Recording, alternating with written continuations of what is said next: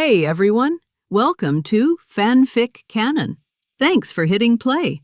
I'm thrilled to bring this fan-made story to life for you. If you enjoy the ride and want more narrated fanfics, smash, subscribe, and tap the bell so you never miss an episode. And if you want audiobook of a novel of your choice, join my Patreon. Request any title that's freely available online, and I'll produce a full narration just for you. Now, let's dive into today's adventure. Next, the noisy shouts are deafening. Like a chaotic vegetable market, you can't hear what you are shouting at all. You can only feel these sounds full of excitement and excitement. This is a prison. The long corridor is lined with rows of cells. At the moment, the prisoners squeezed on the edge of the cell fence and stretched out their hands and shouted in excitement, as if there was some new fun. Definitely not everyone was so excited. The cell at the end of the corridor seemed extremely quiet. This is a single-person cell, and the new people in the cell have been here for less than half an hour. Although I know that some things will be fast the first time, shouldn't it be so fast? Anyway, let me feel it. Isn't it too inhumane to come the second time without feeling anything? Sheng was lying in the cell. The man cursed in a low voice on the bed. Don't get me wrong, this does not refer to the metamorphosis from boys to men, nor is it a vibe of prison features, but refers to crossing. Traveling through this kind of thing is common in novels, but the chance of it happening in reality is very small. Sheng was lucky to travel through the familiar Marvel world and gain the ability of a disciple. Who are the disciples? A bug-like character in the Marvel world. Although this guy has an indistinguishable face, he is jokingly called acute, but his ability is abnormal. Unlimited copying, unlimited stacking. As long as you deal with him, whether it is ability, matter, consciousness, the power of abstract existence, etc., he can copy it in an instant, even including the experience of using this ability. If definitely is just like this, it can only be called a 5/5 Kai. The real abnormality is that after he duplicates the other's ability, he can stack the power infinitely, 1 time, 10 times, 100 times, infinite times. Simply put, as long as you are right, he will lose if he shoots. The disciples relied on this wave of ability to fly, defeated the Court of Life, copied the ability of many great gods in the universe, and claimed to have the same ability of Toaa. However, because ability was too abnormal and was killed by the plot, he created a role as the presiding judge inexplicably defeated him and sealed it in the body of the Court of Life. Having obtained such a perverted ability, Sheng, he thought that he could wander casually, but he never expected that he would suffer the same treatment. Plot kill. It has not been more than 3 minutes before he traveled to the Marvel world. There was no time to understand the situation or copy ability. The universe he was in slammed no more. Sheng thought that he would hang up, but he did not expect to pass through again, and he passed directly into the cell of this prison.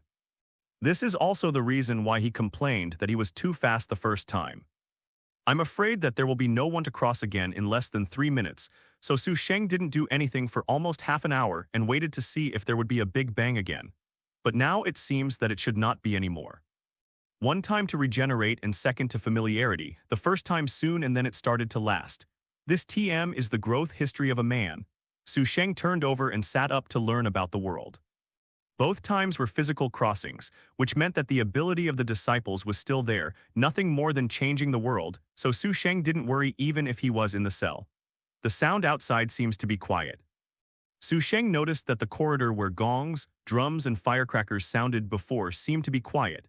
Just as he was going to get up and go to the fence to see the situation outside and try to get out by the way. 2 prison guards came to the cell with a woman in custody, obviously all Europeans and Americans. Why someone isn't this cell empty? It looks like an Asian guy was locked up without even changing his clothes. It should have offended someone, forget it, let's leave it alone. Is that okay, after all? Have you seen her ability just now? What are you afraid of?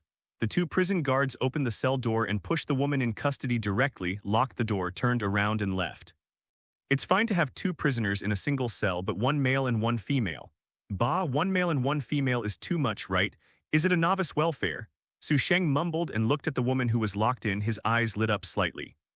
A shawl with long brown hair, although he was wearing a loose prison uniform, he could hardly conceal his perfect figure. He was upright and beautiful. Although his face was expressionless, he exuded a kind of cold charm.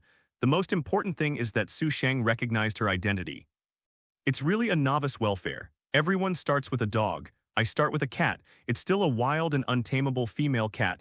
Sheng didn't converge or conceal his gaze even if the opponent frowned unpleasantly.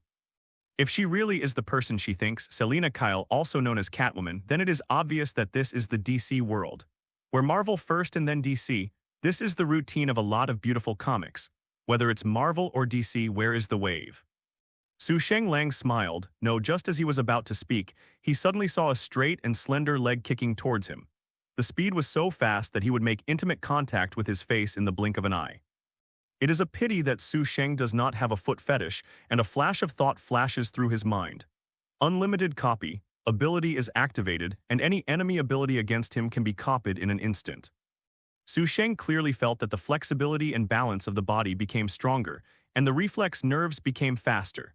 Sheng leaned back abruptly at the moment when the opponent raised his leg and kicked over, rubbing his foot against the top of Sheng's head. At the same time, Sheng, who was almost instinctive, kicked the opponent's legs to support his body. The position is exactly where the calf is up and the knee is down. This foot instantly made her lose her balance and fell down in Sheng's direction. Her reaction quickly wanted to take back the kicked leg and step on the bed to maintain her balance, but Sheng was faster. Directly stretched out his hand, grabbed the opponent's ankle and pressed it on his body. The other party stepped on the ground to stabilize the ground. One foot was grabbed by Sheng, and his body sank down sharply, pressing directly on Sheng's body one by one. At the same time, a stab sounded. Sheng can be sure that, when the prison originally customized the prison uniforms, he hadn't considered that the prisoners would play with a word horse. So he and her were both stunned by the occurrence of this kind of Xinian chain crotch opening. "Don't look at me, I won't pay for what you broke," Sheng said suddenly. Originally, it was quite embarrassing to open the crotch, but Sheng suddenly came up with a sentence like, "I don't pay it," and she completely blows up her hair. Angrily, she slammed her fist and hit Sheng. With such a posture and such a distance between the two, one can imagine where the position of her punch was probably. Sheng didn't want to wave up in the future and rely on her mouth, and directly pushed her leg out with the force of the wrist. An ordinary person might fall directly with this push, but she took advantage of her strength to flatten the ground with a backflip and stopped steadily, and rushed towards Sheng the next moment. As a well-known jewelry thief, Catwoman is good at Muay Thai and street fighting in addition to her balance, flexibility, and response speed. Seeing her rushing towards herself, Sheng raised the corner of her mouth and took the initiative to greet her. Boom. The methods, angles, and choices of the two moves were exactly the same, and they simply fought each other. Catwoman was slightly surprised at the other party's methods, but she was surprised that her movements did not stop. Fists and feet, you come and me. In the small single cell, the two clanking and beating fiercely, the two men's moves are exactly the same. At first glance, they seem to be discussed. At first, Catwoman didn't believe it and thought it was just a coincidence, but the more she beat her, the more depressed she became. What a coincidence, it was exactly the same, even when she was fighting. Some small habits are the same, which makes Catwoman feel like fighting against the male version of herself.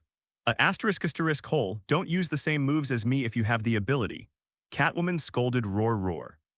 Sheng chuckled, it's not the ability of the disciple to lose, not only the ability skills are all copied, even the experience is integrated in an instant. Even if it is a skill book, it is not so neat. Looking at the furious opponent Sheng, she can be sure that she is Catwoman. Not convinced? Hit me, you can't beat me anyway. Catwoman sneered, the same trick, I can't beat you and you can't beat me. That's not necessarily true, I was just teasing a cat just now.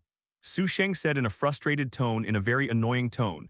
Funny cat, amusing you uncle. Catwoman has no time to wonder if the funny cat he said knows her identity as Catwoman. She has only one thought now, to beat him to death. The toes stared hard at the ground. Catwoman rushed over again. Infinite copying ability is indeed perverted like a writing wheel, but Sheng wants to know what the effect of infinite stacking is. After all, copying can be considered a stall. Even if it sounds like a high level, it is not conspicuous enough. It's okay to use it to make waves, but the ability to fly in waves is infinitely superimposed. Infinite stack double. Although there are some in the second grade, but as the saying goes, people are not in the middle of the second grade. Sheng still yelled a ninja's sense of shame. The shout was in Huxia. Sheng's sudden voice shocked Catwoman, and his response ability, speed, physical coordination, flexibility, strength, and so on, all aspects of ability increased instantly. Watching Catwoman's whip kick hit, his feet were still on the ground and his waist contracted and twisted. It was already at a limit, and even Catwoman couldn't do it. Catwoman stunned slightly, followed by whip kicks, side kicks, backspin kicks, and other various leg techniques to attack Sheng again. At the same time, she kept pace with her hands, jabs, cross punches, uppercuts, elbow hits, and so on, followed one after another. Sheng easily avoided such a stormy attack. Slow, too slow. After stacking up to twice the power, it was necessary to block and counterattack before, but now it is easy to dodge. Infinite stack double. When Catwoman's leg whip was about to kick out, Sheng had already predicted and made an evasive action. At the same time, his body leaned forward, his shoulder slammed into Catwoman's shoulder and shook hard, and Catwoman kicked back a few moments, strikes against the wall. With a grunt, he was bumped into his shoulder and drooped slightly. What a powerful force. Catwoman felt numbness in one half of her shoulder, and a painful cold sweat flowed through her slight exertion. The most annoying thing is that this is also her trick. It's just that she can't do it so fast, and she doesn't have that much strength. This knock and lean depends on the kind of lean. She has not yet mastered it. Who are you? Catwoman pressed her shoulder and looked at Sheng warily. Sheng looked at Catwoman and smiled. Anyway, I'm not a shit shovel officer. Catwoman apparently never heard of the shovel officer, but who is this guy? He has the same ability as himself and is stronger than himself. When did Gotham play such a role? Will he be kept in prison? Was it an accident or another purpose? Seeing him approaching, Catwoman distanced him vigilantly. Sheng stopped and smiled. You can't beat me and run and can't get out. What are you hiding? Where can you hide? I just arrived here. I just want to chat with you and understand the situation. Catwoman was silent. Sheng can't help frowning. Do you understand, chat? It's just that there is a relationship. I say one sentence and you follow one sentence. For example, if I ask you, are you a Catwoman? You safe asterisk K you shit. And then I ask you, then you is it Selena Kyle, understand? This is the right way to chat. This B asterisk D really knows who I am. Not only know that I am Catwoman, but also know my true identity. Don't understand? It's okay, I will teach you slowly. Seeing Catwoman remain silent, Sheng continued to give an example with enthusiasm. I ask you, where is this? And you will go back Tothai's Gotham, and I will ask you, Batman. Batman is dead. Speaking of Batman, Catwoman couldn't help but answer. This is really Gotham. Gotham City has a simple folk style and Arkham has many talents. That's right, it seems that you have mastered the skills of chatting. Sheng smiled with satisfaction. Batman is dead, is Bruce Wayne still alive? How do you know that Bruce Wayne is? Catwoman stared at Sheng, the son of Gotham, and the rich man Bruce Wayne is Batman. She just learned that Bruce Wayne is Batman. Who the hell is this guy? Know my identity and know Batman's identity. I'm not sure, but he may be dead. He got into Bane. Messed with Bane, so Brokeback Mountain has already been staged. Tusk, don't look at Bane is a Brokeback demon, but Batman is not that easy to hang up. He is like the villain in the cartoons. Every time he shouts that I will come back. So Batman should find a place to lick his wounds and prepare for a comeback. This is Gotham again, so now Gotham should be ruled by Bane, right? This is like the story of the rise of the Dark Knight. This is the Black Gate prison, right? Sheng asked, don't you even know what prison you are in? Catwoman obviously didn't want to answer this kind of idiot question. I don't know when I will die, don't I have to live slowly? Sheng said casually, can this be the same? Catwoman glared at Sheng, you be asterisk D don't know how to chat, right? Ignoring Catwoman's angry and silent accusation, Sheng turned around and walked to the bedside she Shuren and lay down. His actions made Catwoman frown slightly, and she looked at him while shaking her shoulders slightly. It seemed that he was only 18 or 19 years old with a caliper head, and he looked handsome and a little childish, and looked no different from ordinary college students.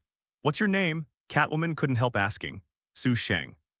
Sheng didn't say anything about the shoveling officer this time. Secretly chanting the name, Catwoman can be sure she has never heard of it. Seeing his leisurely appearance, Catwoman couldn't help but say, are you not going to leave here? Gotham has been controlled by Bane, and no one knows what he will do that might destroy Gotham. Now that we still have a chance to leave, I'm afraid we won't be able to leave when it's too late.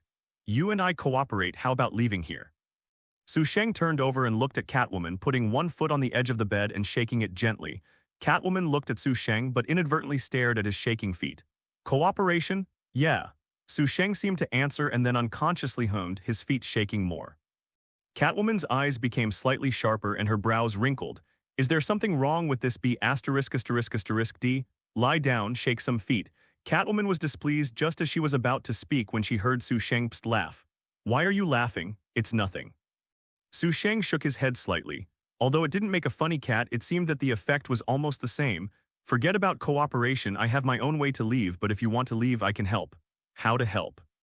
Sheng stood up and walked to the fence of the cell, looked at the gap in the fence and then looked back at Catwoman's figure, grabbing the fence with both hands. Don't tell me you intend to bend the fence, it is absolutely impossible. Before crossing Sheng's physique, the strength is actually the level of an ordinary person. Catwoman does not look like a woman, but after training, her strength is stronger than an ordinary man. He just tried stacking and the power will increase. As for how much it stacks up, it depends on how many times it stacks up. Theoretically speaking, after infinite stacking, even Catwoman's power can be turned into a tug-of-war. Having roughly estimated his current strength, Sheng said softly, "Unlimited stacking 10 times." The strength suddenly increased. Sheng held the railing with both hands and pulled hard. The creak sounded instantly, and the next moment the three-fingered steel fence was directly pulled and bent to the sides, creating a space that could accommodate one person in and out. Bend the fence. Sheng looked at it a few times but seemed a little dissatisfied. After thinking about it, he held the fence and pulled it back a little bit. Then he nodded in satisfaction. "Please." Sheng turned around and bent over and stretched out her hand, looking at the dumbfounded Catwoman and smiling. Seeing that the originally loose fence was pulled back by Sheng and became much narrower, Catwoman couldn't help but say, "Are you crazy? Do you have medicine?" Sheng laughed. "You shouldn't be imprisoned in Blackgate Prison, you should be imprisoned in Arkham." Catwoman can be sure that Sheng definitely has something wrong, and Gotham is not a few normal ones. "I will go if I have a chance." Sheng didn't seem to hear that this was a mockery and replied solemnly. Catwoman thinks she can't talk to him anymore. This B*******D is sick. It must be the kind of sickness that makes people die. Catwoman walked straight to the fence and stepped out a leg, followed by slightly tucked her abdomen and crawled over. Catwoman had to stop just after half of her body was over. It was too crowded. Other places are okay, but the owner is stuck in front. He had obviously been able to pass easily before, but he pulled it back with extra effort. Catwoman looked at Sheng angrily but found that he was looking at herself attentively. Catwoman looked down and instantly realized why Sheng made such a fuss. This be *****D.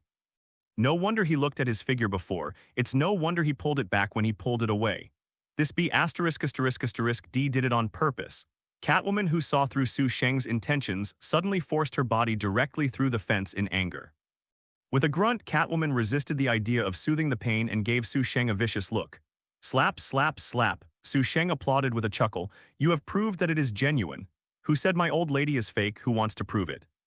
Catwoman was so angry that she wanted to go back and fight him for 300 rounds, but at this time, the guard at the end of the corridor had already seen that she was about to open the door. And she didn't care about finding Sheng's troubles and rushed over. The door opened.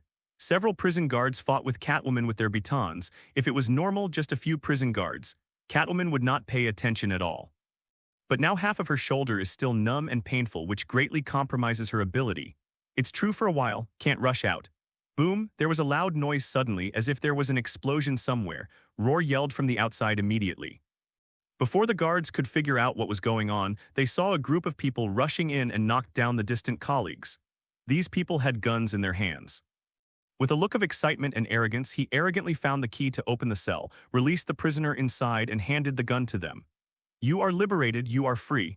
Get revenge on the rich, those bastards. Gotham belongs to you." Which of Gotham's criminals is not brutal? These guys were free and got guns. Can you imagine the result? The prison immediately rioted. In such a chaotic and noisy situation, although the former prison guards had no time to take care of herself, Catwoman was pushed hard to leave. "You're free." The door of the cell was opened by a tattooed man and he threw a gun at Sheng. "Thank you." Sheng smiled and took a look. He really didn't have a chance to use this thing before. He doesn't know how to shoot, but it doesn't matter. Just look back and find someone who knows how to shoot himself. Catwoman is right, Sheng is really suitable for Arkham Asylum. Looking at the chaotic corridor, Sheng Shishuren walked out. Although the corridor was crowded, Sheng relied on his agility and flexibility to easily pass through the crowd. When passing by Catwoman, he smiled at her, and then left the corridor ignoring her angry eyes. Although Catwoman is also very flexible, it is far less flexible than Sheng, which is superimposed several times. When she comes out of the prison, Sheng's figure will not be seen long ago, and the street is chaotic. Sure enough, it's Gotham City. Sheng walked on the street. Gunshots, roars, shouts, and begging for mercy were heard. The company and the mansion were looted, and the original rich and celebrities were thrown out like garbage. Someone definitely resisted. If there were few guns in Gotham, they would be embarrassed to go out, and there was no hesitation when the gun was fired. It was completely a life-and-death posture. When Darkseid's demons came to the Earth, only the people of Gotham dared to resist. Whether you were a man or a ghost, was it a god or a devil, shoot directly without ambiguity. The sky is overcast and the sun seems to be invisible at all. The Gothic buildings are towering high, with dirt and grime hidden under the glitz, and with the chaotic scene at hand, this is Gotham. Fenger, it's really noisy. Sheng shook his collar and walked to a nearby apartment surrounded by beatings and smashing scenes, but Sheng rang the doorbell like a gentleman. Beep, beep, beep. The doorbell rang quietly, but the door did not open. Never mind.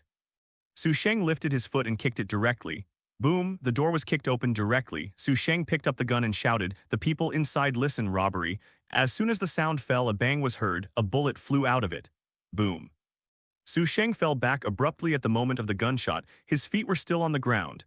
His body was bent at a very strange angle and he leaned back quickly. His right hand touched the ground to support his body, and the bullet flew from his head. At the same time, his left hand shot directly inside. Infinite stack 10 times. He snapped a shot and then heard a surprise roar from inside. With a slight force on his arms and waist, Sheng stood up and wiped the non-existent sweat beads on his forehead. He felt a lingering fear and said, "It's so hanging, it's Gotham, it's almost a color homonymous." When I walked in and brought the door, I saw a girl about 16 or 7 years old who looked like a good student, standing in the living room, her hands trembling slightly and a pistol at her feet, but the barrel seemed to have exploded. The marksmanship is good. Sheng applauded, originally planning to find someone to give him a shot, but now he doesn't need it. A girl with a good-looking baby can have such precise marksmanship and even shoot directly at the moment the door is kicked open. What can Sheng say? It can only be said that he likes Gotham more and more. "I have no money and this apartment is not mine either." The girl trembled. "It doesn't matter, I just plan to find a place to stay temporarily." Sheng smiled and looked at it with interest. Although the apartment is facing the street, it is not big. The upper and lower floors are very simple and worthless. Snapped. Sheng suddenly turned around and raised his hand to the door with a shot. The bullet grazed the girl's hair and penetrated the door. The girl's body instantly stiffened. "I didn't say you can go." Sheng smiled and looked at the girl who turned around. The girl took a deep breath, although she was still terrified, but slowly raised her hand. "I won't leave, you can do anything, but please don't hurt me." Sheng watched the girl raise her mouth and smiled. The smile was weird and evil, but it made people feel at ease. The girl in a trance felt something thrown over and subconsciously reached out to catch it, the gun. It turned out to be his gun. The girl's eyes widened. "He actually gave me the gun? Why, isn't he afraid of me shooting?"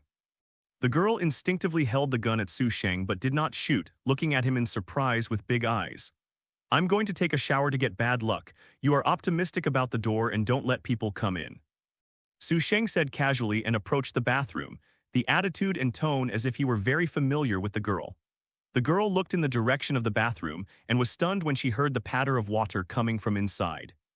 An arrogant shout suddenly came from outside the door, and the door was pushed open hard. Before she could see clearly, the girl turned around with a shot.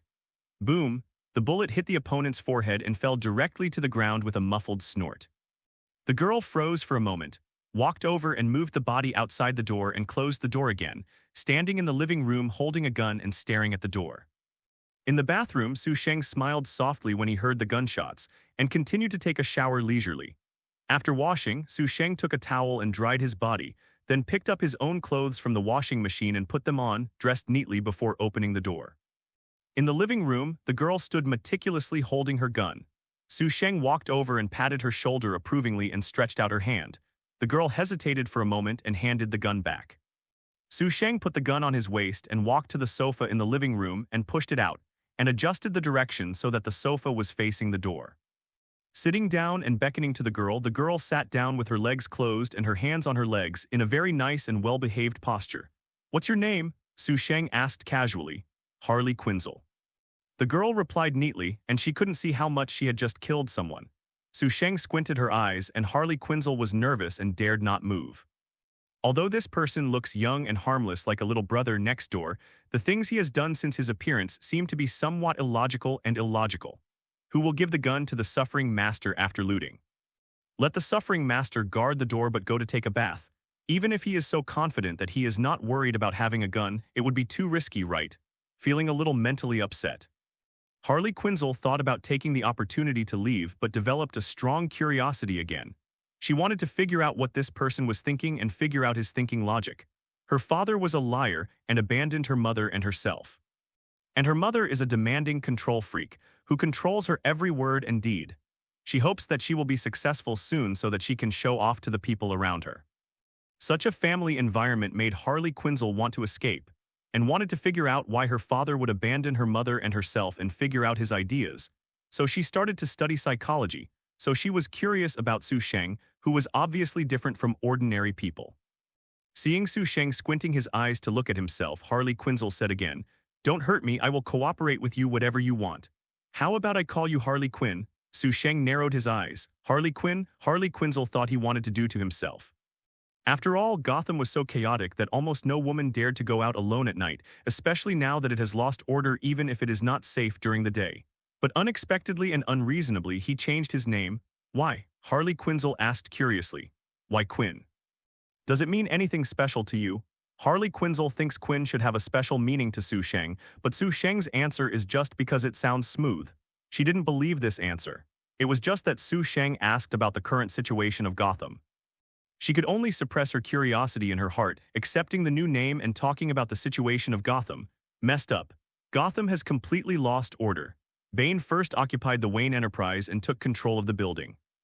Not only did he get many high-tech weapons, he also transformed the equipment originally used for environmental protection into a nuclear integrate reactor, which can directly destroy Gotham once the power of the explosion. After blowing up the sewers and damaging most of the police force of the Gotham Police, they blew up the stadium where the football game was being broadcasted. The live broadcast killed Dr. Lanny Pavel, who was the only one able to disarm the nuclear integrate reactor. Not to mention, Bane also blew up most of Gotham's bridges to the outside world, leaving only one. The Ministry of National Defense sent troops to come, but because they threw a rat in arms, they not only failed to rescue Gotham, but also became their accomplices. They must stay here. If someone leaves the city through this bridge, Bane will directly detonate the nuclear integrate reactor. Gotham has become a land of no owner. Order is a cordon that suppresses the darkness and impulse of the heart. When order is lost, the darkness of sin is like a wild horse that cannot be controlled. When the criminals released from Kuraman prison were burning, killing, looting, smashing, and doing all evil with their weapons, gradually many people began to participate. The first unlucky were the policemen who were not trapped in the sewers, followed by the rich and politicians. Many people who were originally aloof were taken to the city hall to be tried by the terrorists. It is said that the person in charge of the trial is called the Scarecrow. He was originally a professor of psychology at a university. He has high attainments in the field of chemistry. He devoted his life to studying people's inner fears. By virtue of his superiority, he developed the fear gas that can make people see what they fear most. Scarecrow, who has spread horror and enjoys torturing him to death psychologically, is one of Batman's strong enemies. It's really the story of the rise of the Dark Knight. Sheng stretched out and smiled at Harley Quinn. I'm a little hungry. I'll do it. Harley Quinn got up and walked to the kitchen. The door of the apartment could not be locked after being kicked open by Sheng. I don't know if it was because the apartment was unremarkable or because of the dead body at the door and no one came. Sheng pushed the sofa over and blocked the door and stood by the window and looked at it for a while. The chaos might not end for a while. Putting down the curtains, the living room became a little dim. Sheng turned his head and walked towards Harley Quinn in the kitchen. First I met Catwoman with open crotch, and then I met Joker, a good-looking and obedient woman. After encountering interesting things one after another, Sheng liked Gotham more and more. I hope it will last longer this time, and the problem of liking the new and disgusting the old and easily loses its freshness should not change with the crossing. After all, there are so many interesting people and things. It's a waste of life not to have a good wave. Behind Harley Quinn, Sheng's chin rested on her shoulder and his hands passed under her arms, leaving her in his arms and holding her lotus tip. Harley Quinn stiffened and a heat wave came from her ear. I really envy you. I have my own airport at a young age. Airport? Own your own airport at a young age. Harley Quinn looked down subconsciously, and at that moment she even forgot to be shy, and there seemed to be a word in her mind constantly responding. Small, small, small, small. Do you like big ones? Harley Quinn asked in a low voice to understand a person's preferences.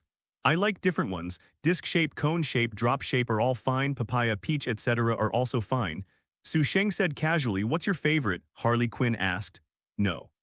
Sheng said, letting go of Harley Quinn. "How could it not?"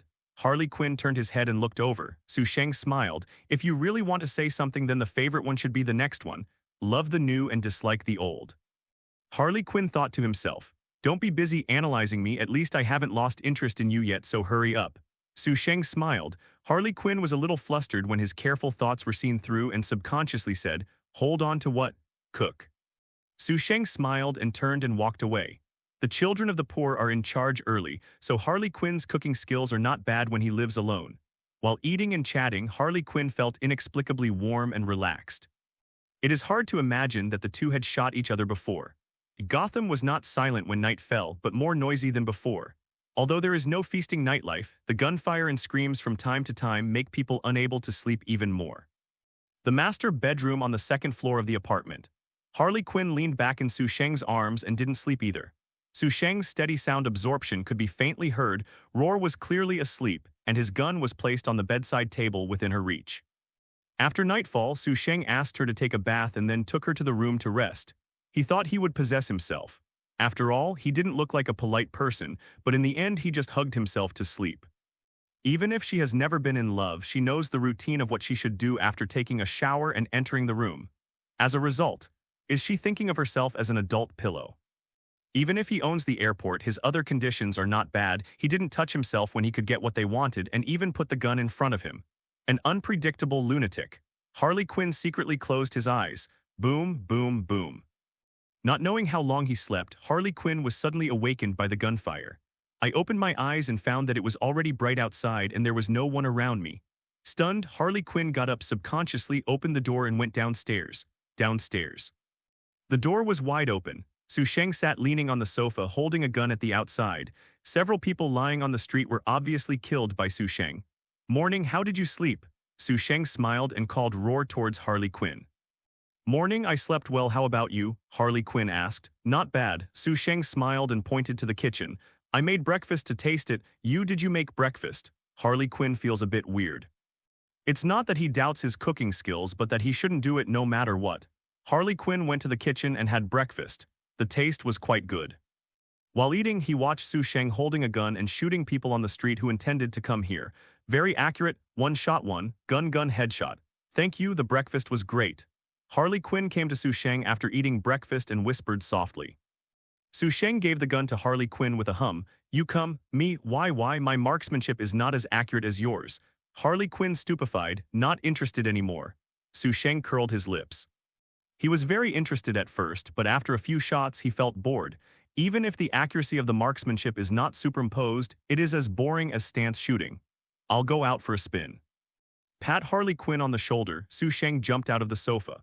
The gunshot sounded instantly, and Harley Quinn subconsciously lowered his head and hid behind the sofa, and then suddenly remembered that he had just jumped out and raised his head. As a result, he saw Sheng swaying on the street. Although the gunshots were endless, he had seemed to be able to predict in advance and easily avoided at a strange angle until the gunfire stopped sparsely. Sheng had disappeared at the end of the street corner. Is this too exaggerated? Harley Quinn was shocked and inexplicably jumped out of the sofa and chased after him, but she couldn't do Sheng's exaggeration and could only dodge and fire back at the same time. When she ran to the corner, Sheng was gone. Figure. Harley Quinn suddenly regretted that the street was so messed up he didn't know where he was going, and the remaining bullets were not enough to kill her back. She could only find a place nearby to hide and wait for Sheng to come back. The chaos of the day and night made the street look a little sluggish, with rubbish everywhere and almost no people could be seen. Occasionally, a head can be seen from one of the windows of the residential buildings on both sides, but he quickly retracted and tightened the bed curtains. Ring, ring, ring. Ring, ring, ring. At a telephone booth about 10 meters away from Sheng, the phone rang suddenly. The ringtone on the quiet street is very crisp, step by step. Sheng walked towards the phone booth slowly and then crossed the phone booth and continued forward as if he didn't even hear the ringtone at all, and didn't even look at it. The ringtone seemed to be unwilling to continue calling until Sheng walked away and then stopped sadly, but when Sheng saw the next phone booth, it rang again. Sheng still ignored it. The third, the fourth. When Sheng passed by the phone booth, the phone would ring.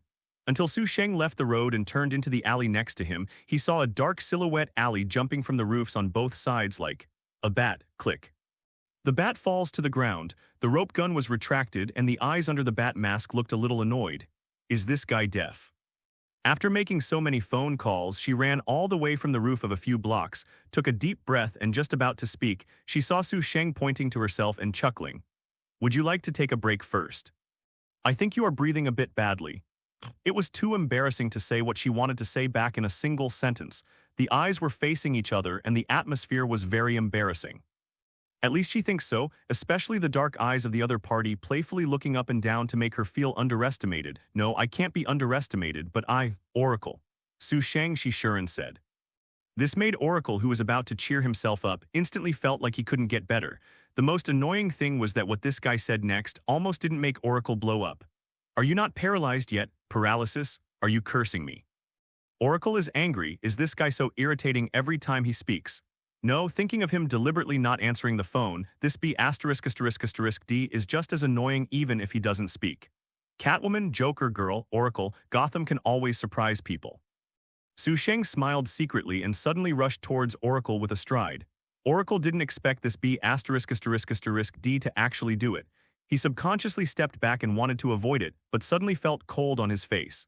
After reaching out, he realized that the mask had been taken off. Oracle directly attacked in anger.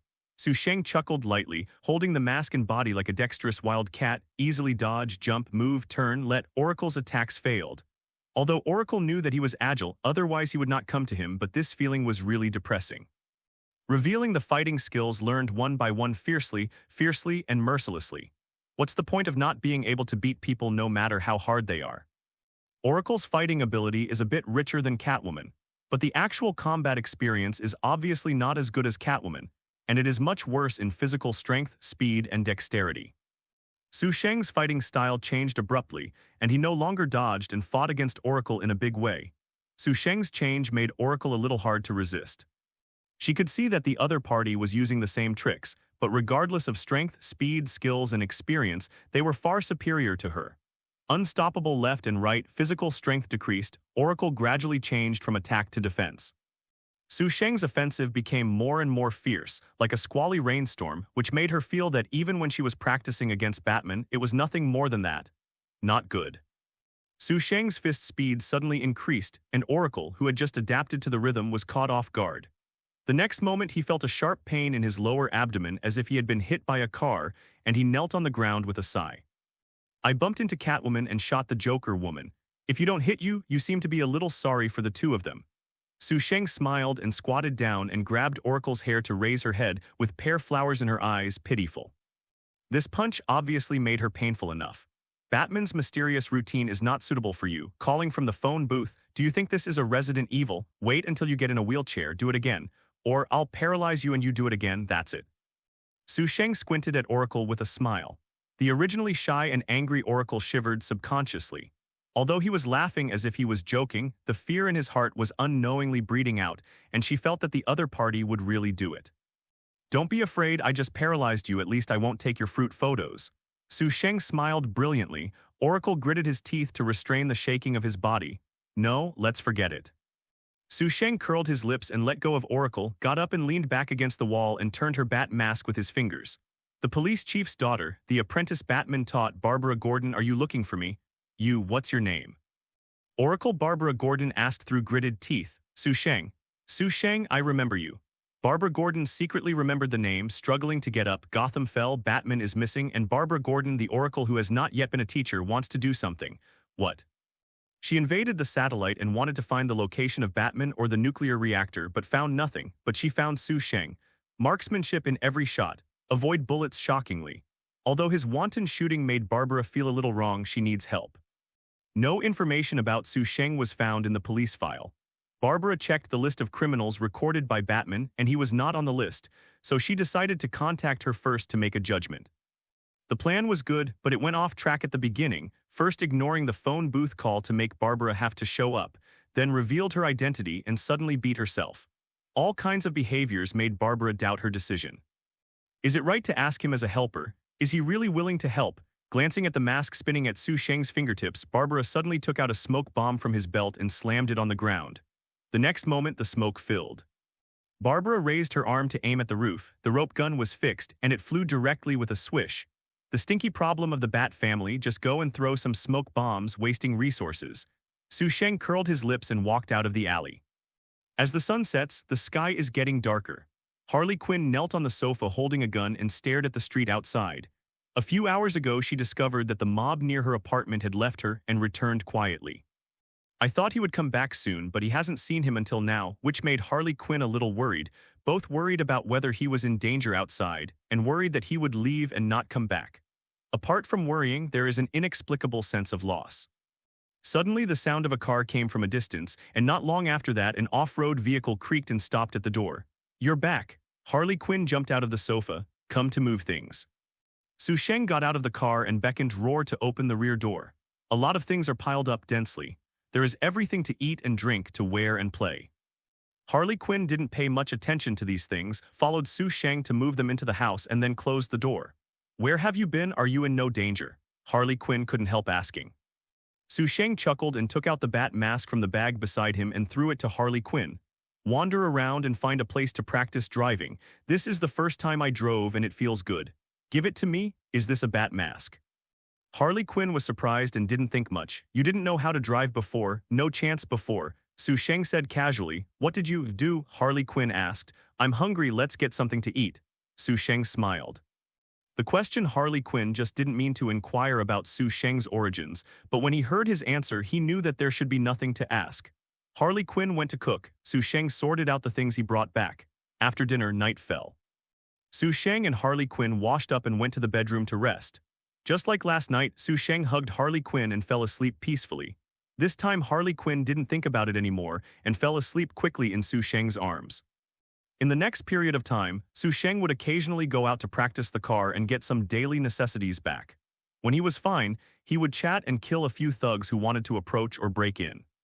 Gradually, the mobs outside seemed to know that it was not easy to mess with and no one was thinking about it, and the pattern of Gotham was basically stabilized. It's quiet before the storm. There are roughly 4 patterns. The first type is the terrorists led by Bane. The second type is people hiding at home and praying. The third type is the police headed by Gordon and the people of justice trying to save Gotham slowly, and the fourth type is certain. Powerful gangsters are categorized as camps, such as Penguin, Falcon, etc. Su Sheng is also considered the fourth type. At least now, many people in Gotham know that there is a Huxia man who is strong enough to make a vicious shot and lives here with a girl. Not to mention it is a restricted area, but many people will detour or put away their arms when they come here. The sunlight swayed slightly. Harley Quinn sat on the sofa sideways and stared at the outside with a gun. Su Sheng languidly pillowed on her lap. The boring help Harley Quinn expands the airport. At the beginning, Harley Quinn was still a bit shy and unaccustomed, but gradually she realized that Su Sheng did not have any desire to do this. It was purely because of boredom. "What are you going to do after Gotham returns to normal?" Su Sheng spoke lazily. "Go to school." Harley Quinn thought for a while. "If it weren't for this, I would have already started school." University of Gotham, sophomore in psychology, college students. "Are you alive?" Su Sheng asked suddenly. "Very good." Harley Quinn said, "Every day, class, study, and rest. Although it is a bit boring, it is also very fulfilling. When I graduate, I plan to go to Arkham for an internship." "But this kind of life shouldn't be suitable for you, right?" Seeing that Harley Quinn didn't hear what he was saying, Su Sheng didn't bother to explain and responded nonchalantly. "Who?" Harley Quinn yelled suddenly and shook his gun. "I'm looking for that B*******D, a gritted voice. Su Sheng came with interest and turned over and looked outside. In the sun, Barbara in a bat suit was standing at the door. Oracle's dress made Harley Quinn a little surprised. After all, Batman is still very well known in Gotham, but the one in front of him is obviously not Batman but a woman. Harley Quinn thought of the bat mask that Su Sheng gave him that day. "Little Bat, are you looking for something to do with me?" Su Sheng put his hands on the back of the sofa and asked with a smile, "Let me in first." Barbara gritted her teeth. "Put down the gun," Su Sheng said to Harley Quinn. Harley Quinn put down the gun and Barbara walked over the sofa and into the room. Su Sheng turned and looked at Barbara with interest. "Come to me in broad daylight, miss me. Bah, I haven't looked for you tonight."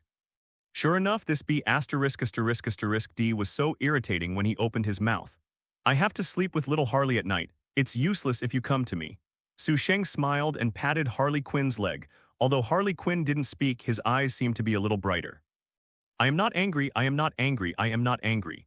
Barbara murmured constantly in her heart and waited until her mood calmed down. She said, you plan to keep going like this? 3 months, the nuclear reactor in Bane's hands will explode in 3 months. If you don't want to die, come and help us defeat it. Bane found the nuclear reactor. Explosion, it sounds scary, but I'm not afraid of death. Sheng said with a smile. The city exploded.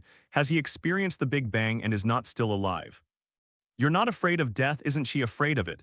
Barbara looked at Harley Quinn. She is still so young, do you want her to die with you? Sheng smiled and looked at Harley Quinn, turning his head and said, what does she have to do with me? Sheng held Harley Quinn's shoulder and watched Barbara's eyes burst into anger and scolded himself. Psst, laughed. Why are you laughing? After taking advantage of it, I will say it has nothing to do with you. You are a B************ D scum. Barbara scolded angrily. Apparently Sheng's answer made her very annoyed. I'm a B********* D scum, no problem, but what does this have to do with you? Sheng squinted his eyes and looked at Barbara with a smile. Why am I laughing? Because you are not so much embarrassing for her, but more like a woman who was abandoned after I played enough. But I really can't remember when I had a relationship with you and abandoned you, even though I am very it might be done. I won't have a relationship with you, BD, Barbara scolded. Sheng shrugged his shoulders disapprovingly. So did you come to me to help save Gotham or to scold me? Barbara turned off the flames instantly but said unwillingly, don't be proud, it's not that you have to, I can save Gotham without you. You cannot. Sheng stretched his hand to Barbara and said confidently. The last time you approached me in that crappy way, you just wanted me to help you save Gotham against Bane or find the disabled Batman, but the result was not very happy. By the way, don't throw any smoke bombs when you leave. It's a waste of resources. Under the bat mask, Barbara's face couldn't help changing. Not only the shame of being mocked by Sheng, but also the shock of Batman's disability. Batman is crippled, how did he know this? Obviously you can show up directly, but you have to run to the roof or dark corners to pretend to be mysterious. This is Batman's habit, and the same is true for you. So after many days, you will not hesitate to expose your identity to me and let the people of Gotham find out. There is also an oracle why. Either you are absolutely sure that you don't care about keeping the enemy on guard, or you have no choice but to do nothing. Since Batman's injury should not be healed by now, you came to me again, and there was only one in the end. Thanks to you, you are not sure to save Gotham at all, so you must come to me for help. Sheng looked at Barbara and chuckled. So you shouldn't be persuasive and beg me to help you with 3 knees and 9 bows. Who gave you the courage to yell at me, Liang Jingru? Harley Quinn answered curiously. Who is Liang Jingru? A bard can give others courage through singing. Sheng said casually. There is such a person. Harley Quinn nodded in surprise and stopped asking. Barbara was speechless. She didn't expect Sheng to analyze it so thoroughly. Barbara didn't tell her father Gordon about Sheng after the last separation because she felt a little embarrassed. But as time went by, the situation got worse and worse, and Barbara had to talk about Sheng when his father Gordon decided to gather all the forces to take action. Gordon has naturally heard of Sheng, whose marksmanship is accurate and the land is set for camp. He also understands the strength of his daughter. After all, he has studied art with Batman for many years. He thought that Sheng is better than his own daughter. Gordon naturally moved his mind. The more natural people in Gotham, the better, and the more masters, the better. That's why this time Barbara came to find out about Sheng. Before coming, Barbara repeatedly warned herself not to be angry in order to save the city and save the people forbearance, but she didn't expect that she would break the power when she saw Sheng. Roar. Barbara took a breath and looked at Sheng. As long as you are willing to help us save Gotham, I am willing to apologize to you. It's really shameless for you to look like the righteous Lingren sacrificed for the city. Sheng couldn't help clapping his hands in praise. If I didn't promise you, would you not apologize? If I scolded me, I would be scolded for nothing. Barbara wanted to defend but was interrupted by Sheng waved her hand. Don't rush to explain, your apology is unnecessary for me. Want me to help? Yes, answer one of my questions. You ask. Barbara said solemnly. Sheng said with a smirk from the corner of his mouth. My brother has a high fever suddenly and his body is stiff. I don't know what to do. Then I shook his body vigorously, thinking that you must hold on to him. Then he started convulsing and vomiting. After I helped him wipe the vomit off, she started to be sluggish, languid, and shrunk into a ball. May I ask what disease is this? What is this? Medical questions. Barbara thought about a lot of possibilities but never thought that Sheng would actually come up with a medical problem. High fever does not go away. Body stiffness. Faint after vomiting. Is this a cold or heat stroke? Or is there a pitfall in this question? Barbara carefully re-examined the question but found no pitfalls. She said for a moment of hesitation. If I get the answer right, will you help us save Gotham? Yes. What if I got the wrong answer? There is the next question. Barbara thought for a moment. Is it a cold? Congratulations. Sheng smiled. Right, you got it right. I thought there would be some traps. I didn't expect it to be so easy. Barbara felt relieved but heard Sheng continue to say, you got a wrong answer. Answer? Wrong answer. Barbara's eyes were stunned. What would it be if it wasn't for a cold? What's the answer? Barbara couldn't help asking without a clue after thinking for a long time. Seeing Barbara thinking hard and asking questions, Sheng couldn't help laughing, hugging Harley Quinn next to her and kissed her little white face heavily. Harley Quinn leaned in Sheng's arms with a daze, but Barbara was at a loss. Is there any problem asking for the answer yourself? What are you laughing at? What is the answer? Barbara asked. If you have a chance, you can ask the Riddler, but he may not be able to guess it when he is gay, or you will know when you have a boyfriend. Sheng was happy and didn't feel bored anymore, stretched out his hand and said, no. 2 questions, 365 days a year. Which day a man fears most? Barbara stared at Sheng, always felt that his problem was not simple, but these 2 problems are normal. Which day do men fear most? I have never even talked about love. The 2 most familiar men are father and Batman. How do I know which day a man is most afraid of? Valentine's Day. Although Valentine's Day needs gifts, men should also like Valentine's Day, right? When is the salary paid? It doesn't seem to be right. Someone drives more and others less, and some pay others. He shouldn't have such difficult questions. After serious thinking for a long while, Barbara couldn't help giving up in frustration. She always thought she was smart, but now she was crippled. The last question is about the same, 365 days a year. Which day is the most afraid of women? Woman, have you changed from a man to a woman? She doesn't know men, but women know very well which day is the most afraid of women. It's definitely the day when relatives came. Barbara subconsciously wanted to answer but suddenly stopped. This kind of private answer was a little embarrassing to say. Seeing Sheng expecting a smile, Barbara gritted her teeth and said, the day of the menstrual holiday. Mistaken. You didn't answer the 3 questions correctly. If you are a driver, it is definitely a car leading to the kindergarten. Sheng shook his head regretfully. Barbara was in a hurry. If you ask the question again, I will definitely be able to answer it correctly. The good-looking skins are the same, and the interesting souls are 1 in 1,000. Your soul is boring and you won't be able to answer even if you ask a question. But just now you are still happy that I let me pass the boring time, so I will give you a chance. Sheng said to Harley Quinn, I remember I got a camera last time. Harley Quinn got up instantly. What do you want to do? Barbara had an uneasy premonition. She still remembered what Sheng had mentioned. Harley Quinn found the camera and came back. Sheng asked her to stand beside to shoot and then hooked her finger at Barbara. Barbara hesitated but walked over. Snapped. Sheng suddenly raised her foot and kicked on Barbara's lap, and Barbara knelt on the ground involuntarily with a groan. When she raised her head just about to speak, Sheng reached out and took off her mask to reveal her exquisite facial features. Do you know Huxia? Sheng asked with a smile, narrowing his eyes. Barbara wanted to get up angrily, but Sheng didn't stop it either. If you dare to get up, I will give you to Bane.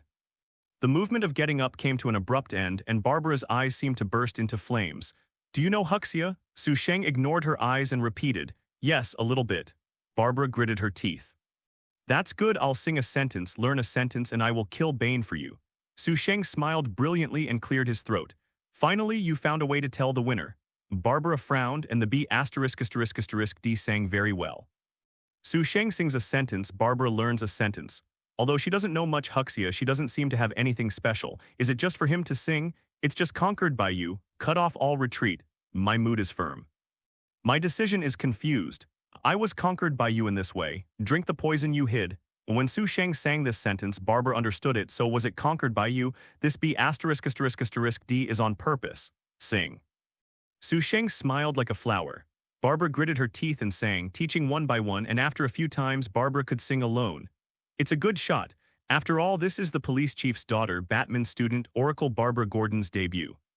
Sheng said to Harley Quinn, deliberately tidying up her clothes and changing her sitting posture to signal Barbara. Pulling can begin. Kneeling and singing conquer. Although this stem is a bit old, Sheng doesn't mind. It should be fun to look at it when I'm bored in the future, right? Under Sheng's expression that I like you and hate me but can't help me, Barbara knelt on the ground and sang a complete conquest in shame. After singing, Barbara violently stretched out her hand to snatch the mask back and put it on again. "You'd better have your word and help me deal with Bane, otherwise I will never let you go." Sheng took the camera from Harley Quinn disapprovingly and looked at it again. He knelt on the ground in a bat costume. His delicate facial features showed a look of shame and resentment, but had to submit. Although it was a cappella, the singing voice was pleasant and the words clearly spoken. "Unfortunately, there is no soundtrack." Sheng grumbled regretfully and turned off the camera. "When will you do it? Get ready, I will notify you." Barbara snorted coldly and got up and crossed the sofa to leave. For a moment, she was worried that she could not help being angry. Snapped. Barbara opened the door and subconsciously planned to throw a smoke bomb and then left with the rope gun, but was suddenly moved forward. Sheng hummed the rope gun and hooked the roof, and the person flew away. If there is a chance for Batman to take another shot, then it is definitely a classic. Sheng smiled and said and got up and walked to the usual backpack to put the camera in. When the door was closed, Harley Quinn paused slightly when he heard this and then turned around and asked softly, "Are you leaving? The Gotham ruled by Bane is too boring. There is no neurotic villain to make trouble. Without Batman to play cats and mice, such a peaceful life is really boring and a waste of good time. What do you think is the next stop? Metropolis? That I am an alien but I love the Earth. The Superman I spoke for the Earth shouldn't appear yet. Central City? I don't know if it's funny or bitter. The Flash hasn't been hacked yet, right? Or go to Star City, look for the Green Riding Hood, right? It's the Green Arrow. If you can meet the trash dump squad of second and third line heroes and villains, it shouldn't be too boring to travel around time." Sheng muttered to himself, immersed in his thoughts. Middle. Although Harley Quinn couldn't hear clearly or understand, she could tell that Sheng was already bored with Gotham. "Will you take me?" Harley Quinn couldn't help asking. Sheng raised his head and looked over. "Why are you taking you? I can be your pillow." "Don't you have to hold me every night to fall asleep?" Harley Quinn said eagerly. "I'm tired, I'm going to change one." Sheng tilted his head to the side and turned it over, seeming to be looking for something to take away. Harley Quinn looked sad. As the kidnapper, she should be happy for Sheng's departure and regaining her freedom. She should be happy to solve Bane to save Gotham and restore order to Gotham. But now she only has the sadness of being abandoned, just like when her father suddenly left and abandoned their mother and daughter when the family was in harmony and warmth. Study the psychology of Sheng. Harley Quinn has long been forgotten. Unknowingly, she has felt a kind of family-like warmth and dependence on Sheng through the time spent together. As a result, will she be abandoned again in the end?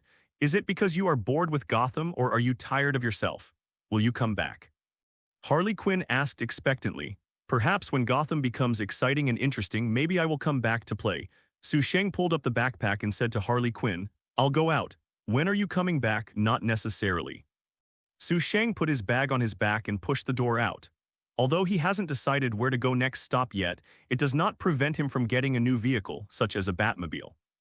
Can run and fly, cool style, complete functions. It should be enough to make waves by yourself. Don't know where the Batmobile is, not afraid, he doesn't know anyone knows. Sheng plans to go directly to the City Hall to find Bane. Is it enough to exchange for one with Oracle? You said you promised that Oracle would kill Bane. There is no conflict between the two things. When you want to do it, bring the Oracle and go directly to see Bane, saving time and effort. If you bring someone there, then kill Bane. How good? As for Oracle will be frightened, will Bane be angry? Will the daughter of the Master Ninja Master who really wants to destroy Gotham be depressed? What to do with me? After coming out, Sheng walked in the direction of Gotham City Hall. What do you say? Speaking of Cao Cao will be there. Sheng had just walked out of the street and saw a woman in front of him flashing past, and her figure flashed into an alley with agility. This woman is not Simple, the name. No, it should be said that the pseudonym is Miranda Tate, Gotham's new philanthropist, one of the board members of the Wayne Consortium, Batman's trusted ally, and the object of Bruce Wayne in April 19th. As for what does 4 nines mean? Translate it into English and then connect it to understand. Her real name is Talia al Ghul, the daughter of Master Ninja and the real man behind this incident. To say that Lord Bat is a clever person, as a result she was deceived by her. Is there anything wrong with deceiving money? After defrauding the trust, he got his master's shares in Wayne Group, and the master who returned almost went bankrupt. He almost lost the opportunity to pretend that his superability was rich and gave him a cut at a critical moment. It hurts to poke in and go around in circles. That's not a big deal, he just became one of the master's favorites from April 19th and gave birth to a son for the master. Damian Wayne is also the 5th generation Robin. Cruel and ambitious, the most important thing is to play in the city. Sheng wants to give her a thumbs up. It's not as good as action. It's useless to like it, so Sheng directly chased him into the alley. As soon as I entered the alley, I found that this was a dead end, empty. And there was a door on the left side of the alley that was supposed to be the back door of a store, slightly open, revealing a gap. With the corners of his mouth raised, Sheng opened the door and walked in. Snapped, the door closed and there was a black hand out of sight. The eyes are invisible and silent. Suddenly, a violent wind pierced Sheng's throat and something sharp seemed to break the wind. Ability copy. Sheng immediately mastered the world's superb fighting skills, unarmed combat, knives, swords, bow and arrow skills, etc., along with the susceptive perception that requires long-term training. Hearing the voice, Sheng tilted his head slightly and the cold breath ran across his cheeks. With a backhand grab, a dagger fell into his hand and threw it toward the dark place on the left, unlimited stacking 10 times. The unique technique is like a handy hand and the eyes seem to shine in the dark. Snapped, the dagger was nailed to the wall, failed. Sheng found the switch next to him and the light came on with a snap. This seems to be an abandoned warehouse. To the left of Sheng's sight, a woman leaned against the wall in shock. She was wearing a blue dress. The sleeve of her left shoulder fell down the airport. Roar wanted to come out and a shallow blood stain was clearly visible. The dagger is on this shoulder with blood marks. The sudden light made her tilt her head slightly and then she heard her asking in surprise. Are you the Huxia named Sheng? Barba, didn't Oracle go to you? Why are you here? You guess. Sheng tilted his head and looked at her with a smile. The acting skills are awesome, and the act of accidentally leaking in a hurry and then hurriedly changing it is so real. Especially the pain and fear in the expressions and eyes flashed by, and then found that the other party was relieved to know him, followed and surprised why the small expression here was vividly expressed, and the sense of hierarchy was distinct. It is indeed a god acting skill that can deceive the Batmaster. You guessed this answer was obviously unexpected. She was slightly stunned before she continued. My name is Miranda Tate, Chief of Police James Gordon and an ally of Oracle. Oracle is going to ask you to help deal with Bane. You haven't met, is she? I have seen it, she has already gone back. Sheng walked to her with a chuckle and stretched out his hand to pull out the dagger. Then, did you agree? She asked slightly nervously. As soon as the voice fell, she couldn't help but shiver and the cold blade of the dagger stuck to her shoulder. Although it hurts, it is cold, and although there is a look of fear on her face, she seems to be frightened by not moving. The dagger slowly descended along her shoulder and the other hand was gently raised on her right shoulder. The shoulder strap slipped off instantly. Guess I agreed. Seeing her pretending to be trembling, Sheng suddenly pulled hard and the blue dress was instantly torn and pulled off by herself. She seemed to subconsciously want to cover it, but when she saw the dagger close at hand, she stopped forcibly. What are you doing? She asked tremblingly. Sheng looked around for a few times and suddenly an interesting thought came up. What would happen if he took a picture of her and showed it to Bruce Wayne? Do you choose to break up or choose to accept her? Sheng took a few steps back and took out the camera from his backpack and snapped a picture. This action made her bow her head in shame, but her eyes flashed with ferociousness and anger. How dare he do this? He is dead. After taking a few shots, Sheng closed the camera with satisfaction and said to her, I want a Batmobile. You blackmail me? She looked up at Sheng. That's Batman's stuff and I don't have one. Whether it's Miranda Tate or Talia al Ghul can get the Batmobile, you get the Batmobile for me and I will give Barbara Gordon to Bane, how about? Sheng smiled Road.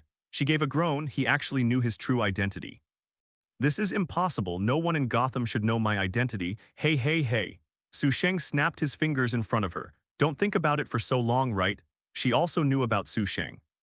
After all, James Gordon and Barbara Gordon both had hopes for him and believed that he was the biggest helper in saving Gotham. But this guy is definitely not a decent person to kill and be elusive. Although I don't know how he knows his true identity, it sounds like he didn't agree to Barbara Gordon. You didn't agree to Oracle's cooperation? She asked, pondering for a moment. At the same time, it can be regarded as acknowledging his identity. Sheng smiled and said, yes, I promised to help her solve Bane. She laughed, laughing wildly without any cover, and the laughter gradually turned into sarcasm. They tried to get your help to save Gotham. Unfortunately, a Batmobile caused them to betrayed. It's good to experience despair and hope. This is their destiny, and it is also Gotham's destiny. They are going to take action tomorrow. A little policeman named John Black will rescue the police trapped underground. James Gordon will lead people to attack the City Hall. If you agree, Barbara Gordon will go with you to deal with Bane. At that time, I will act with you in the name of having dismantled the nuclear reactor. She looked at Sheng and said again, "In 2 hours, I will ask someone to send the Batmobile to a place about 2 blocks away from where you are. You can find it by yourself, but you must delete what you just photographed." "That won't work. These photos are more interesting to me than the Batmobile." Batman who lost a Batmobile might not care, but if it is a picture of his woman, it's a different matter. She frowned and looked at Sheng for a while and then smiled. "Forget it, if you like it, keep it. He must die. In this case, it doesn't matter whether he deletes it or not, just wait to kill him and delete it himself. Just don't know if Bruce Wayne will like it. I am looking forward to his reaction when he sees the photo." Sheng smiled and waved his hand. "Gone, I also look forward to your reaction before you die." Seeing Sheng open the door and went out, she said in a cold voice before picking up the clothes, but she could no longer wear them. Reluctantly found a piece of dirty clothes, and after leaving, the Batmobile was sent to the designated location before going back to meet Barbara and others. 2 hours later, Sheng found the Batmobile and studied it enthusiastically. Cool style and complete functions. Being able to drive and fly seems to have the function of autopilot.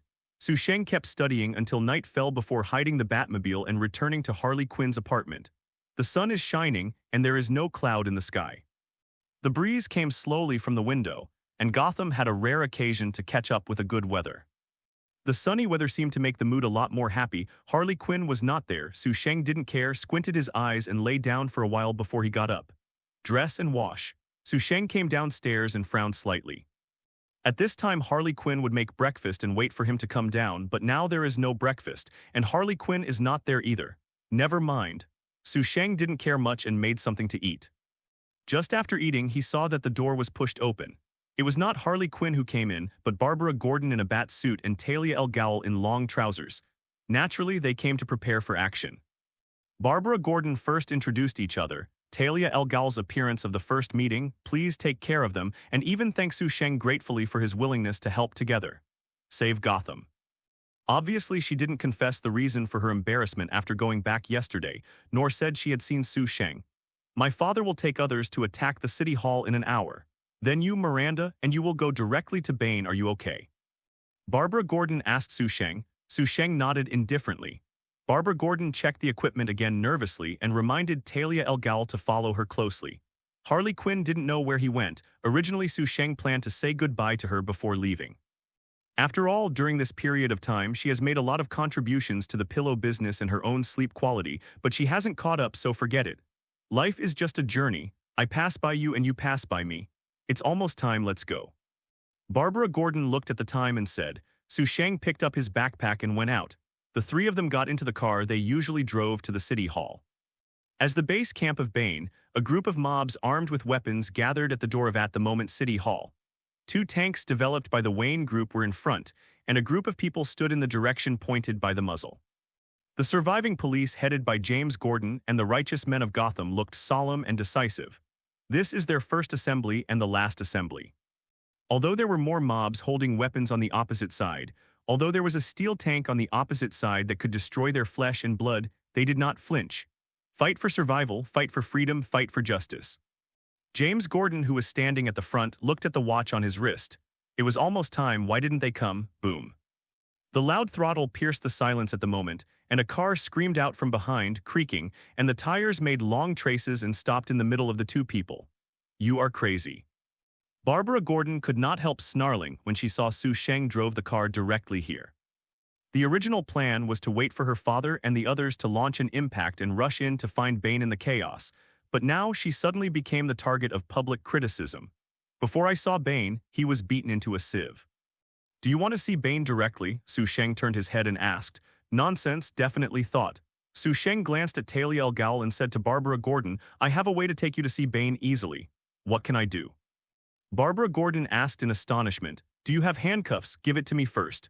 Barbara Gordon didn't think much about taking out the handcuffs from the bat belt and handing them to Sheng curiously. What do you want handcuffs for? Cuff you. Sheng took the handcuffs and grabbed Barbara Gordon's hands and cuffed them lightly. He heard a click and Barbara Gordon was directly handcuffed. What are you doing? Barbara Gordon didn't seem to react properly at this time. Tusk your IQ. Sheng smiled and shook his head and got out of the car, opened the door and grabbed Barbara Gordon with one hand and Talia al Ghul with the other. For an instant, the eyes of both parties focused on the 3 of them. James Gordon looked at him with a bad premonition and immediately saw Barbara Gordon yelling at Sheng, struggling angrily. Hole you betrayed. Boom. Barbara Gordon was punched in the lower abdomen before she finished speaking, and the screaming stopped abruptly and the whole person bent down like a shrimp. Sheng you be D. Betrayed, James Gordon shouted angrily. The sudden change caught people on both sides by surprise. The people on James Gordon's side saw that the helper he got betrayed. They also caught the core character and their morale was low, and the people on the other side knew what was going on. Someone will notify Bane soon. Some of the thugs yelled to Sheng knowingly. What can you do with Bane? Sheng smiled brilliantly. I'll kill Bane, do you believe it? Kill Bane. Seeing him hooking Talia al Ghul's neck with one hand and holding the handcuffs of Barbara Gordon, who is so painful and unable to get up, who can't tell that they were betrayed because they wanted to ask Sheng for help. NS. This shows that you have come to ask for credit and surrender. Don't believe it, whoever believes what you say is a fool. There was a loud laughter, and the atmosphere that was still a little nervous and killing seemed to suddenly change into joy. Amidst the laughter, the crowd quickly separated from behind, and a tall and muscular man with a black metal roar mask walked out slowly. The black mask blocked his mouth and nose. As if exuding a cold gloom, his eyes were sharp and ferocious, and the whole person was filled with the breath of death like a beast, making people afraid to look directly. Brokeback Madman Bane. Bane didn't speak after he appeared on the stage, but the laughter around him gradually ceased and became silent. The smiles that had just been wanton and arrogant also became serious and calm, as if they had a silent halo. Although they were Bane's people, Bane didn't hesitate to kill him. You want to see me? Bane's sharp eyes swept across Talia al Ghul and Barbara Gordon and finally looked at Sheng. His voice was hoarse and cold, which made people shudder. Talia al Ghul looked like a delicate lotus, and Barbara Gordon trembled slightly, not knowing whether it was because of despair or anger. In the distance, James Gordon raised the gun several times to save people but finally put it down. This is no longer his, not Barbara Gordon's personal business. Although he is distressed and anxious, he cannot sacrifice for his daughter. These people behind sacrificed Gotham. What does it look like under your mask? Sheng looked at Bane and asked with interest. Do you have to open it every time you eat or drink? What if you want to kiss? Or you take off your mask and let me see? Quiet, deathly silence. Although many people are curious about what Bane looks like under the mask, no one dares to ask him in front of him, let alone let him take it off. This is almost death. Almost everyone looks at Sheng with the same look that looks at Deadman. Even Barbara Gordon can't help but look up. Is this B***** D crazy? Since you betrayed, why are we going to provoke Bane? Humph. Bane suddenly let out a sound that I didn't know if it was a laugh or a hum. He raised his hand and stroked his mask and said hoarsely, if you want to see it, you can take it off as long as you have the ability. Do I have to do it myself? It's really troublesome. Sheng murmured when he let go of Talia al Ghul and Barbara Gordon and actually walked towards Bane as if he hadn't heard the ferocious meaning in his words. Idiot, this is dying. Some people were waiting excitedly to see his fate, but some couldn't bear to look straight and tilted their heads slightly. Step by step, Sheng walked leisurely and relaxed, came to Bane and stood still. He raised his head and asked with a polite smile, then I am here. Bane's eyes were gloomy, and he looked over Sheng to Talia al Ghul. Looking at each other, Talia al Ghul seemed to be taken aback by the look in his eyes and suddenly lowered his head as if he was nodding at first glance. Although Bane didn't know why Talia al Ghul didn't want to reveal his identity at this time, he already knew how to do it. Seeing Sheng actually grabbed his face mask recklessly, Bane's eyes became cruel and violent, his strong arm muscles seemed to explode, and the blood vessels clenched in his fists were clearly visible. The fist wind roar screamed, sinking vigorously. At such a close distance and such a fast speed, Bane is sure to be able to open Sheng's small head. Even Batman, who is also from the Assassin League, was not his opponent and his back was broken. Sheng. Bane didn't pay attention to it at all. All he has to do is kill him and vent his anger for Talia al Ghul. Seeing that his fist was about to hit Sheng, Bane suddenly realized that Sheng was missing from his sight. The next moment there was a sharp pain in his chest. Sheng kicked over and directly caused Bane to kick back several steps. How can it be? Why does his thin body have so much power? Bane stepped hard on the ground with his left foot to stabilize his body and wanted to fight back angrily, but found that Sheng was gone again. People, when Bane looked around to find Sheng, the people on both sides were already dumbfounded. How? How is it possible? Dazzled, he actually kicked Bane back and unexpectedly, even jumped into the air. This height is definitely not something normal people can reach, right? On the head. After all, Bane was Bane, and he quickly reacted and looked up. Under the dazzling sunlight, a figure fell from the sky. The moment Bane's shot was copied by Sheng, but the fighting skills could be ignored. He had mastered all the fighting skills of Catwoman, Oracle, and Talia al Ghul. Most of Bane's fighting abilities came from the Assassin Alliance and overlapped. There are more places. But anyway, Sheng didn't plan to master 127 fighting skills like Batman. The main thing is physical attributes. The power of Bane, unlimited stacking 20 times. 20 times the strength made Sheng jump into the air when he kicked his feet hard on the ground. Sheng smiled when he looked down at Bane, who was raising his head and making a fist. Bane, do you recognize a hand that fell from the sky? The dazzling sunlight made Sheng's body seem to be covered with a layer of golden light. When the golden light fell, Sheng had already hit Bane's fist. Bane sank, and the stone road was sunken and cracked. The huge amounts of strength and pressure caused his bones to shatter in an instant. His legs could not support his sturdy body and fell forward. His fists were boneless. The arm was bent and drooped. Boom, Bane's face hit the ground hard. The wind blew gently. Under the scorching sun, watching Bane, who had a weird and twisted body, and Sheng standing next to him, everyone couldn't help but shudder and felt extremely cold. Looking around, Sheng's eyes swept over, and all of them bowed their heads and avoided. Bent down and stretched out his hand, Sheng grabbed Bane by the back of his neck. Bane's eyes were loose and seemed to be filled with an incredibly unacceptable look. He is Bane. The bones of the whole body were broken by a punch. When you shot at me, you lost. Sheng carried Bane and said softly, reaching out to grab his mask and tugging hard. Psst, blood splattered and blood was blurred. This cruel scene made many people subconsciously close their eyes and close their mouths and twitch lightly, as if the one being torn apart was themselves, as if the pain felt the same. It seems to be torn by too much force. Forget it, don't look at it. Seeing Bane's body twitching and vomiting blood like a fountain, Sheng murmured and put the mask back on his face and loosened him. Snapped, Bane fell to the ground again, convulsions, and motionless at the end. Bane died, so he died. This result exceeded everyone's expectations. He broke Batman's back forcefully and occupied Gotham City. Bane, who threatened the Ministry of National Defense not to do anything but obediently take care of his home, died like this. Do you dare to believe it? I'll kill Bane, do you believe it? Many people inexplicably remembered what Sheng said before. At that time, everyone thought he was joking, but Nima turned out to be true. In the silence, Sheng walked towards one of the thugs. The man was shaking when he saw Sheng walking towards him, trying to avoid his legs and feet, but he didn't listen at all. Standing in front of him, Sheng smiled and asked, I remember you just said that whoever believes what I said is a fool, right?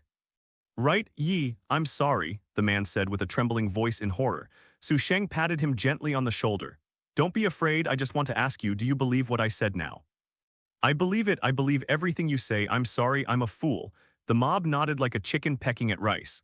Then, I said I will blow your head with a punch, do you believe it? Sheng squinted at him with a smile. He was suddenly stupid. Do not believe? It sounds like provocation. Letter, wouldn't it be like killing Bane, blasting his head with a punch? Cold sweat ran down his cheeks and he was almost crying. Should I say believe it or not? The legs couldn't help shaking and a fishy smell drifted away with the wind. Sheng said dumbly, just asking a question will not scare you, forget it, since you are afraid, then I will. Let it go, let me go, the man asked expectantly. Kill you? 20 times the strength, as strong as Bane, has been interrupted by the whole body bones, not to mention this guy. Sheng's fist hit the opponent's head, and with a bang, the man fell backward, and the depression of his facial features seemed to be twisted together. Sometimes you don't know what despair is if you don't work hard. Sheng retracted his fists in a sigh and looked at the sluggish crowd on both sides. What are you doing? What should you do? He reminded the talents on both sides to react to what they were going to do. The confident mobs turned their heads and ran away. James Gordon played an excellent response from the police. Ability raised his arm and Roar started to beat the dog. What is reversal? This Nima is called reversal. In the chaos, Barbara Gordon unfastened the handcuffs and pulled on, still in shock. Talia al Ghul came to Sheng and said excitedly, this is how you said before to easily meet Bane. Pretending to betray us to lead Bane out, why didn't you tell us in advance? I thought you were really going to betray us. By the way, how did you come up with this method? I didn't even think of it. Looking at Barbara Gordon, who looked excited and studious, she seemed to forget that she had just punched her. Sheng smiled and said seriously, pay attention to details and start with small things because you can't do big things at all. Barbara Gordon's expression froze. Originally, she planned to listen carefully, what attention was paid to details and started with small things, but in the end, he turned out to be mocking himself for not being able to do big things. This B asterisk asterisk asterisk D is really not irritating and uncomfortable. It doesn't seem to be over yet. Are you planning to just stand here and stare at me? Sheng reminded him, looking at Barbara Gordon. Talia al Ghul's expression instantly changed when he heard these words. Is he trying to expose himself? This guy is so strong that even Bane failed, and his plan to destroy Gotham failed because of this guy. Nuclear reactor. Hurry up, let's find a nuclear reactor. Barbara Gordon suddenly realized that this is the key to saving Gotham, pulling Talia al Ghul and planning to enter the city hall, and Talia al Ghul was dragged and subconsciously wanted to do it. But heard Sheng say, cheer up lightly. What's the meaning? Isn't he going to reveal my identity? Talia al Ghul stared at Sheng with wide eyes, but Sheng turned and left with a smile. What's the point of revealing her? It's fun to let her hide her identity and continue to do things to destroy Gotham. After all, Batman, who has returned from injury, finds that Bane is dead. There must be an opponent to let him continue to be the Dark Knight. Justice comes from evil. Was born, is peaceful Gotham still Gotham? In the chaos, Sheng left the city hall away from the crowd. After a while, he heard a roar in the distance, and the Batmobile entered flight mode and flew away from the sky. After a long time, the chaos gradually ended, and the noisy voices also quieted down. On the road of the city hall, the car Sheng drove before stopped alone in the middle of the road. Suddenly, the car began to shake, vibrate, and a B asterisk asterisk asterisk G sound followed by a bang, and the lid of the trunk suddenly opened. Harley Quinn's hair was messy, his clothes were disheveled, and he walked out of his long legs embarrassedly. Got out. Looking around the quiet and messy streets, Harley Quinn was dumbfounded. She sneaked into the trunk early in the morning, thinking that she would leave with Sheng when she left, but she never expected that she still failed. Sure enough, I don't work hard, I don't know what despair is. Although Harley Quinn was soaring upstream, Sheng had a great time driving the Batmobile. Although Gotham is blocked, the only bridge to the outside world should not have received any news, and there has been no time to unlock it, but I can fly. Sheng drove the Batmobile to fly from above the bridge. The soldiers who guarded the bridge dutifully performed the task of never letting anyone leave Gotham. They shot wildly below. I have to say that the quality of the Batmobile is good.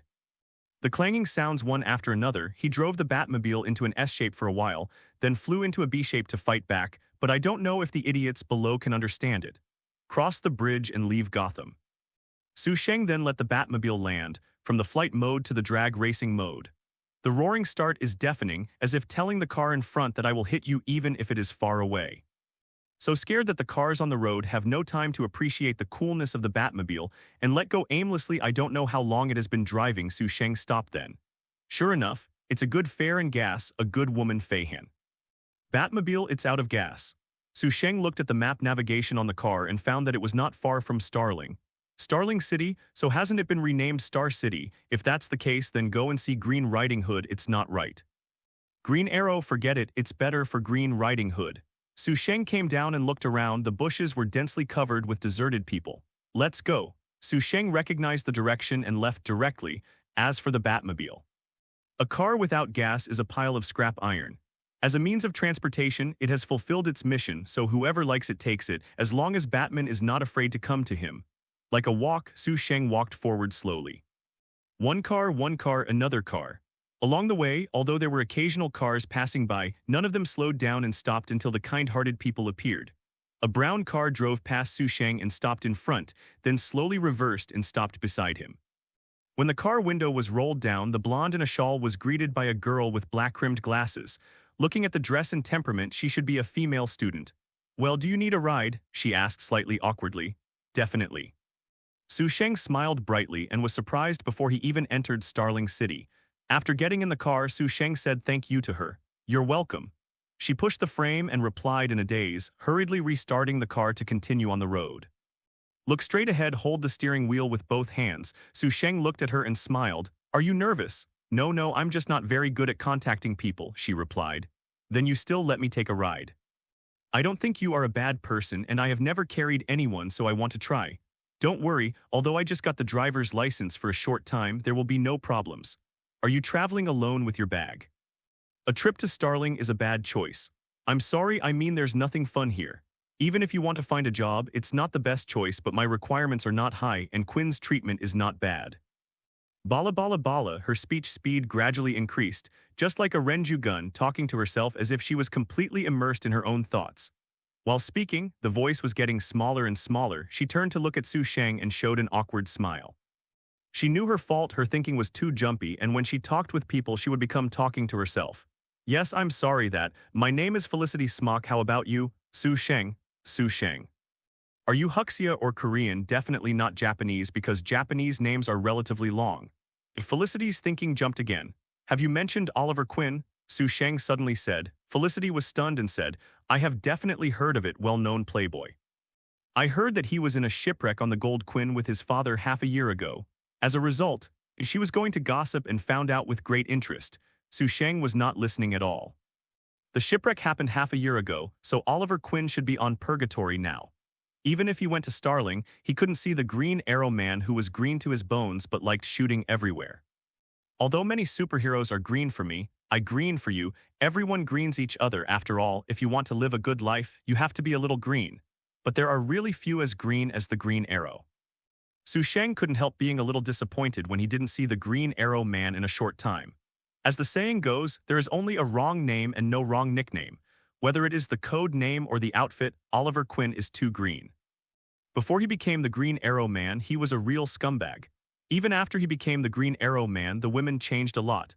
Let me talk about two more famous ex-girlfriends, Black Canary Laurel Lance and White Canary Sarah Lance. Oliver Quinn first dated Laurel but secretly hooked up with her sister Sarah and went out to sea without telling Laurel, but the gold medal Quinn was accidentally killed. He was dead here, and his good brother Tommy Merlin took advantage of the emptiness and took Laurel. If my sister Laurel only gave one, then my sister Sarah is amazing. She was still alive and she became the White Canary, the captain of the legendary team. As a result, the man stopped talking but the woman changed a lot. White Canary, Lily is flying. Mixed green for men and women, they definitely aren't the heroines, so look at the one next to them. It girl Felicity Smock the Watcher, should this be the heroine? The two were separated and reunited. How many boyfriends did she have in the middle? What happened? Green Arrow didn't care at all. So Sheng thinks that the Green Riding Hood is really smoother and more appropriate than the Green Arrow. But then again, green may be the tradition of the Quinn family. After all, the Green Arrow man's father was also green, so I have to mention one person here, Tommy Merlin's father, the Black Arrow Malcolm Merlin who studied under Master Ninja. He should be the only villain in Starling City who is on the table now. This guy deliberately wanted to destroy the slums of Starling City to avenge his dead wife. He planned the accident of the gold medal Quinn and killed Oliver Quinn's father, but created the birth of the Green Arrow. That's all the high energy is here. In 5 years, for 5 full years, the slums of Starling City still existed. I'm afraid I don't know how many times it has been destroyed to let Gotham's villain come. When Oliver Quinn turns into Green Arrow, he will go all the way. Okay, find the big boss behind the scenes and start the fight. Then his son Tommy Merlin was involved and hung up. The son is dead, it doesn't matter, he also has a daughter. Oliver Quinn's half-sister, Thea Quinn, it doesn't matter, this sentence makes the point. With a daughter, Malcolm Merlin was resurrected and prepared to teach himself. Hypnotic ability killed her daughter and Sarah Lance, who had left from the Assassin Alliance and later became the leader of the Assassin Alliance. Unfortunately, he abdicated soon after his lack of strength. In the end, he helped Oliver Quinn deal with Prometheus, but he died in order to save his daughter. The father and son Malin turned green, and Sheng could only praise and shout 666. Unknowingly, the car has been driven into Starling City. The style of Starling City is very modern. Although it is not full of Gothic style like Gotham, it is equally dark. Various crime incidents emerge endlessly, and the crime rate is similar to that of Gotham. It can be said that it is not the same. The biggest difference may be that Starling is not so outstanding and brilliant, and the villains are really not enough to look at. Where did you get off? I can see you off first. Felicity turned to Sheng and asked, go to where you live. Sheng retracted his gaze to look at the scenery outside the window and smiled at Felicity. Huh, Felicity was shocked. You live by yourself? Sheng asked again. Felicity nodded subconsciously, a little disturbed. What did he mean by this? I just asked you to take a ride, but I didn't tell you to take a ride. Seeing Felicity's nervous look, Sheng first smiled gently and then seriously explained. I'm from Gotham, you should have heard about the situation in Gotham. You don't need money at all in Gotham. After all, why should you pay for something you grabbed by your ability? Why should you pay for something you grabbed by your ability? Felicity thinks this logic is really fine. So I don't have money now, but I need a place to stay maybe. Sheng looked at Felicity. Maybe I still need a pillow. I thought you were a good person. Felicity trembled. Sheng smiled. Don't you think I will teach you a lesson? Don't trust strangers so easily. You won't be charged for tuition. It's okay to stay in your house for a few days, right? Can I say there is a problem? Felicity asked timidly. No, Sheng smiled brightly. Felicity was desperate. Why should he let him take a ride? How to deal with him first and then find an opportunity to call the police.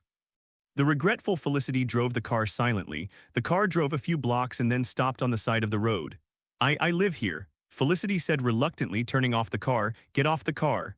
Sheng smiled. Felicity got out of the car and didn't find a chance to take the phone. Sheng walked towards the building with his arms around his shoulders.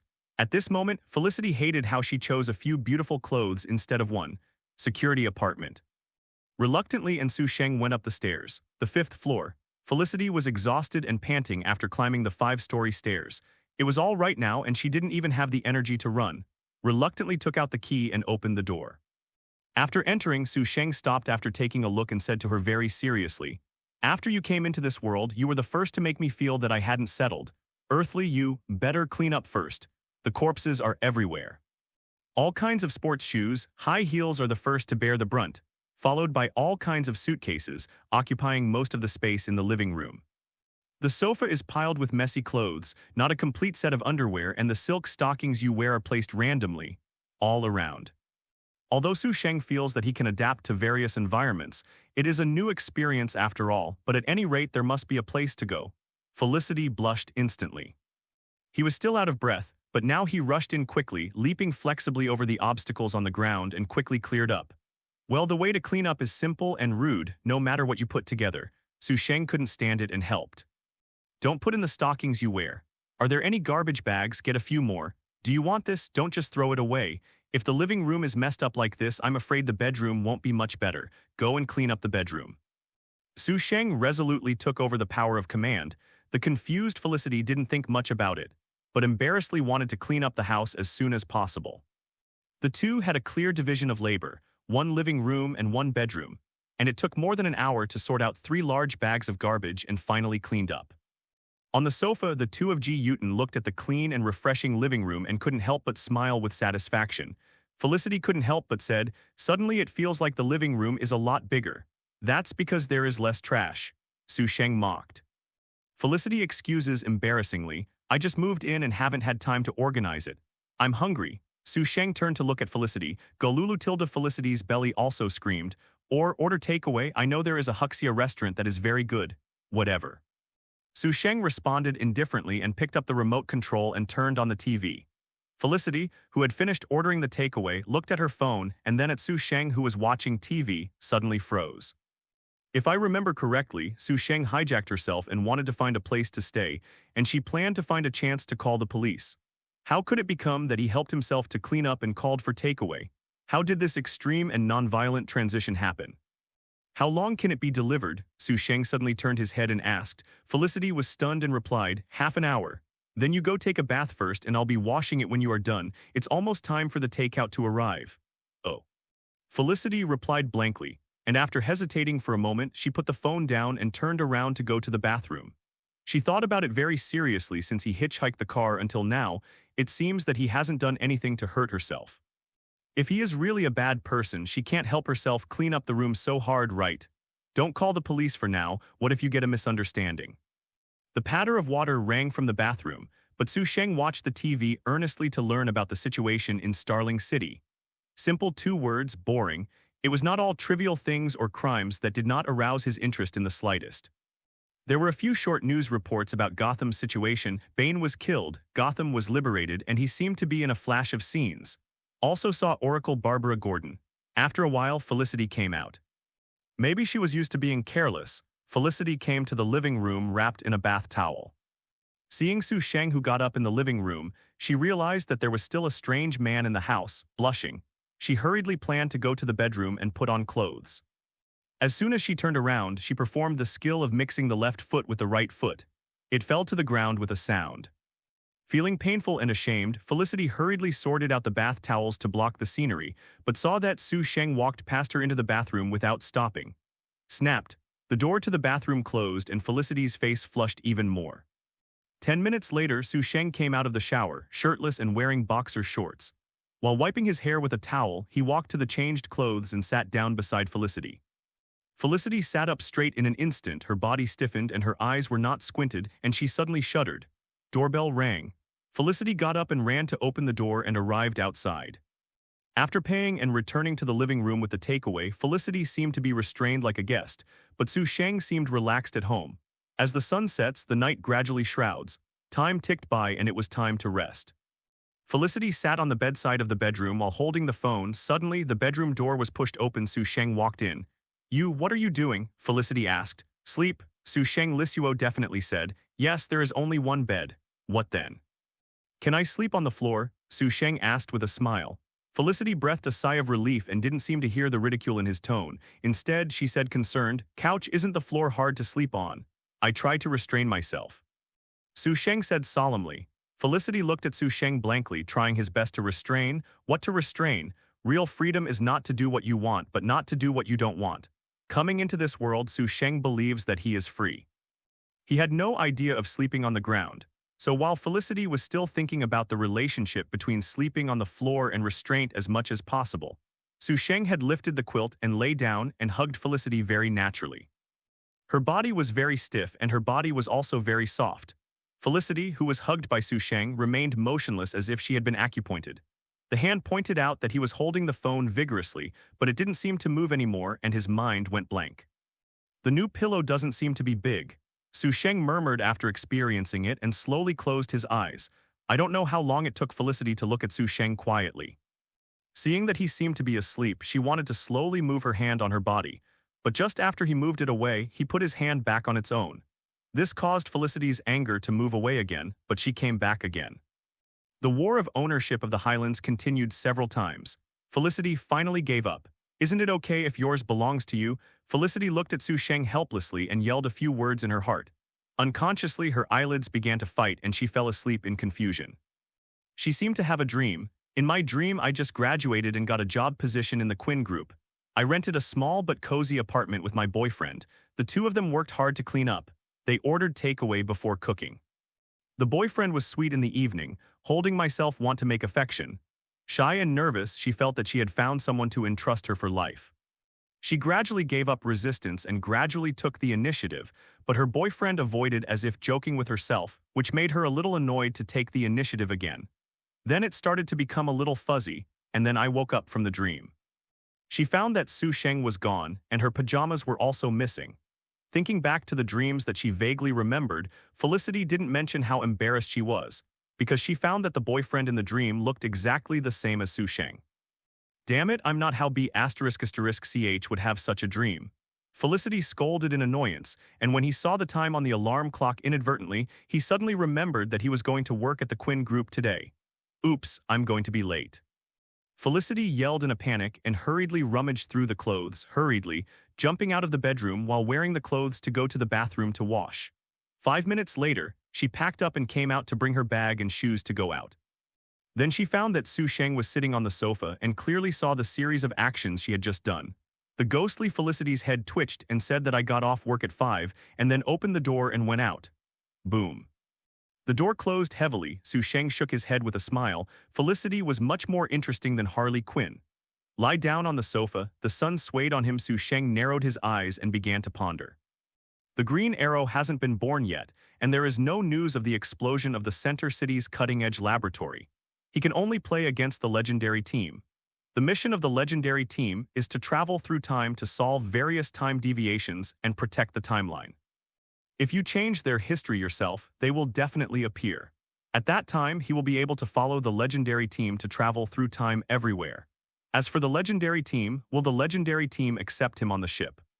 Life didn't teach me anything, it only told me in 4 words, if you like it, grab it. Since this is the city of Starling, Sheng has set the target on Laurel Lance. Laurel Lance's character is jealous, kind, and upright. If she is allowed to become the Black Canary in advance, she will have the ability to protect herself.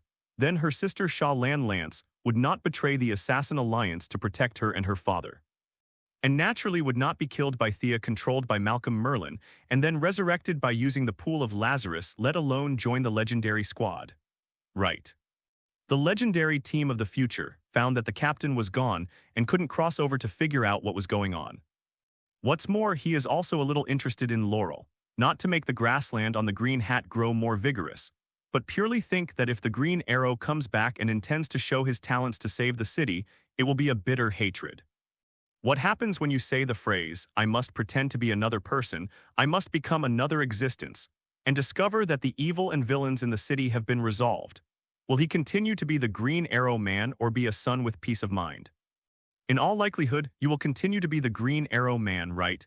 It's just that by then the opponent he will face may be Laurel. The drama of falling in love and killing each other is very attractive, although it is bloody. The gold medal Quinn incident affected many people, the most serious of which was two families. One is the Quinn family and the other is the Lance family, Quentin Lance. A police detective in Starling, the father of Laurel Rance and Sarah Rance, Sarah's accident was the biggest blow to him. When the eldest daughter Laurel was dating Oliver Quinn, he strongly opposed and even quarreled several times with Laurel, but he did not expect to watch the eldest daughter but not the younger one. He hates Oliver Quinn, the culprit, and hates himself as well. Now only his eldest daughter is left with stricter discipline, and he even blames Laurel. If she didn't know Oliver Quinn, Sarah, how could something happen? It's just that the women's college couldn't help her father. Laurel, who had already gone to college, decided to live on campus. Although the school was not far from home, she could not face the sad face of her father every day, nor could she face everything about her sister at home. She didn't know that she was. Should the ruthless sister snatch her boyfriend or grieve her death? Avoidance is the most common way. It's a pity that his father didn't agree, so Laurel had a big fight with him and left home. Walking aimlessly on the street, Laurel had come to the chaotic slum area unconsciously, and she was still in a muddle of anger and did not notice that she had been targeted. A black man in a hoodie followed, and when she didn't pay attention to the environment and subconsciously turned into a remote corner along the road, the black man suddenly sprang out from behind and pushed Laurel indirectly. Laurel was caught off guard and almost fell, and when he stood firm, he turned to see the black gunpoint aimed at him. "Little girl, hand over the valuables." Robbery, she was robbed. Laurel only then realized what had happened and where he had come. As a native of Starling and the daughter of a police detective, Laurel made the most correct decision and obediently handed over his bag. "Count you acquaintance." The black man took it triumphantly but did not leave, but stared at Laurel up and down. Although her face is slightly slender, her facial features are very delicate. She has a long brown hair shawl, a tall figure, long legs, and straight, simple words. To sum it up, it's a decent person and beauty. "Let me check if there is anything valuable on your body." The black man walked toward Laurel with a grinning gun. Laurel stepped back slightly, pretending to be calm. "My father is a policeman. If you just robbed me, I would be unlucky, but if you dare to hurt me, then you wait to be hunted down by the police throughout the city. You scare me. Are the police great?" The black man stopped and frowned and shouted, "You are not afraid." "I definitely don't." "Who?" The black man replied subconsciously, but found that Laurel did not speak at all. It was a man's voice. He subconsciously raised his gun and turned around and saw a yellow-skinned man walking in from the alley. "Yellow monkey, do you want to be a hero and be more nosy?" The black man roared. "As a N*******R, you still dare to racially discriminate?" Sheng shook his head with a chuckle and looked at Laurel over the black man. "Do you need my help?" "If you can," Laurel said while looking at Sheng's hesitation. "Definitely." Sheng walked over with a brilliant smile. "Stop or I will shoot." "Damn yellow-skinned monkey, you really want to be a hero. Do you think I dare not shoot?" Seeing Sheng's relaxed expression without putting him in his eyes, the black man pointed his gun at Sheng and pulled the trigger. Boom! The gunfire sounded. The black man's eyes widened in surprise, and the other party did not fall down and had no wounds on his body. "Did you miss it?" The almost subconscious black shot again. Boom, boom, boom. Gunshots rang out one after another, and a flower followed the black man's eyes, and he noticed that the yellow-skinned monkey appeared strangely in front of him. So fast. He was startled and wanted to step back and avoid him when he saw Sheng smiled brightly at him and suddenly punched. Unlimited stacking, 50 times. Boom, huge amounts of power instantly penetrated the black man's head. Sheng's fist hit from the front and penetrated from the back. The blood and brain were sprayed out instantly, spraying on Laurel's face and body.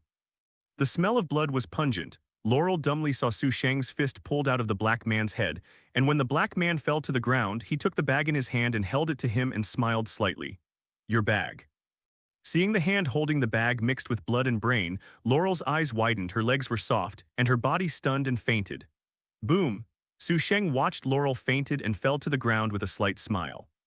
It seems that in order for her to become a black canary, she must first exercise her courage, otherwise, don't you want to give someone a head if you feel dizzy at every turn? Su Sheng walked over and carried Laurel on his shoulders and left the alley. It was only an hour later that the police patrolling the street discovered the body and sealed off the scene. At the same time, Quentin Lance had calmed down and regretted the act of quarreling with her daughter, calling her daughter to apologize and let her come back. However, the phone has been turned off. The cold touch made Laurel wake up faintly. Her consciousness is not yet clear, vaguely feel that she is lying on the ground, and what she sees is a somewhat dim ceiling. Where is this? Laurel wanted to get up in a daze but found that he was unwieldy, and his hands were handcuffed to the ground by the curved steel bars, unable to break free. When she woke up, this situation caused Laurel to be very flustered. Her memory gradually recovered and she remembered. I quarreled with my father and left home and went to a slum area and was robbed by a black man. Then an Asian man appeared to save him. He was able to dodge bullets like in a sci-fi movie and punched the black man's head with blood and brain. I was alone and then fainted. You're awake. When Laurel wanted to clarify her thoughts, a familiar voice sounded, and the next moment she saw a shirtless man coming out from the shadows in the distance. It is that Asian. Let go of me, what do you want to do? Laurel shouted excitedly. Su Sheng walked to her and squatted down and explained with a smile, you should say thank you first.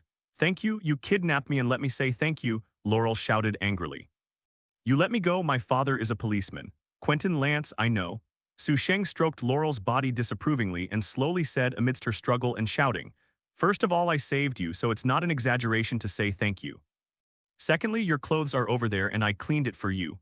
By the way, I also took a shower for you. The reason for doing this is to worry about watching you wake up when those things and smell passed out again. Then how do you explain the way I am now? Laurel shook his wrist and didn't believe Su Sheng's words at all. In order to let you listen to me quietly. Su Sheng smiled sincerely. Definitely is also to let you know the importance of passing out easily and being caught. You are just being watched by me now, but if I am a bad person, you may die or suffer the most painful experience. You killed and kidnapped me, isn't it a bad guy? Laurel said coldly. Su Sheng smiled, fiddling with her body like discovering a new world. If you kidnapped you beforehand, you think I killed him as a bad guy. If I don't save you, you should know what will happen to you. Even if you are lucky, he won't kill you. What can you do? Let me guess, look. Let him go to jail and accept legal trial and sanctions. Laurel did not answer. Su Sheng continued disapprovingly. How long can you stay in jail? 5 years? 10 years? If you are lucky, you may not be locked up for long. It is not a good person that the biggest possibility is to repeat the same mistakes and cause someone to be killed. What? Continue to arrest him and continue to go to jail. What do you want to say? Do you want to tell me that killing him is justice? Laurel said coldly. So you firmly believe that the law is the only way to maintain justice? Su Sheng asked with interest. Definitely, Laurel said affirmatively, so you will definitely be punished by law to pay the price you have to deal with. I don't want and don't need to dialectically define justice. All the so-called truths are hard to beat the phrase I'm so happy. I'm just curious, what if it is the murderer who killed your sister? When you have a chance to kill him to avenge your sister, will you kill him or bring her to justice? Laurel's expression changed slightly and said, he is dead. You said Oliver Quinn, but the accident of the gold medal Quinn was really just an accident, Su Sheng said with a smile. Laurel looked at Su Sheng suddenly. What do you mean? Isn't that an accident? What do you know? Su Sheng suddenly grabbed the 2 steel bars on Laurel's wrist and pulled hard, and the steel bars that were originally deep in the concrete floor were instantly pulled out. Freed, Laurel stood up and blocked her body and distanced herself from Su Sheng. Su Sheng said seriously, I know this person is very powerful even if you get evidence to bring him to justice. He won't be kept for long and he may not even go to jail. I also know that he will kill you and your father when he comes out and may even cause more deaths in the future. Who is he? Laurel asked in a deep voice. Think carefully about whether to rely on the law to get justice for your sister or kill him to save more people. When you think about it, come here to find me and I will tell you the answer. Su Sheng smiled and waved towards Laurel. Go to the side and pick up your own clothes and lead them into the darkness. Don't go, why should I believe you? What is your name? Laurel hurriedly shouted. Su Sheng. The voice came faintly and it sounded far away. Laurelton walked over for a while and found that her clothes were all clear and clean and even dry. They put them on one by one. Laurel hurriedly found her bag and turned on the phone. Disregarding the missed calls and short messages, he called Quentin Lance directly. Laurel originally wanted to tell his father that he was kidnapped, but before he spoke, he heard his father's irritable voice on the phone. "Damn it, you finally turned it on. Listen, I don't want to fight with you, but you shouldn't turn it off either, Sarah. If Sarah doesn't turn it off, I won't find her and there will be no trouble, so remember, never turn off the phone at any time. Hello, are you still listening? I'll be back in a while." Laurel replied in silence for a moment. Quinn Industrial Co., Limited, a steel manufacturing and welding plant. This factory was closed and abandoned long before the gold medal Quinn was involved. Laurel didn't expect that she would be locked here by him. She was a little unsure whether Sheng really wanted to kidnap herself or had another purpose, but anyway she did. They all decided to investigate this person clearly. Laurel is not the only one investigating Sheng. Far away in Gotham, Oracle Barbara Gordon and his father James Gordon are also investigating Sheng's situation, and Talia al Ghul is also investigating naturally. In addition to them, there is a huge group of forces also investigating Sheng. Tianyan Will, ARGUS, the full name of the Advanced Superhuman Joint Research Group, also known as the High-Level Research Joint Support Organization, is the official underground organization of the United States government, and its nature is similar to Marvel's SHIEL. The current leader, Commander Amanda Waller, is a very skilled woman. She formed a team called the 7th Squad but was not satisfied. As the leader of the Sky Eye Society and the warden of Belarive Prison. I want to recruit some super villains and antiheroes to set up a dangerous and suicidal squad to do the dirty work that the United States government is inconvenient to come forward, and the tasks that ordinary agents cannot complete. When the Gotham incident broke out, Amanda Waller took advantage of the trend to propose the idea of forming Suicide Squad, but the crisis of Gotham was resolved before the approval of the above. Suicide Squad was therefore stranded, and Amanda Waller was eyeing it. Sheng asks him to investigate, and at the same time sets Sheng's known information and intelligence to a high-level authority to prohibit police from accessing it to avoid extraneous problems. Sheng didn't know all of this. Even if he knew it, he wouldn't care. Maybe he would take the initiative to join Suicide Squad to find excitement. At the moment, he was cooking dinner in Felicity's apartment while humming a tune. Where did you say the money for grocery shopping came from? It's definitely in Laurel's wallet. How did you get in without the key? The 5th floor is not particularly high. A dish of delicious, fragrant, and delicious dishes were laid out on the table, and the sound of the key opening the door sounded. The time is just right. Sheng smiled brightly and took off his apron and walked to Felicity, who opened the door. "It smells so good, what is it?" Felicity said subconsciously as soon as he came in. "Dinner." Sheng came over to take Felicity's bag and put it aside to help her take off her coat and hung it up. Felicity stared at Sheng blankly, first made dinner, and then greeted herself so kindly and courteously. What is the sense of sight of this boyfriend? Could it be that I am still dreaming? Click. Felicity felt her side face kissed by Sheng and immediately heard his brisk voice. "What are you doing in a daze? Go wash your hands and change clothes to prepare for dinner." Felicity was pushed into the bathroom by Sheng to wash her hands in a daze. She went to the bedroom in a daze and changed into comfortable clothes at home before she came out. Felicity came to the dining table and sat down and watched Sheng rushing around. He couldn't help asking, "You seem to be in a good mood." "Yes," Sheng smiled. "Did something happen? Didn't you say that you have no money? Where did these things come from and you went out? How did you get in without the key?" Felicity reacted and asked hurriedly at this time. Sheng said, "This is not important, the important thing is to eat first." Oh, Felicity's dumb answer can only suppress the curiosity in her heart. Speaking of it, he didn't expect Sheng's craftsmanship to be so good and so much better than the previous takeaways.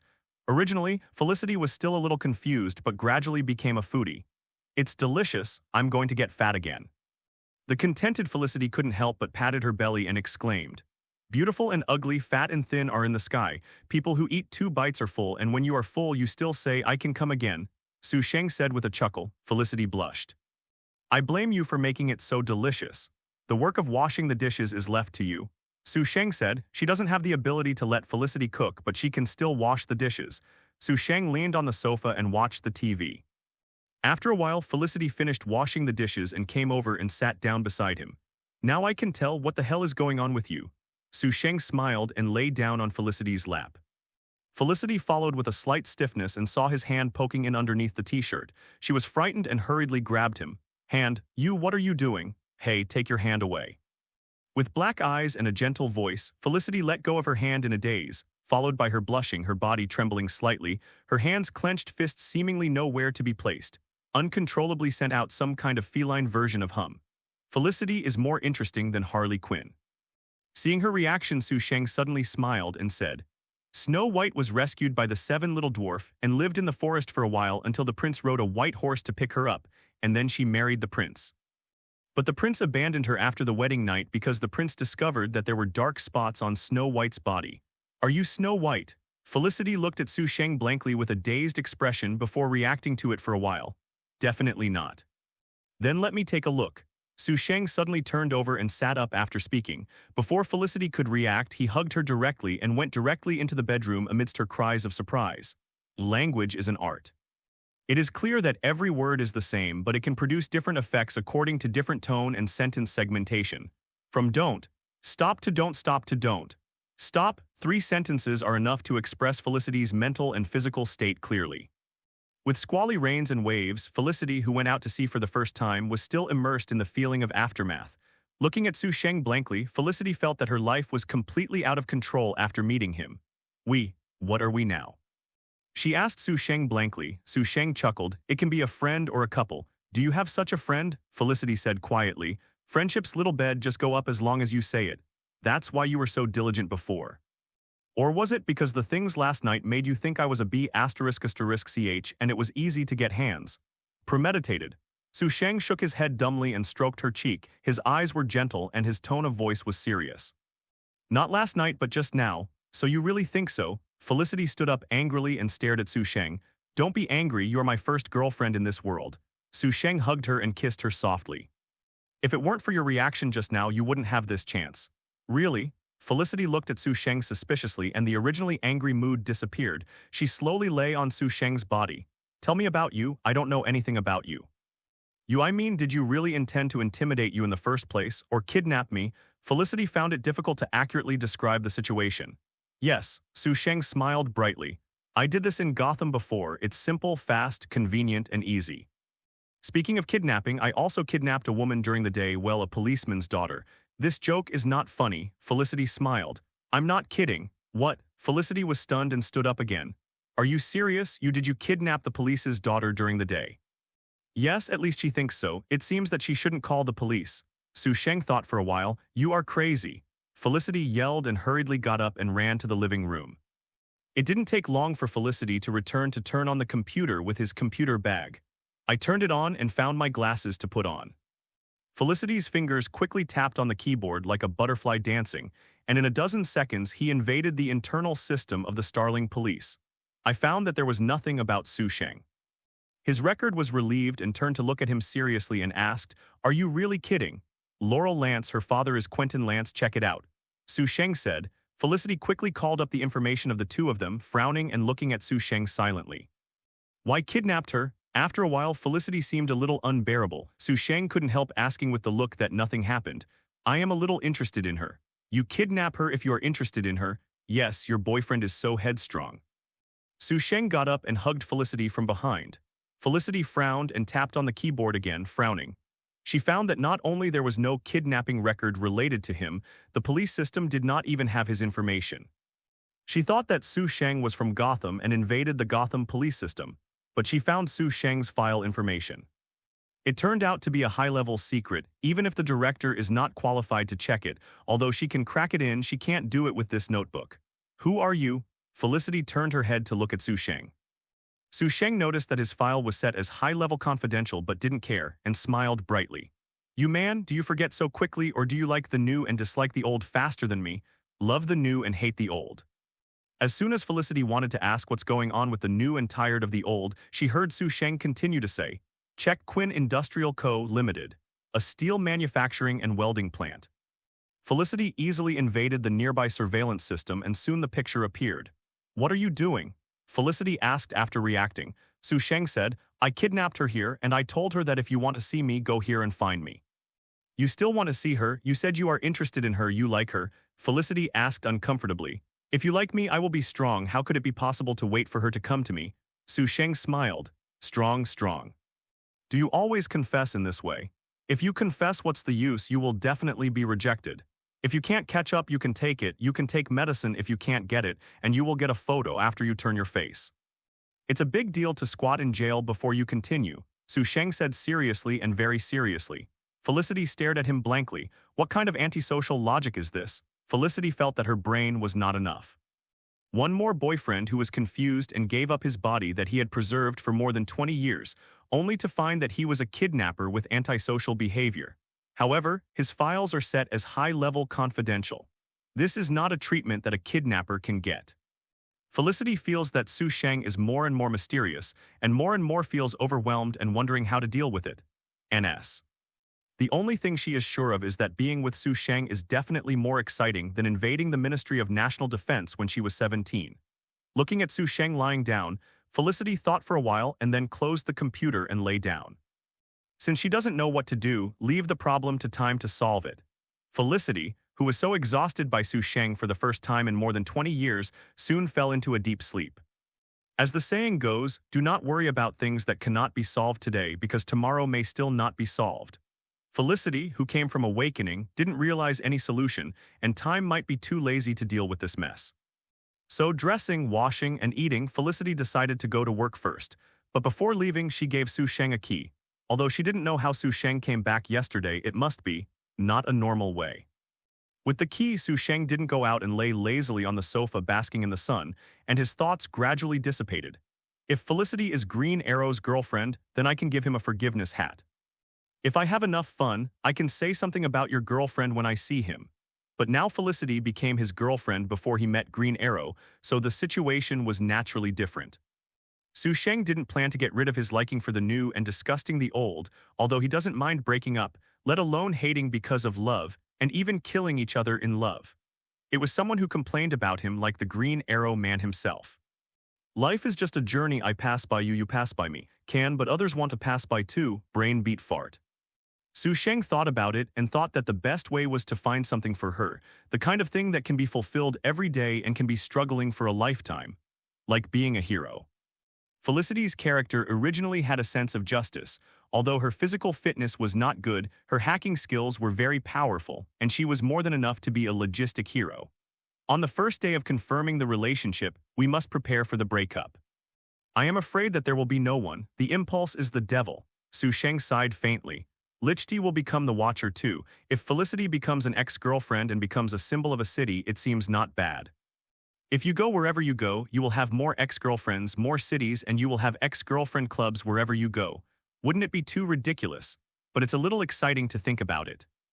So when Felicity came back from get off work, Sheng still prepared dinner and helped her hang up her coat, and then took her to the living room to sit down and kidnapped Laurel. The process and reasons, as well as the reasons for her interest. Said it again. The accident of the gold medal Quinn was not an accident but a man-made. This is shocking news. Felicity looked at Sheng in surprise. How do you know such a secret thing? I naturally have my method, Sheng said. He refuses to say that Felicity has nourished his brain by himself. Perhaps he is a secret agent of the government. That's why his information will be set as high-level confidential, so just like an undercover agent, he has to pretend to be a bad guy in order to facilitate the mission and inquire about intelligence. I have to say that brain supplementation is terrible, and simplicity is even more terrible. Thinking about this, Felicity instantly felt relieved. At least there was no need to worry about how to face him. Holding Sheng's arm with a bright smile, Felicity asked actively, "Then do you need me to help you?" "Just monitor Laurel," Sheng said. "No problem, leave it to me," Felicity promised, patting her chest. After dinner, Felicity turned on the computer and started monitoring Laurel's situation. It is difficult to monitor a person without any contact with the device, but who is Felicity? Even the Ministry of Defense can invade successful super hackers. She invaded the communication company to find Laurel's phone number and obtained the internal code signal to know the location of the phone signal at any time. And even the content of each call was recorded and transmitted to her newly created mailbox by email. Finish. The corner of Felicity's mouth raised a triumphant smile and said to Sheng, "As long as she carries the phone, whether it's broken or turned off, she can check her location at any time through this software." This computer is at home. I teach you how to operate this software. Sheng nodded and listened.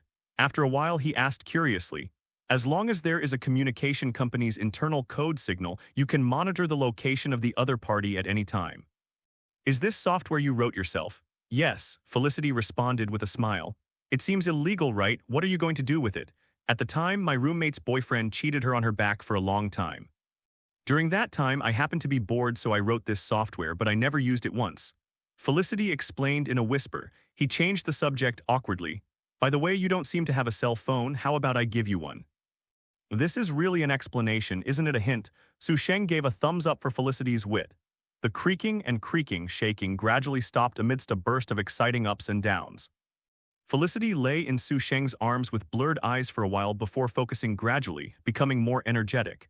After tidying up some messy hair, he rested his head on Sheng's shoulder and said lazily, "Honey, you are amazing. You are not bad too." Although he thought about the breakup situation with divergent thinking, but now her body, performance, and the pleasant response in progress make Sheng full of energy. After resting for a while, Sheng hugged Felicity and went to the bathroom. The water washed the two tired and lazy bodies and then returned to the bedroom to sleep in a hug. Appropriate exercise can enhance the quality of people's sleep, and it is also suitable for changing topics. At least Felicity's call to send Sheng has been turned off. All night till dawn, Felicity, who had had breakfast, went to work. Sheng took the notebook to the living room, monitoring Laurel's situation while browsing the news on the internet. Gotham, Central City, Metropolis, etc. Laurel hadn't been to the factory of Quinn Industries for several days, as if what happened last time was completely past tense. Her life is very regular at 3 o'clock every day. She leaves home in the morning to go to school and goes home directly after school, acting like a primary school student. Therefore, Sheng's life in the past few days has also become very regular. During the day, he goes online and monitors Laurel's location by the way. In the evening, Felicity comes back to chat and watch TV and then does some intense exercise before going to bed. Felicity is getting more and more radiant these days. The creaking voice sounded on time and Felicity suddenly shouted excitedly, "Moved, moved. Isn't I moving all the time? I mean Laurel's position has moved." Felicity pointed sideways to the notebook next to her, which showed that the red dot at Laurel's position was indeed moving, as if she had come out of the house. "I came out of the house so late, will she go to you?" Felicity looked at Sheng excitedly. Sheng cast a glance and retracted his gaze. Although Laurel finally did something to make him happy, he still had to do the things in front of him first, and Felicity soon had no time to think about other things. The bright moonlight swayed the earth. There are few pedestrians on the streets of the slums. Only in the corners, you can occasionally see a few homeless people sleeping on the street. In front of the factory of Quinn Industrial, Laurel wears sportswear carrying a bag and looks around and takes a few deep breaths. After taking a sigh of relief, he began to retreat, sprinting, leaping high and grabbing the iron gate. The 2-meter-high iron gate made her a little strenuous, and it took her for a long time to climb over. After landing, Laurel opened the bag and took out 2 things. Flashlight, electric shock device. The darkness and empty space of the abandoned factory made the light of the flashlight appear extremely bright. According to memory, Laurel soon came to the place where he was kidnapped last time.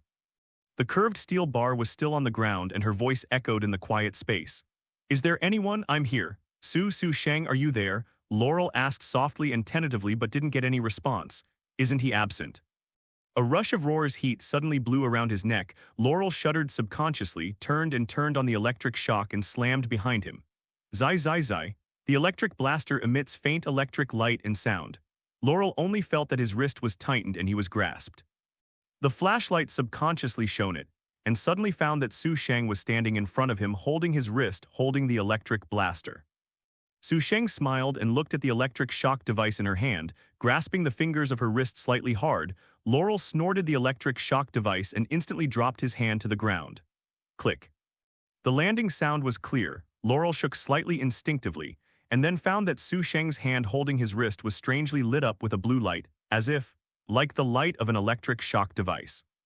With a crackling sound, Laurel instantly felt an electric current upload from his hand, making herself tremble. She stared at Sheng in disbelief and was stunned. After falling to the ground, her body twitched slightly. Ignoring Laurel who fell on the ground, Sheng looked down at his hands. The electric current shuttles at the fingertips as his superimposed power begins to grow thicker and brighter and finally spread all over the body. There are crackling noises in the air and the dazzling blue light illuminates the surroundings. At the moment Sheng descends like Thor with irresistible majesty. Although Sheng knew that the ability of the disciple could indeed replicate the power of matter, he had never had the opportunity to try. The past replication was passive acceptance, and what was replicated was nothing. Just now he saw the electric shock device, and he had a whim to try to see if he could replicate the power of the electric shock device. The result was very smooth, although the power of this kind of electric shock device for self-defense is not strong. The initial strength is not important to Sheng because he can stack power infinitely even if it is just a small electric current of the electric shock device. It can also be stacked to destroy it. The power of heaven and earth. Ring-ling-ling. The bell ringing from Laurel's bag interrupted his thoughts. Sheng put away the electric current, bent over and found the phone in her bag. There is no unfamiliar number labeled name. Sheng thought for a while and pressed the switch, followed by Felicity's eager voice from inside. "Is it you, Felicity?" Sheng was a little surprised that she actually called Laurel on the phone. Hearing Sheng's voice, Felicity breathed a sigh of relief and said eagerly, "There are 7 or 8 well-equipped people who are definitely not policemen coming in." "Get out of there, can you identify them?" Sheng cast a glance at Laurel who had fainted to the ground and asked with a chuckle, "Yes, but find it and tell me." Sheng didn't hang up the phone but just put it in his pocket. Then he picked up 2 steel bars on the ground and gently broke them with both hands. At least 2 steel bars with thick fingers were instantly bent into a U-shape. Sheng then pulled Laurel up from the ground and brought it to the wall, his body straightened and his arms extended. The U-shaped steel bar wrapped her arm directly into the wall. The sturdy wall was easily penetrated like a tofu dregs project, and the other side was made in the same way, and Laurel was fixed to the wall in a blink of an eye. Poor Laurel has only seen Sheng twice, but fainted both times and was fixed by steel bars both times. Last time it was on the ground, this time it was on the wall. Fortunately, Sheng didn't strip her clothes off this time, at least not now. "I found it!" Felicity's voice rang from the phone. Sheng answered the phone and heard Felicity say in surprise, "Most people wear masks and it is difficult to find their looks and characteristics, but one person should be their leader. Dinah Lance, Kun Tin Lance's ex-wife, Laurel's mother. I tried to investigate her detailed information but found that the level of confidentiality is as high as yours. She won't have anything to do with you, right? I have nothing to do with her." Sheng said with a chuckle, "You did a good job. When I go back to reward you, I hang up first. Be careful yourself." Sheng hung up the phone and deleted the call log and then pointed the flashlight Laurel brought at her. A bright beam hit her and Sheng stood by. At the entrance of the plant, the door was gently pulled open. Galulu tilde a flashing thunder was thrown in, and the dazzling light illuminates the entire plant. Immediately after the door was suddenly opened vigorously, people in combat uniforms and masks rushed up. These people are well organized and experienced. The moment they came in, they found the target's muzzle aimed instantly, but they found that the target person didn't seem to be dazzled by the flash and thunder. Instead, they had time to look at them with a smile. Da-doo-da. The sound of high heels sounded from the door, and a middle-aged woman with a paralyzed face came in from the door. Glancing at Sheng and Laurel on the wall, she frowned slightly just about to speak. At this time, the smiling Sheng suddenly moved. Zai zai zai. The electric light lit up on his body. Sheng raised his hand and slammed a finger in their direction. Boom. The electric current increased countless times and rushed out fiercely, transforming into a blue python with an open blood basin in the air and swallowing these people in an instant. In the snake's belly in the electric light, the guns in these people's hands exploded instantly, screams and groans sounded, and these people fell to the ground one after another. The electro-optical python roared and stopped suddenly in front of the middle-aged woman, and then slowly turned. The blue electro-optical body surrounded her. Huge amounts of snake heads suspended beside her, and an electric current like a letter was constantly beside her. Flickering, the electric current in the air caused her hair to float one by one. She didn't move, watching Sheng approaching without squinting. She seemed extremely calm. "Are you surprised? Are you surprised?" Sheng asked with a smile, puffed through. The middle-aged woman suddenly sat on the ground, her eyes flashing shock and horror without squinting just now. "I thought you were so calm because of your knowledge and knowledge." The contrast between the front and the back made Sheng faintly stunned and then burst into laughter. "Talk about your identity." Dinah Lance glanced subconsciously at the electro-optical python next to her, and then at her daughter fixed on the wall in the distance, and the agent team who fell on the ground unconsciously, her throat wriggling uncontrollably. The investigation data does not say that he still has such a super ability. Have you ever heard of Tianyanhui? Tianyanhui is a special department under the United States government which is responsible for understanding and handling Superman-type incidents. She watched Su Sheng slowly speaking in shock. What you did in Gotham has threatened the security and peace of human society, so we need to talk to you. Although the government organizations in the DC world do not have the same sense of presence as in the Marvel world, Su Sheng has heard of it.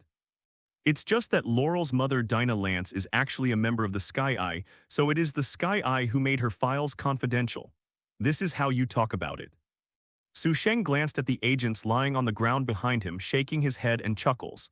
Dinah Lance said, "This is a necessary means of protection before you are uncertain about your attitude, so they didn't shoot, didn't they? What's more, you seem to have kidnapped an innocent person now. I can't judge what you want to do. What?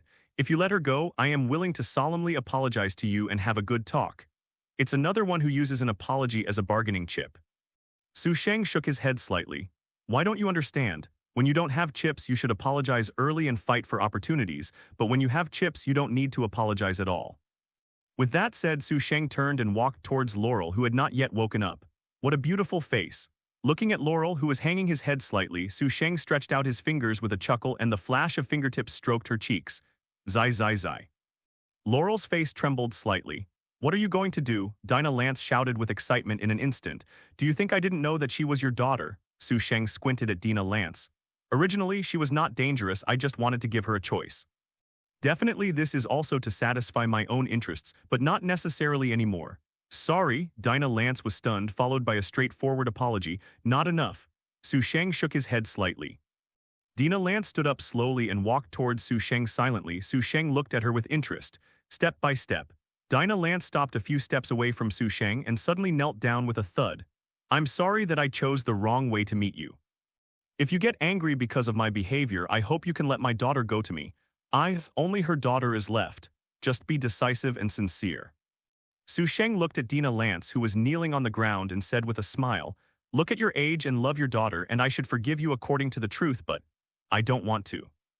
You say me what you did in Gotham has threatened the security and peace of human society. Didn't you find the wrong person? My name is Su Sheng, not Bane.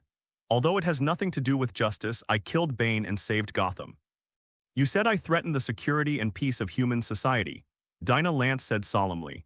We have investigated you, extreme selfishness, and typical antisocial personality disorder. Although you are occasionally friendly and easy to get along with, it depends on your mood, and most of your actions are driven by instinctive desires.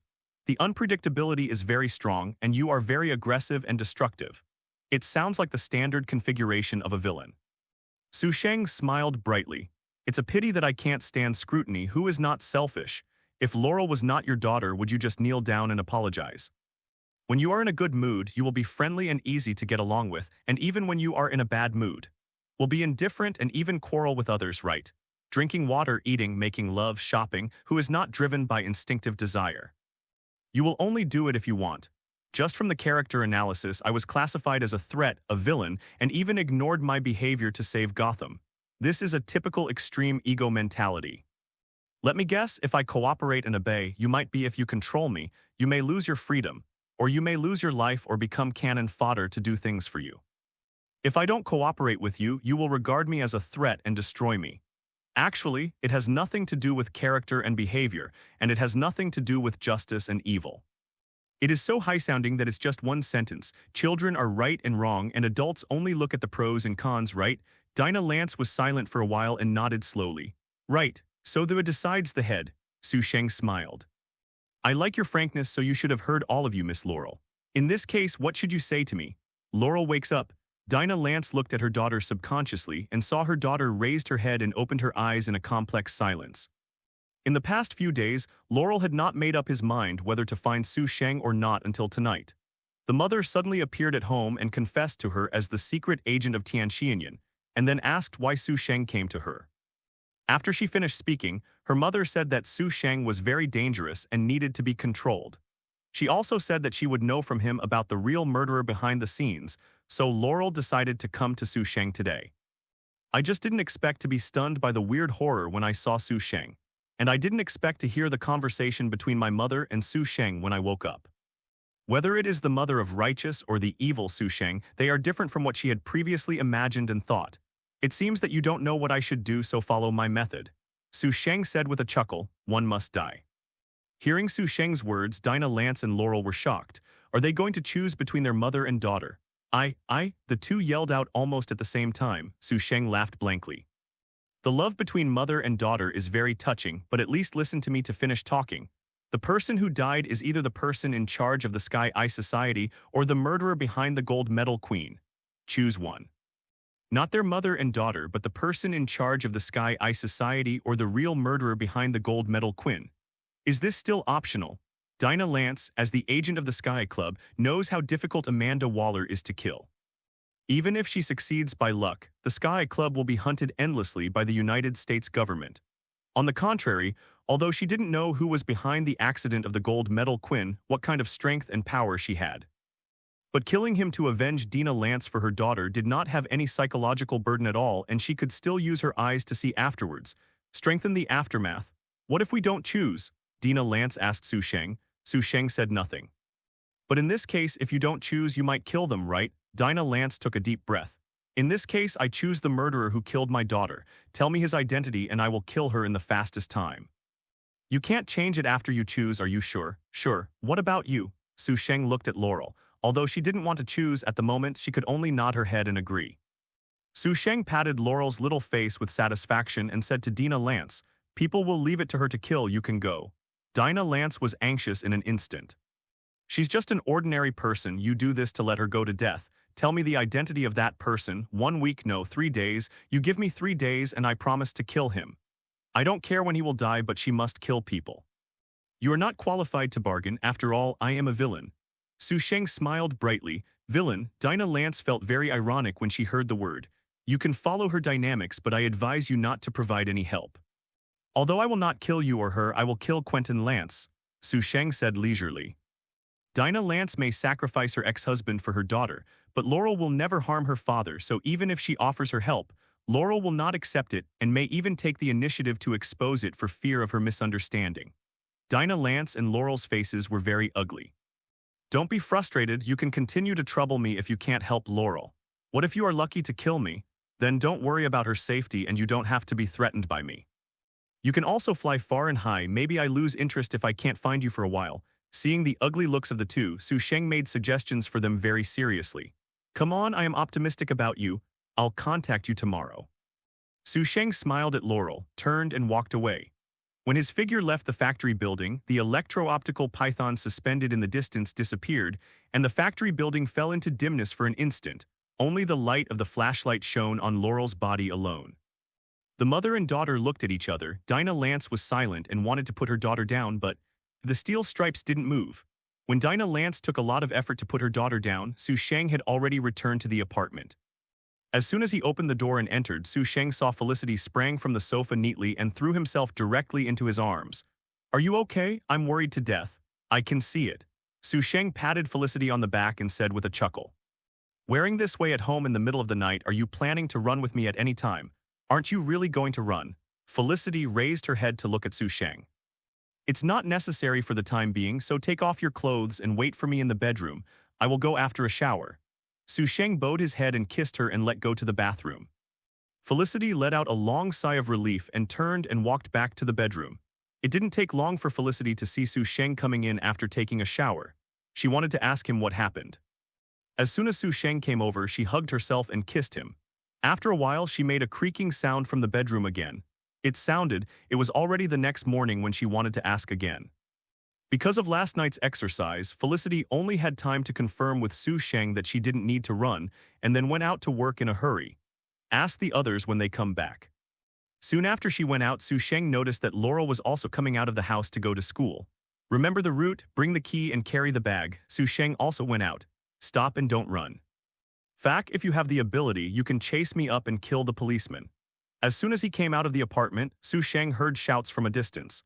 Following the sound, it seemed that a middle-aged policeman was chasing a black man who grabbed a bag. The nearby pedestrians stepped away in horror.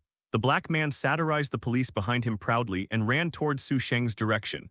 Quentin Lance, Sheng somewhat accidentally recognized the middle-aged policeman chasing the black man. Isn't this Laurel's father? Seeing them get farther and farther, the black man gets closer and closer to him. Sheng, who happened to get in the way, took a step back and walked away. Seeing his actions, the blacks looked arrogant and proud, but Quentin Lance was unwilling to do so. This is the city of Starling, and no citizen is willing to help the police. The black man came running fast, and while running, he took a moment to glance at Sheng and showed an expression that counts you.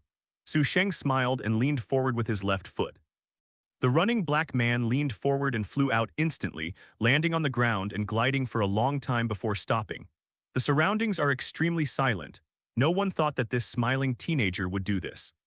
Quentin Lance was stunned and hurried to catch up with him and put on handcuffs on the black man's arm and said gratefully to Sheng at the same time, "Thank you for your help. It's a matter of raising your hand." Sheng smiled brilliantly and watched Quentin Lance lift up the blood-stained black man. Tusk, this is the legendary face break. When the two were talking, a woman panting and wearing professional attire ran from behind and said to Quentin Lance gratefully, thank you very much. There is a very important law in this bag. Files, if they are lost, it will be very troublesome. If you want to thank her, thank her. If it weren't for his willingness to help, I'm afraid you won't be able to get your bag back. Quentin Lance handed the bag over and looked around.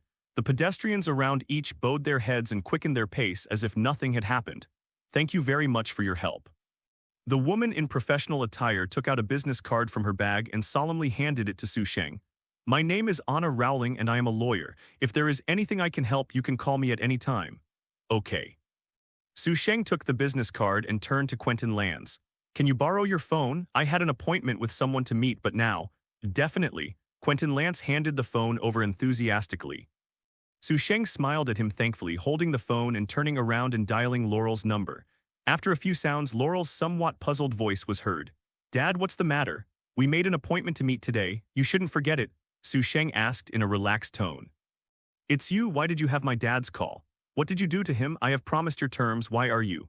Laurel recognized Sheng's voice, thinking of his threat yesterday, and now take it again when her father called herself. She panicked. My dear, don't be angry. Let's meet and say okay. It's still the same place. I can be there in about half an hour. Sheng said softly before hanging up and returning it to Quentin Lance. Thanks, like what you said. Quentin Lance returned the phone with a smile. He didn't know his effort but scared his daughter. Can I go now? Sheng asked. Definitely. Sheng smiled politely at Quentin Lance and Anna Rowling and left. 20 minutes later. In front of the gate of the Quinn factory, Laurel, with an anxious look, saw Sheng appear and hurriedly greeted him. What did you do to my father? Sheng chuckled softly. I just ran into your father who helped him catch a bag thief. By the way, I just used his phone to contact you. Really? Laurel was skeptical. Don't you know if you give him one? Sheng said casually. Laurel took out the arc hesitation and struck it over. A few seconds later, there was a noisy and busy voice on the phone. Is there anything? I'm busy here. No, it's okay. Then hang up first. Quentin Lance hung up before Laurel could say the second sentence. Just about to put it down, Quentin Lance subconsciously flipped through the call records. There was no unfamiliar number. The last call was her daughter's number. Did you delete it after the fight? Quentin Lance mumbled without thinking, put away the phone and got busy. Remember not to be so stupid in the future. If a villain uses the phone of someone you know to call you, remember to confirm the situation first. Don't be stupid and come over directly. Looking at Laurel, who put away the phone with a sigh of relief, Sheng felt that if someone send hurry Sheng make money, she might follow this message. Who knows what you will do? Laurel murmured in his heart secretly, have you brought money? Sheng asked suddenly, take it, come with me. Sheng patted her shoulder, leading the way. After walking for about 10 minutes, Sheng took her to the door of a hotel. What are you doing here? Laurel asked suspiciously. Do you want to be outside when you open the room? I don't care if you don't mind. Laurel didn't want to choose to open the room or outside, but when Sheng saw that she hadn't answered for a long time and was about to pull her away, she could only choose to open the room. Enter the hotel, open the room, pay the money, and get the key. Sheng put his arms around Laurel with a reluctant face and entered the room. The door closed, and Laurel was nervous when she saw Sheng took out the camera from her bag and pointed at her face that turned pale in an instant. Take off, Sheng said. Laurel gritted her teeth and looked at Sheng resentfully and took it off reluctantly. She dared not resist. She is not afraid of death, but she is afraid that Sheng will not let her family go. One by one, when she was innocent, Sheng found a good angle to fix the camera, then turned around and took out a tape measure from her bag and came to her and began to measure her figure carefully. What do you want to do? Laurel did not dare to resist at the mercy. Help you make a dress. Sheng answered casually, squeezing at the same time. You have a better figure than my girlfriend. You still have a girlfriend? Laurel sneered. Let's introduce you to each other later. Sheng put the tape measure away and turned back to pick up the camera and look at it, and finally put it back in the bag together. Although your figure is good, your physical fitness can only be regarded as average. In the future, you will need to strengthen your physical strength and strength. Only with a good body can you defeat your enemies. Like you, for example, the behind-the-scenes murderer who caused the accident on the gold medal Quinn and killed your sister. Sheng didn't care about Laurel's little resistance. His power is all over Starling City, so once your identity is exposed, it will be troublesome, and his personal strength is very strong. From physical skills alone, even if I train you to death, your ability may not be able to win, so I will help you prepare some gadgets. All you have to do is train again, and then start with his minions. Seeing Sheng's serious look, Laurel was lost. Although she knows that Sheng may not be a bad person, but from his unscrupulous behavior, it can be determined that he is not a good person. But Laurel didn't understand why he was staring at him, let alone whether he wanted to hurt himself or help himself.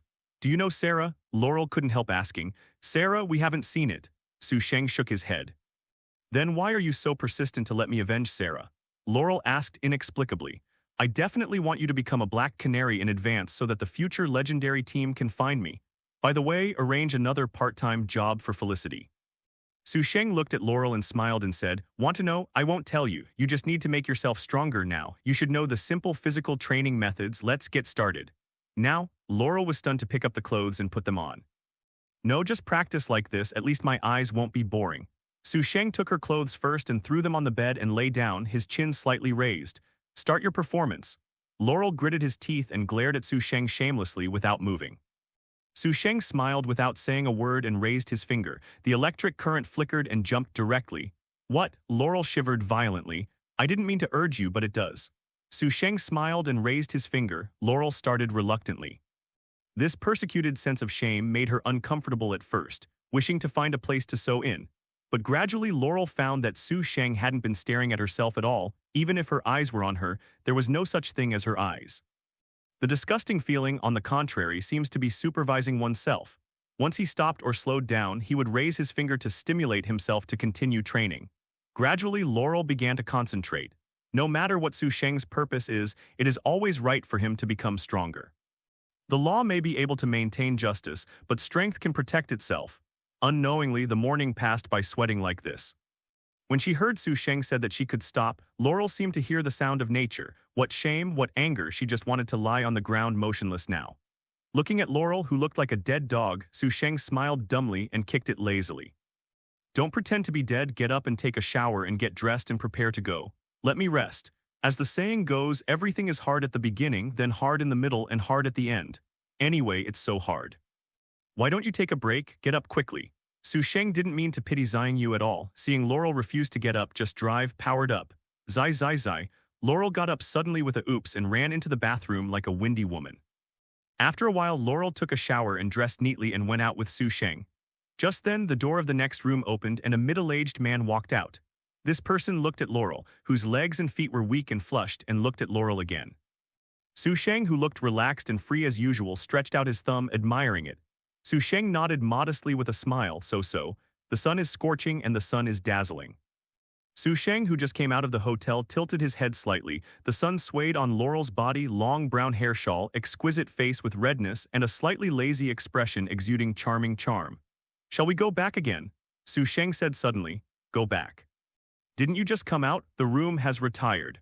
Laurel was stunned and turned to look at Sheng. As soon as he turned his head, he saw him looking at him, his dark eyes filled with interest and possessiveness. This is different from the look in the eyes when supervising his exercise before. It is the kind of desire for men and women who want to own themselves. This kind of direct gaze made Laurel subconsciously avoid the eye contact, clearly wearing her clothes tightly, but she was even shyer than when he looked naked during exercise. Laurel didn't know what to do. If he persecuted himself when he first opened the room or just after the exercise, he might feel resentful but would submit, but now Sheng asked her and she didn't know that she would do it. Forget it, leave some freshness. Sheng said lightly when Laurel was embarrassed. I won't supervise you during the afternoon exercise, just arrange it yourself. Laurel nodded subconsciously and saw that Sheng had waved away, and she also left here in a daze. Not long after I walked, I saw my mother greeted me with worry and anger. Are you all right? That guy didn't do anything to you, right? Laurel shook his head. Really? Dinah Lance didn't believe it. I took my daughter to the hotel early in the morning. When I came out, my daughter blushed and her legs were soft. As a person who came over, she would naturally think of something. Laurel nodded and said. Dinah Lance frowned. Didn't say who is behind the scenes, didn't bully her daughter, just supervise her exercise. Dinah Lance thought about it and decided to wait and see for the time being. She had reported what happened last night. After all, the death of several agents is not a trivial matter. The instructions given to her above were to collect Sheng's intelligence as much as possible temporarily. After separating from Laurel, Sheng didn't return to the apartment but walked aimlessly on the street. What is the standard configuration of the hero? Uniforms and equipment are essential for training Laurel to become Black Canary in advance. Sheng had thought about it a long time ago. The uniform can go to Wayne Enterprise. Anyway, the identity of Talia al Ghul has not been exposed. Now he is the largest shareholder of Wayne Group. He got a uniform based on the photo taken. It should be easy, right? Regular equipment can also be obtained from Wayne Enterprise. As for the iconic special equipment, Sonic equipment, you can go to the center city to find Cisco Raymond. Although I don't know each other, I don't have money, but is it important? Unimportant. Unknowingly, Sheng found himself in a park. Even though the sun was scorching, many people still had lunch or dates here. Looking for a big shady tree to sit on the grass, Sheng looked around leisurely and wondered, waiting for Felicity to come back from get off work to help her contact Talia al Ghul. The sunlight passed through the branches, and a woman suddenly appeared from behind the tree with long burgundy hair and a black dress. After running over, she looked back and it seemed that someone was chasing her. This time she saw Sheng sitting leaning on the tree, and her eyes lit up instantly. She turned around and walked quickly to Sheng and directly sat on his lap, holding her hands around him, and at the same time her hands hooked Sheng's neck and kissed him directly. Very proactive, enthusiastic, and dedicated. As if the next moment the sky is going directly to the floor. Her skills are jerky but very active, holding Sheng tightly as if to blend into his body. Ha. She suddenly snorted, and then felt that she was holding her hand and turned her off and lying on the ground. The next moment she felt the other person pressing on her body, with her arms on top of her shoulders. The supporting hands hugged his head and kissed again. This made her a little angry and panicked, but she soon realized that this posture could cover herself more.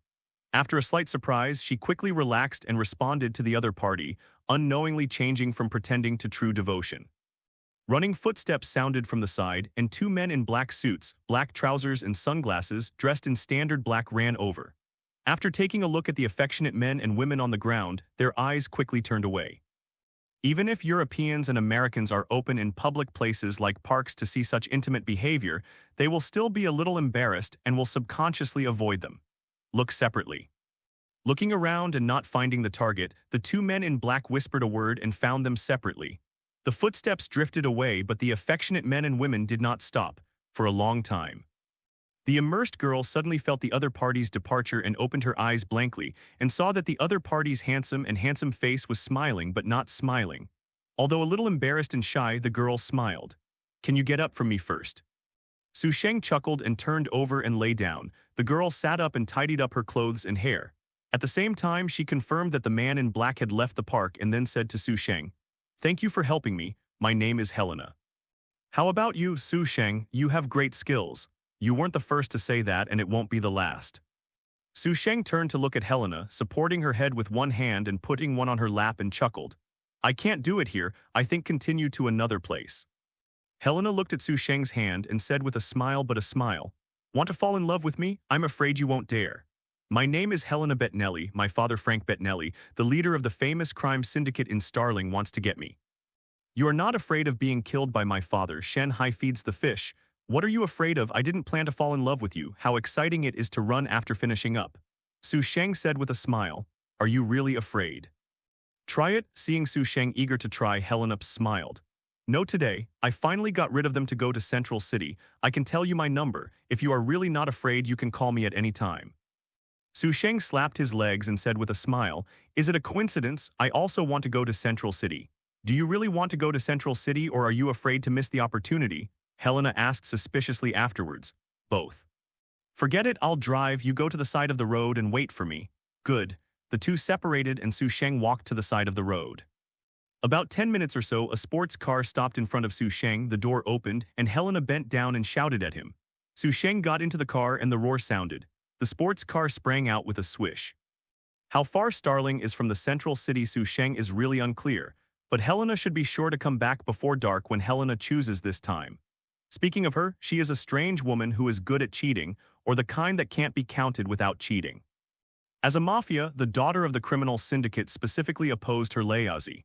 At the beginning, she just collected evidence and prepared to report. She directly became a huntress and prepared to kill her relatives several times, until his father was accidentally killed by others in the exchange of fire, and her cheating trip was considered to be over. She briefly joined the Green Arrow team and the Bat family and also worked as an oracle for a while. But unfortunately she was cruel and did not have the standard of not killing, so her philosophy was not consistent and she was again dressed as a huntress. Later, she joined the Justice League and learned how to control her temper and cruelty, but Batman opened her on the grounds that the League didn't need a killer. Don't take me to play. Okay, then I will find someone to play with. She and Black Canary Laurel Lance, Barbara Gordon, who was codenamed Oracle during the Paralysis period, formed a small organization, the Raptor Team. The result is getting bigger and bigger. Catwoman, Katana, Poison Ivy have all joined this team. Definitely now it seems that Helena is still in the beginning period of cheating.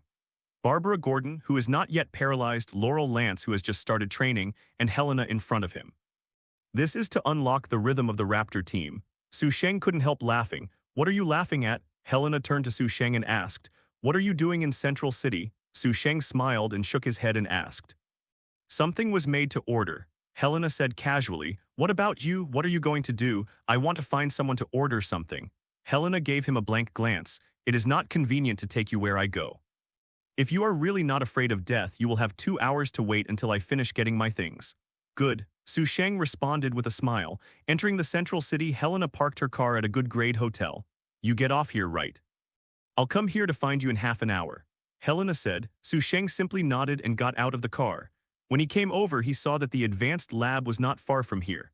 Watching Helena drive away, Sheng leisurely walked towards the cutting-edge laboratory. The particle explosion has not yet occurred, and the cutting-edge laboratory has not been closed. Sheng was stopped by the security guard as soon as he arrived at the door. Excuse me, sir, what can I do for you? I'm looking for Cisco Ramon. Sheng said with a smile. Excuse me, what's your name? The security guard asked while preparing to contact, but at this time the door opened but 2 people walked out, 1 man and 1 woman. The woman has long curly hair and shawl, the smile is bright and the demeanor is a lady. The man is not tall and has a dark complexion with shoulder-to-shoulder hair. It is the future vibe Cisco Raymond and the frost killer Caitlin Snow.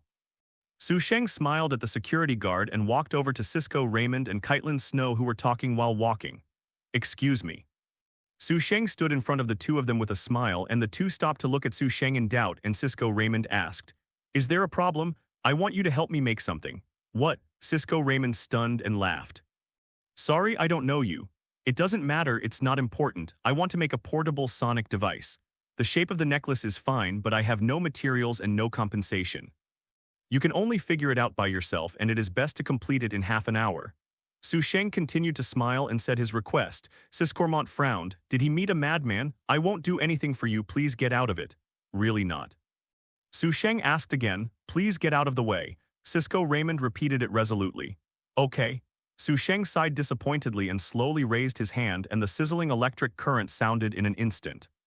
The electric current shuttled in his hand, and the blue light reflected on Cisco Raymond and on Caitlin Snow's shocked face. Sheng asked again as if unwillingly. Now can it be done? Cisco Raymond stared blankly at Sheng's hand filled with electric light. Super ability. This is super ability. There really is super ability. The reaction of Cisco Raymond did not retreat, but instead, a look of excitement appeared on his shocked face, and he asked quickly. How did you do it? Can you generate electricity as you like? What is the maximum electric current? Wouldn't it be electric to yourself? Seeing that Cisco Ramon was so excited that he stretched out his hand to give it a try, Sheng followed the security guard, who drew his gun with his finger. The lightning hit the security guard instantly. Amid the screams and shaking, the security guard slowly fell to the ground and fainted. What? Cisco Raymond finally reacted, subconsciously blocking in front of Caitlin Snow. What are you going to do? Don't mess around or we call the police. I didn't want to make the scene so nervous. I just wanted you to help me make a piece of sonic equipment.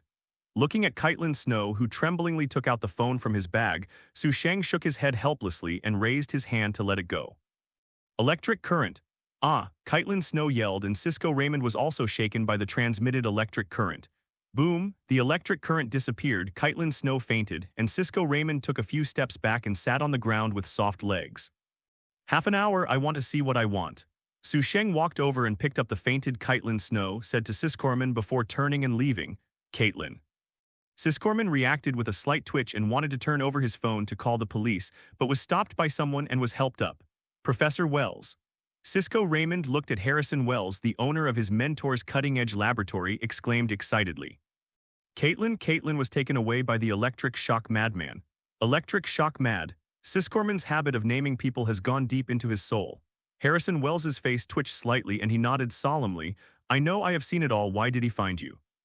I don't know him at all. I suddenly ran over and asked me to help him make a sonic device. There was no material and no compensation for me to figure out a solution. By the way, I only gave me half an hour. Cisco Ramon said hurriedly. He came for sonic equipment, so Caitlin will not be in danger for the time being. Don't call the police. You can make the sonic equipment. I will try to see if I can find him. Harrison Wells patted Cisco, Meng's shoulder seriously relieved. Caitlin will be fine, don't worry. Cisco Raymond nodded heavily. I'm going now. Back in the lab, Cisco Raymond began to make sonic equipment. Harrison Wells looked for Caitlin's whereabouts on the computer with a deep expression. At the moment. On the roof of a residential building near the advanced laboratory, Caitlin woke up faintly after being stunned. As soon as she opened her eyes, Caitlin saw Sheng, who was close at hand, yelled in shock and hurriedly backed away. Sheng didn't draw near, but looked at Caitlin Snow, who was panicked, and said apologetically, Maybe I just got a new ability and I have a strong sense of freshness. I really like electric people recently, so I'm sorry to stun you. You don't come over. Caitlin sat slumped and didn't seem to hear Sheng's words clearly, waving her hands indiscriminately and shouting loudly. I won't go there, don't come over you. Sheng took a long breath and flashed an electric light on his hand, his eyes swept coldly. Shut up or I will electrocute you. Caitlin Snow's body froze in fright and instantly closed her red lips. Don't come over, come here, tell me, did I move? Sheng said to Caitlin Snow angrily. I found out that you people are sick, or do you have a tendency to abuse? If you don't listen, do you have to turn your face? Seeing Caitlin Snowsouthers trembling and calming down, Sheng squatted down in front of her and smiled. That's right, calm down and be quiet. Don't yell at every turn like the heroine of a dog blood TV series. This will destroy your image in my heart, although I am more interested in the other you. Caitlin Snow looked at him tremblingly. The other me? What's the meaning? I didn't intend to hurt you. You can leave after Cisco Raymond does what I want in half an hour, but before then I hope you can be obedient. Can you do it? Sheng said softly asked. Caitlin Snow nodded. Good. Sheng patted Caitlin Snow on the head with satisfaction and asked casually, Have you made a boyfriend? Caitlin Snow shook his head. I didn't pay, it's okay, you're still more suitable for being single. Sheng chuckled lightly. Caitlin Snow is not happy anymore. What makes me more suitable for being single? She angrily asked. Why, definitely is based on your cough ability. First, Ronnie Raymond, who is also the fiancé of Caitlin Snow, a member of the advanced laboratory, merged with Martin Stein after the Big Bang to form Firestorm and finally died in order to save the city. Followed by Hunter Zolman, the extreme speed of Earth 2. Rule the Earth playing the Flash Barry Allen did not want the results, also died. Although the last alchemist Julian Dorn didn't hang up, he just slipped away. Caitlin Snow is doomed to a lonely and dying rhythm. Patting Caitlin Snow on the shoulder, Sheng seriously showed his fearless spirit. Remember, don't make a boyfriend. If you really need it, you can find me. The Buddha said if I don't go to hell, whoever goes to hell. I have a hard life, you can't kill me. What does it mean to find you if you need it? What does it mean that you don't go to hell? Who goes to hell? What makes your life hard? I can't kill you. If I can't beat you, I'll fight with you. Caitlin Snow turned her head to ignore Sheng. A baby was very angry and the baby ignored your posture. However, when angry, Caitlin Snow is not as scared as before. Although this person is very annoying, it seems that he really didn't mean to hurt himself. As soon as the fear disappears, curiosity naturally rises. Although she is not obsessed with super ability like Cisco Raymond, as a bioengineer she is curious about how Sheng generates electric current. If possible, she even wants to do a complete inspection of the data. What's your name? Caitlin Snow asked tentatively. Sheng, are you from Huaxia? Are you born with super ability or is it caused by some changes the day after tomorrow? Have you checked your body? Sheng asked with a smile. What do you want to check it for me? Caitlin Snow first nodded, followed, and shook his head.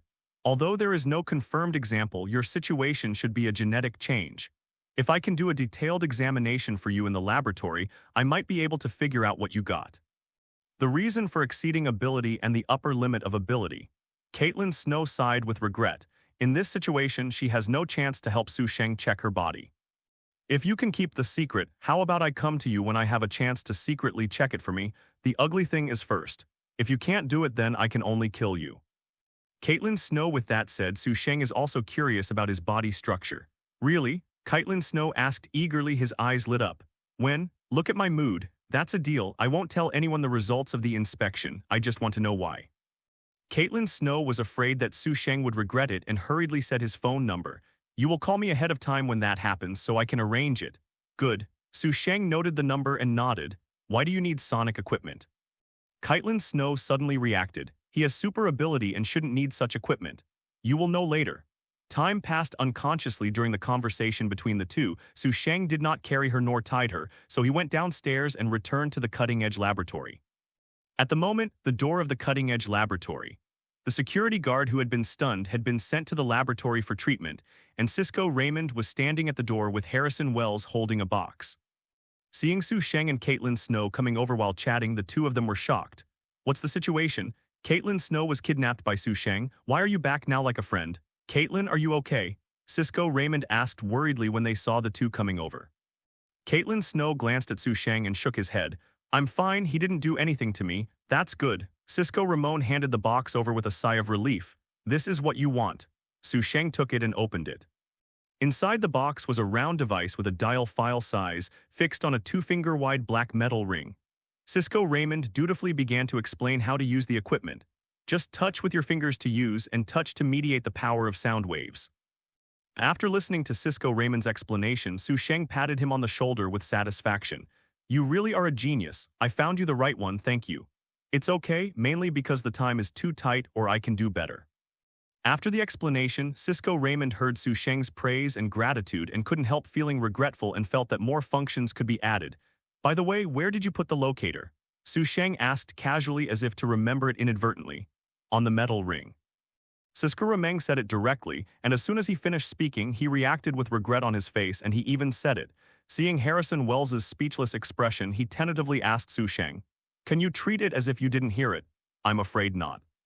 Sheng shook his head and directly removed the black metal ring and handed it to Cisco Raymond. Cisco Ramon covered his face and took it. Goodbye, everyone. Sheng waved his hand and turned away. Seeing him leave like this, Cisco Raymond couldn't help asking. Just forget it or let's call the police. He would have left when the police arrived. Where can I find it? Harrison Wells shook his head. As long as Caitlin is okay, go back to the lab first.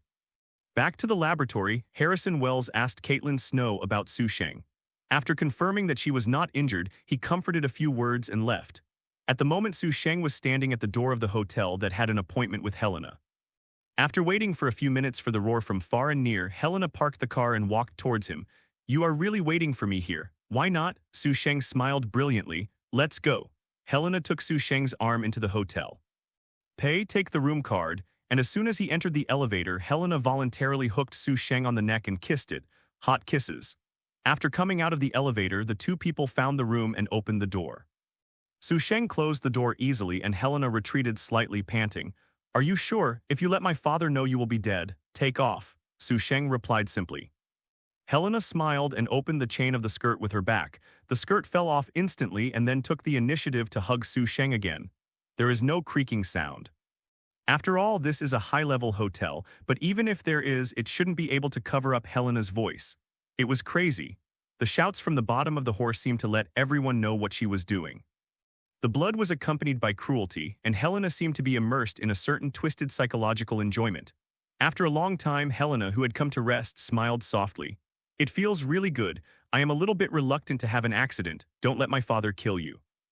What you care about will torture you. Expectation is the root of all pain. I am happy to help you relieve the pain. Sheng smiled brightly. Helena's smile froze slightly, as if thinking of something. She shook her head after a long while. First of all, you have to live. After speaking, she limped to the bathroom. Helena thought 2 hours should be more than enough before, but more than 2 hours have passed since she came out of the hotel and was preparing to return to Starling. It was already dark when she returned to Starling. Helena parked the car aside and turned her head to look at Sheng. Tell me your phone number. I will find you if I think. Sheng shook his head and said, Why? Helena asked, unhappy. Sheng smiled and waved to get out of the car. I will find you, Helena yelled after him, but Sheng had disappeared into the night on the street. Helena snorted and started the car to go home. As soon as she got home, she saw her father sitting in the living room with a sullen face, and Helena gave a blank expression to roar and prepared to go upstairs. Stop! Aren't you going to explain to me where you went? I didn't go to kill and set fire anyway. You, Frank Bettinelli walked up to Helena and slapped his hand, snapped, the sound is crisp. Frank Bettinelli stared at his daughter angrily. You have to remember that you are my daughter. No matter what I do, you are my daughter. This cannot be changed. You better understand this as soon as possible. Helena covered her face and coldly watched her father turn upstairs. Check it out for me. I want to know where she has been and who she was with during this time. Frank Bettinelli turned his head and shouted to the butler. Yes. The butler lowered his head in response. He wanted to know who his daughter did and what she did with her. Similarly, Felicity also wanted to know who Sheng did and what she did with her. When she came back from get off work, she found that Sheng was not at home and started to worry. As a result, when Sheng came back, she started to worry. Felicity smelled the perfume that didn't belong to him. Who is she? Felicity pushed his glasses and asked Sheng seriously. Who? Sheng answered casually. Whose perfume smells on you? Is there? I took a shower, maybe it was afterwards. Sheng sniffed and didn't smell anything. Sometimes a woman's nose is better than a police dog. He hugged Felicity and said with a smile. I supervised Laurel training in the morning, and in the afternoon I helped people get rid of the bodyguards at home and took a ride to Central City just back. This is the sonic equipment I bought for Laurel. Please check to see if there are any problems.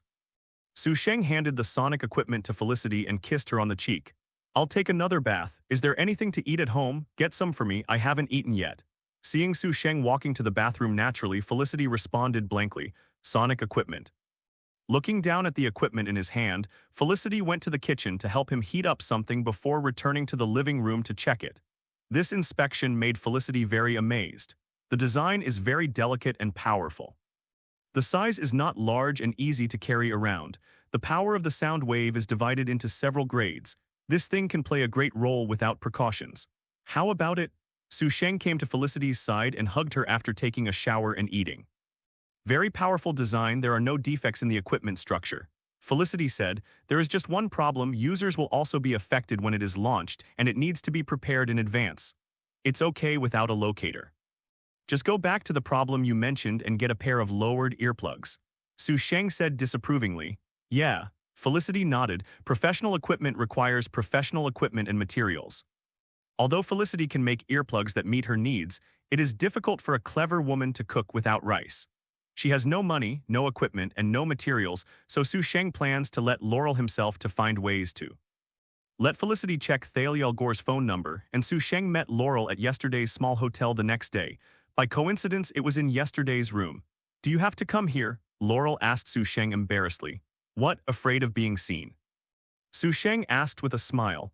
I don't have that much money to open a room with you every day. Laurel said bitterly. Then make money. If you want to be a hero who protects the city and punishes sins, you can't have money. Then this is the equipment I kidnapped for you yesterday. Sheng took out the sonic equipment. Laurel was stunned. You kidnapped again? Can't get used to it, then stop me when you have the strength. Sheng said the usage of the equipment and followed. You won't be able to use this stuff for the time being. I'll talk about it when you lay the foundation. Okay, don't get too slow and start today's exercise. In the morning, I will do physical exercises, and in the afternoon, I will teach you fighting skills. Life is as if Kang Jian can't resist, so enjoy it. Although Laurel doesn't know whether Sheng's behavior is a strong sword, she can only accept it. Silently taking off his coat, Laurel saw Sheng lying down on the bed again, gritted his teeth and continued. Just like yesterday. In order to prevent being trained by electric Laurel, she was very focused and meticulous, but even so after the morning training, she was also electrocuted a lot, so she felt that she would be immune to electric current in the future. After taking a shower and taking a break without food, The afternoon fighting training began. Laurel has no basis in fighting, so Sheng chose several fighting techniques that can give full play to her physical advantages. They are mainly Muay Thai and French kicking, combined with free fighting and Taekwondo. It would be better to add Wing Chun, but unfortunately the person he copied didn't know how to learn it, and he didn't bother to learn it and had to wait for Batman to come back anyway. These were enough for Laurel to learn for a while. The concept of Liang Xiangxiu doesn't seem to exist on Sheng. If you should do it, you won't be merciful just because Laurel is a woman or a woman without clothes. When the training is over, Laurel's white body is blue and purple. Go back and rest early, don't be late at the same time tomorrow.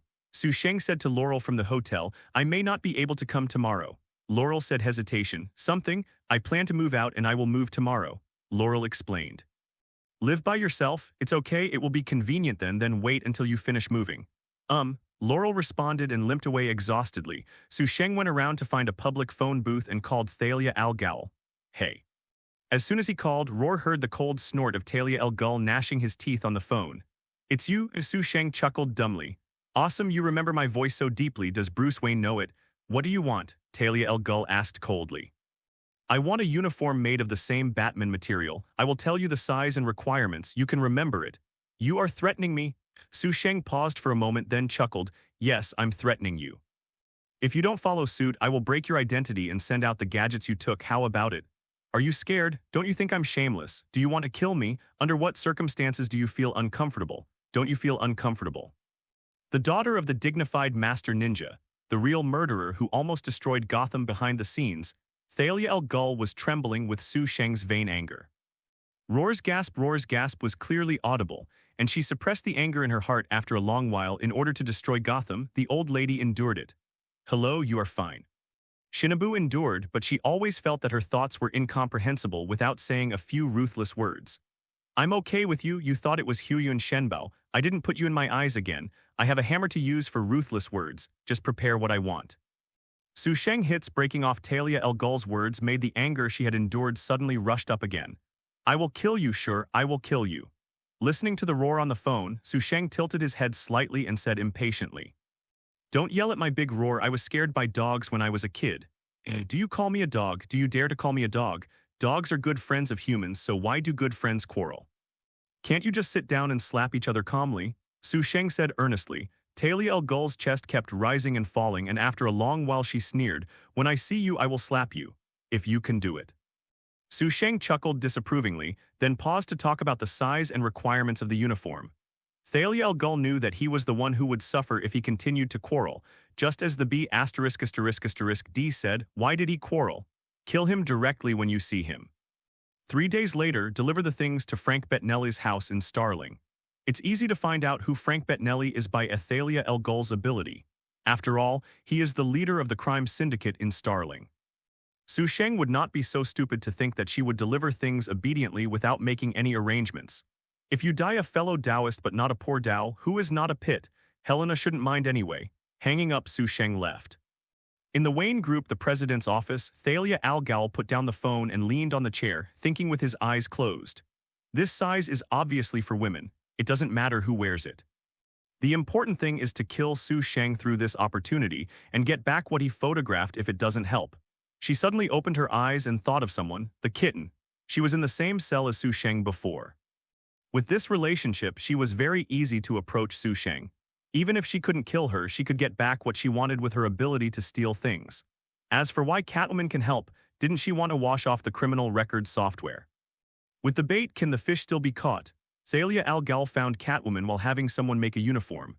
Don't look at Catwoman's appearance, the trail is hard to find, but Talia al Ghul naturally has her own way.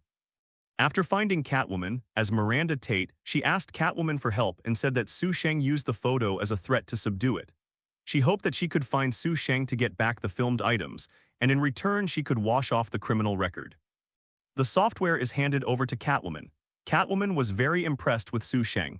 At first, she was afraid of Bane betraying Batman, but Bane was easily killed by Sheng, so she didn't want to provoke Sheng. But to wash herself off, Catwoman thought twice and decided to give it a try.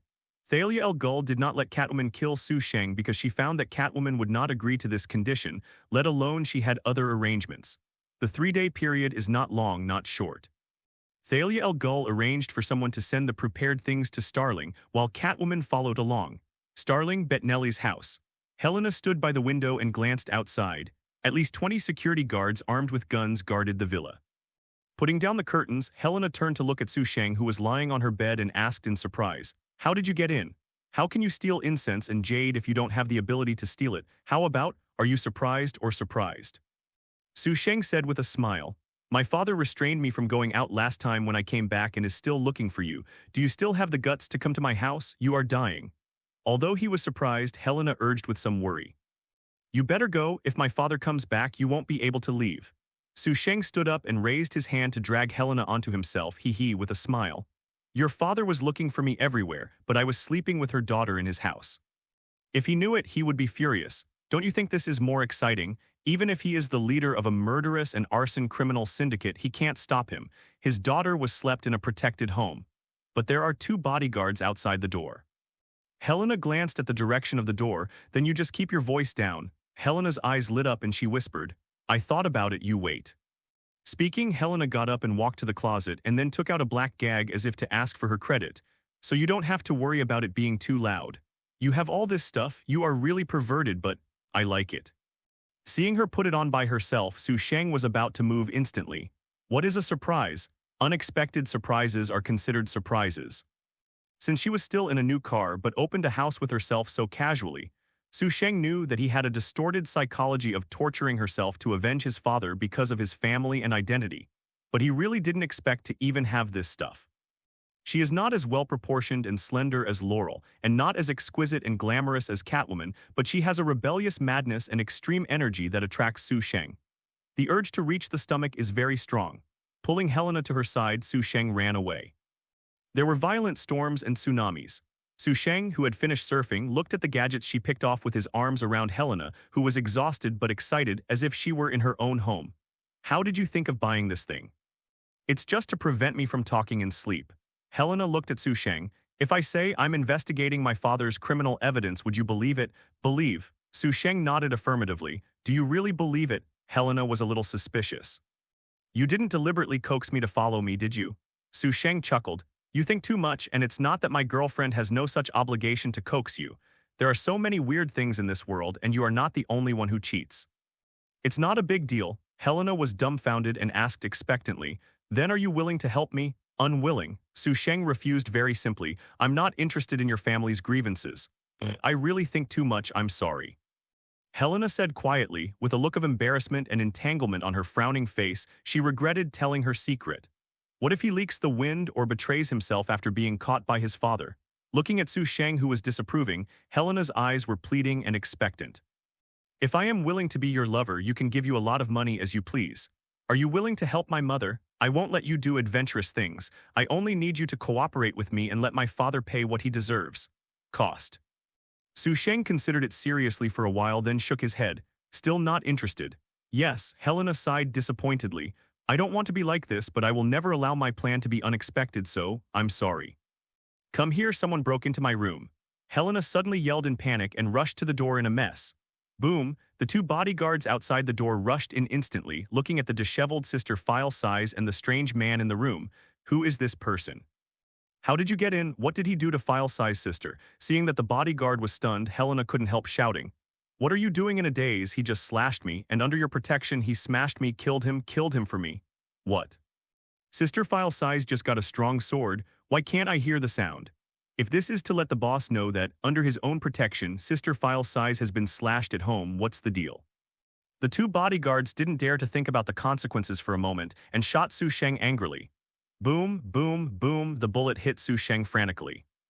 Hiding behind the bodyguard, sadness and pain flashed between Helena's eyebrows, and she found that she was a little in love with this mysterious, bold, and reckless man. "I don't want to be like this." She couldn't help muttering to herself. But soon the expression on her face turned into amazement, looking at Sheng, who was evading the bullet and smiling at the corner of her mouth in disbelief. How is it possible? At such a close distance, 2 bodyguards with precise marksmanship fired at the same time. How did he escape? Click, click, click, the bullet was out. The 2 bodyguards looked down at their guns in a daze. Is this all right? Is it a fake gun? Boom, boom. Sheng walked to the middle of the 2 bodyguards, holding their lower abdomen in the punch with both hands. Suddenly, the river was overwhelmed as if hit by a speeding truck. With a grunt, his eyes turned upward and the burly bodyguard fell to the ground. You really surprise me. Sheng stood in front of Helena and spoke with a smile. Helena reacted and slammed her fist to his face in shock. Looking at Helena's face that had been pleased by Cheng Huan just now, Sheng smiled lightly and avoided his fists, and his knees rushed back. Helena bowed and wrinkled her facial features like Xiaomi in an instant. Too slow. Sheng grabbed Helena's shoulder and threw it over the shoulder. Boom, her body slammed heavily on the ground and Helena just felt the painful grin rolling. There were rapid footsteps from the top of the stairs, and the sound of gunfire just now led other security guards in the villa. Seeing the security guard rushing up to shoot, Sheng did not hurriedly raise his finger. Sizzling sounds flowed through the air, and the azure blue electric light dazzlingly flickered. The maximum electric current of the electric shock device is no more than 100,000 volts, but unlimited stacking 10 times. The electric light became huge in an instant. The million-volt electric current turned into an electric light python and roared towards the stairs, crackling, and the electric light python rushed down the stairs, and the air began to fill with a burst of chard in an instant. Smell. The security guard lay on the stairs like a coke. On the stairs there were traces of electric shocks on the walls, and the air was full of heat and exuded a pungent burnt smell. Helena seemed to have forgotten the pain and watched Sheng walk down the stairs in despair. Avoiding bullets is enough to shock the world, but she doesn't know how to describe it anymore. Is this something human can do? The messy gunfire came from downstairs, followed by the screams of roar alternately, and finally calmed down. The security guards at home are probably dead, right? Although these security guards followed his father's work, both hands were stained with blood, but Helena still regretted it. It's not that she regretted the decision to sell and sacrifice Sheng. Although this decision made her very sad and distressed, as long as she can achieve her goal, she can even sacrifice herself. She can only say sorry to Sheng. What she regretted was that she didn't expect Sheng to have such an ability, and now. I am afraid that her purpose cannot be accomplished. She didn't think Sheng would let herself go. Even if he could, he would not keep a secret for herself. Ding ding ding. The sound of footsteps came from the stairs. Sheng walked up with a relaxed expression and grabbed her hair and dragged her down. Helena, who had lost her faith, was dragged downstairs like a dead dog and dragged all the way to the fountain near the gate of the villa. Was put down. Do you regret it? Sheng knelt down and asked with interest. Regret it? She thought of her mother who was beaten by her father every day and died tragically. She thought of the faces of the family destroyed by her father. Her eyes gradually focused. Helena said firmly. I only regret not making him pay the price. I know I am sorry for you, so you can do it. Helena closed her eyes. Sheng didn't speak and didn't do anything. After a while, Helena opened her eyes in surprise. Why don't you do it? I'm not going to kill you. Sheng smiled lightly. Don't kill me. Helena was dazed and a wave of hope suddenly rose. Did you forgive me? Sheng thought for a while and sat down on Helena, watching Helena holding her breath in pain and chuckles. I told you, what you are, what will torture you. Expectation is the source of all pain. I don't expect to sleep with you twice to become more important in your heart than what you insist on, even if I'm the only person who has slept with you. So I don't mind or be angry that you cheated me for keeping it secret, because I would do it if I did it. People are all selfish, even if they seem to be selfless. Dedication, the kind, is actually to satisfy one's own spiritual and emotional needs. But I'm not angry, don't mind, it doesn't mean I forgive you. Sheng smiled brightly, and the smiling Helena had a premonition of anxiety. Death is a relief for you. You don't care about success or failure, so I won't tell you if I don't kill you. I want you to wander back and forth between hope and despair, and you can't die. Helena felt as if she had fallen into an ice cave and her whole body was cold. Sheng's gentle and brilliant smile seemed to her to be more terrifying than the devil. Killing and condemning the heart, but so. Suddenly, the iron gates of the villa's wall slowly opened to the sides, and a luxury car that was going to drive in suddenly stopped. The situation in the villa made them unexpected. Helena's father Frank is in the car. After all, it was the leader of the criminal syndicate who was accustomed to the big wind and waves. Although Frank was shocked, he quickly calmed down. Looking at the strange man sitting on his daughter and the bodyguard in the courtyard who seemed to be struck by lightning, Frank got out of the car with a gloomy expression. The bodyguard and the driver were guarding Frank with guns. Do you know who I am? Frank asked while looking at Sheng in deep thought. Frank Bettinelli, the leader of the Starling crime syndicate. Sheng said as he looked at Frank. Not bad. I thought he would get out of the car in a rage and fire directly or turn around and run away when he was scared. I have hatred with you, Frank asked again gloomily. Sheng shook his head. Is that someone hiring you to trouble me? Frank asked again. Sheng still shook his head. Frank grinned furiously. Very well, I promise you won't die easily. Turning their heads slightly, the bodyguard and the driver quickly walked towards Sheng with guns. Sheng stood up and raised his hands in coordination. When the bodyguard and the driver each grabbed his shoulders, the electric current roar screamed out. Boom, boom, the bodyguard and the driver fell to the ground. Frank squinted his eyes and took a few steps back in horror. He heard Sheng smiling and saying, I want your daughter. What do you mean? Frank asked calmly. Literally, Sheng smiled lightly. Frank took a deep breath. His original fearful eyes became excited. What can you give me? Before I lose interest in her, I will protect you from death. Make a deal. Although it sounds like he only said to protect himself from death and did not say to help himself, Frank agreed without hesitation. What is it that someone with such a weird ability guarantees his safety and sacrifices his disobedient daughter? What's more, if you don't agree, who knows what will happen? Frank smiled and walked a few steps towards Sheng, but a gunshot suddenly came from a distance. Boom! The bullet hit Frank and Frank fell to the ground. Sheng squinted his eyes. This TM is going to slap me in the face. The bullet pierced Frank's shoulder, and he was lying on the ground with a pale face, clutching his wound, looking as if he was not worried about his life for the time being. It's fine if you don't hang up or you'll get hit in the face. Sheng doesn't care whether Frank is hurt or hurts. He was the one who hit him with this shot. If it is for yourself, copy ability will be activated. His ability is not only infinite replication and infinite stacking, but also comes with an early warning function, so there is no need to worry about the means of latent assassination. At the moment, 3 people appeared in the direction of the gate. The first person is very eye-catching, with a red dress, dazzling white long hair, and the face of an Asian under his bangs. There were 2 people behind him, one holding a gun, the other carrying a black box that looked like a piano box. White porcelain. Frank, lying on the ground, saw the woman making a resentful voice and said to Sheng anxiously and quickly, She is a member of the Daxia Triad Association who specializes in drug sales. I just killed her person. She came to kill me. You promised me I will give my daughter to you and you will protect me from death. Frank reminded Sheng of the agreement with him worriedly. Helena, who heard Frank's words like a dead dog, had no expression on her face.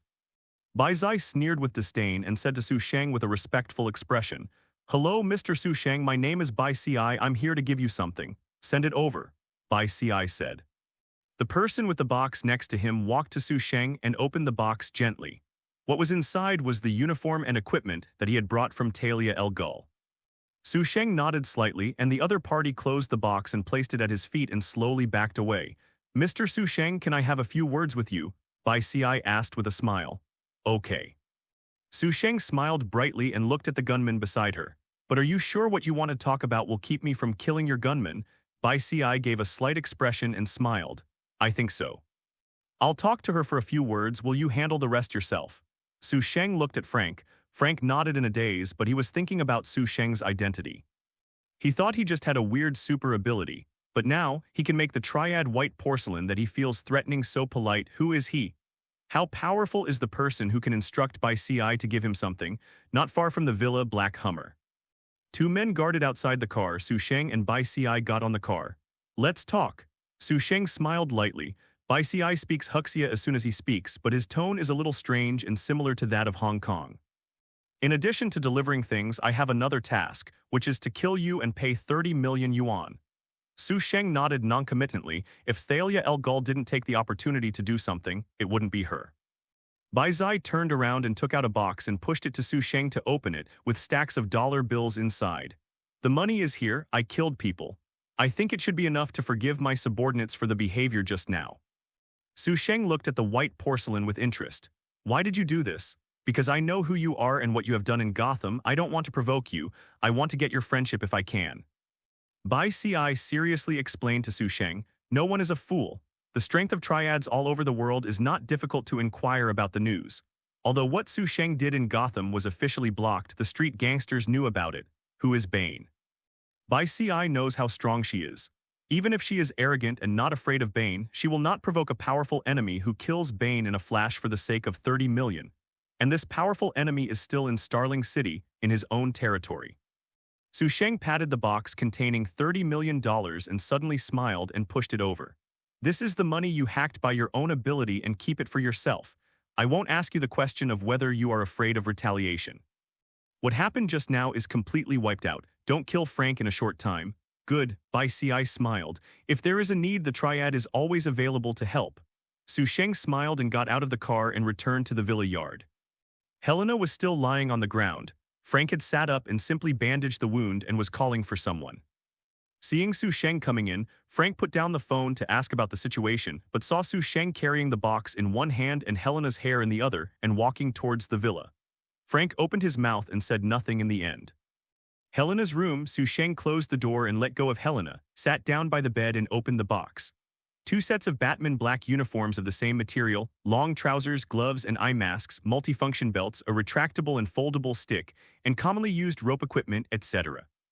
Sheng carefully checked and confirmed that there was no surveillance equipment on these things, and then got up and walked to the closet to find a bag and put it in casually. My soul is back. Sheng chuckled at Helena. You are not dead, the secret has not been exposed, and there are more opportunities to obtain evidence more easily. You should be happy. What's the use? You won't give me a chance to make me successful. Helena raised her head and looked at Sheng.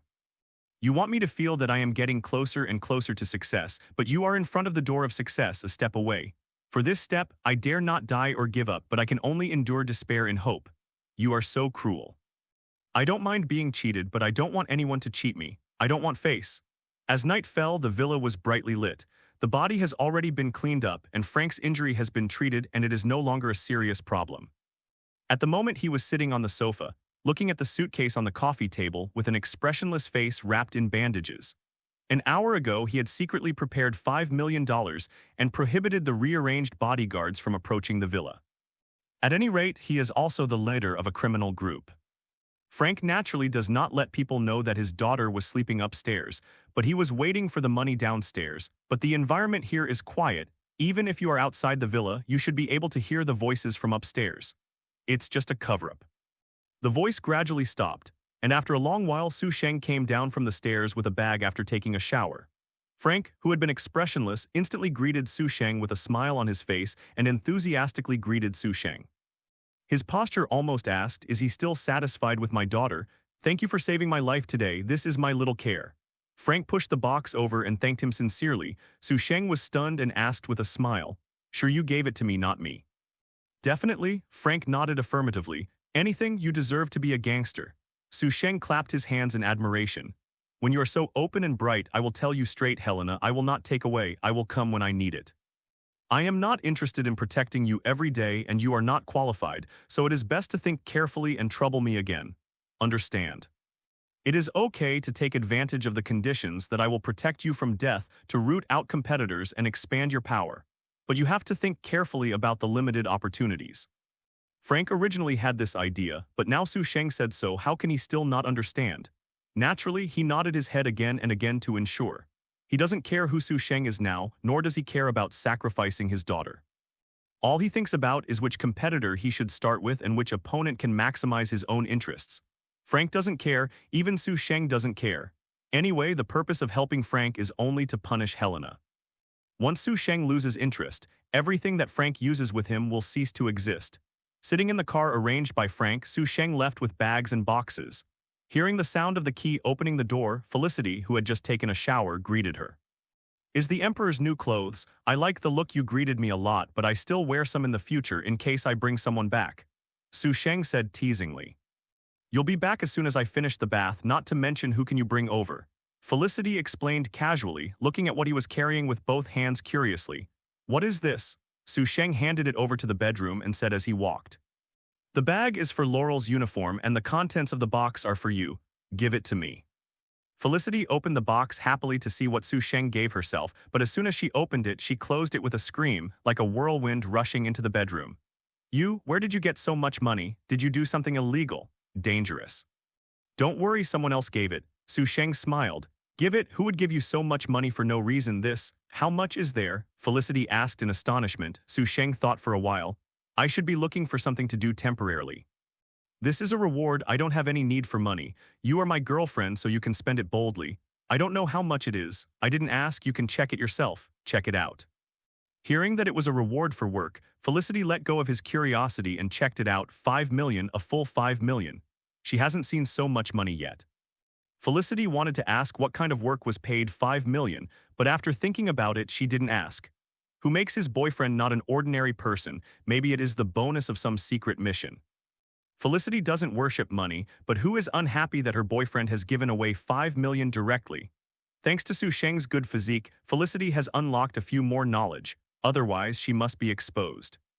I thought Felicity would take time off for shopping the next day, buying bags, clothes, shoes, etc. But when Sheng asked, she found out that she had planned everything. Felicity said cheerfully, "Let's change to a bigger and better house. Climbing the stairs every day is very tiring and the space is too small. I am optimistic that I can provide you and Laurel with more help in the future. I can buy 2 by the way. Trolley, keep the rest in case you need it in a hurry." Felicity has planned everything. What else can Sheng say? When Felicity went out to work, Sheng brought along the uniform prepared for Laurel and planned to go to her new home. As a result, she heard a knock on the door as soon as she was about to go out. Felicity forgot to bring something. Sheng opened the door casually and saw a tall woman wearing a black dress and stockings with a small smile. "It's so hard for me to find you. Selina Kyle." Sheng looked at Catwoman unexpectedly and suddenly realized why she was here. Sheng watched Catwoman's non-smiling expression gradually emerge. Besides wanting to kill him, Talia al Ghul should also want to get back what he took, right? So here comes the question, who can come into contact with oneself and have the ability to steal things? Who is the Catwoman in Gotham? What's more, the only contact he didn't have with Catwoman was in the Black Gate prison when she had just crossed over. There was a problem with her current posture of looking for her husband. The white porcelain of the triad is responsible for killing herself, and Catwoman is responsible for stealing things. One light and one dark, 2 purposes. No matter which goal he achieves, Talia al Ghul can get rid of the predicament of being threatened by himself. Selina Kyle looked at Sheng with a weird smile and couldn't help raising her brows, her voice complaining. "Don't you ask me to go in and sit down. I stood outside for a long time to prevent your little girlfriend from misunderstanding me. Come in." Sheng turned sideways slightly. Selina Kyle came in and looked at the layout of the room. Boom! Hearing the sound of the door closing behind her, she chuckled and turned around. "Who would have thought that you who killed Bane would live with an ordinary girl in such a small... What are you doing? Let go, let me go." Before she finished speaking, she saw Sheng suddenly acted. He pinched his neck. A sense of suffocation came in an instant, and his body was lightly caught in the air. Selina Kyle's eyes were horrified and grasping Sheng's wrists that seemed to be breaking her neck. Her feet couldn't help twitching in the air weakly. "Let go, let me go." The originally white neck gradually turned red, and she felt that her roar was getting more and more difficult to suck. "Is this interesting? What? I don't know what you're talking about. Let me go, I want to. I can't breathe anymore." Selina Kyle said in pain. "Do you think that as long as you are beautiful, boys like it? You think that as long as you are beautiful, you can get forgiveness from the other party for whatever you do? Do you think that you will be forgiven if you are beautiful?" Sheng asked. "Celine Nakel has a bad feeling. He wants to kill me. He really wants to kill me. This lunatic, I haven't done anything yet." Selina Kyle raised her leg in a panic and was about to kick her towards Sheng, but Sheng suddenly dragged her closer so that she couldn't stretch her leg at all. Close at hand, with his eyes facing each other, Sheng suddenly smiled. "Let me tell you, these are true." "What?" Selina Kyle was shocked and then felt like she fell and sat on the ground. Cough, cough. Selina Kyle instinctively pressed her neck and gasped, staring sharply at Sheng. "You are a lunatic, you almost strangled me." Sheng spreads his hands. "Just kidding. You call this a joke? You almost strangled me." Selina Kyle became even more angry. Sheng smiled. "You are so embarrassed to steal my things. I made a joke and strangled you. What's wrong?" Selina Kyle, who had been so arrogant and angry, couldn't make a sound, as if she was pinched again. He actually knew. Looking at the stunned Selina Kyle, Sheng took a glass of water and handed it over. "You can't make a joke so much." "A joke? Who made such a deadly joke? You are just a lunatic. The ghost knows when you are joking and when you are not." Selina Kyle cursed wildly in her heart, but she was silent and did not answer Sheng. The water glass handed over. "This is boring." Sheng pours a cup of water directly on Selina Kyle's face. Selina Kyle froze first, and a sense of anger and humiliation rose instantly. "You guess if I am a joke?" Sheng asked, narrowing his eyes. "Just kidding, playing with your sister's laugh." Selina Kyle finally couldn't help it and snarled. "Sheng, you are a lunatic. Now that you know that I am here to steal something, you still let me in. Are you kidding? Are you kidding me on purpose?" Facing Selina Kyle's angry and distorted face, Sheng smiled brightly. "Yeah, I just fooled you on purpose. I'm fighting with you. Selina Kyle completely lost her mind and she was angry and rushed towards Sheng. Sheng turned around and avoided as expected. Selina Kyle threw herself to the ground and turned around, but she couldn't help but snorted as soon as she got ready. Sheng stepped on her chest with one foot and slightly bent over, squinted at her and smiled. Can't make a joke and want to raise the table. You seem to have forgotten an important thing, you can't beat me. Selina Kyle's anger was instantly extinguished. Seeing her calm down, Sheng seemed to lose the interest in teasing her. He raised his foot and turned and walked to the sofa to sit down. Let's talk about it. What conditions did she give you? Sheng asked lazily and casually.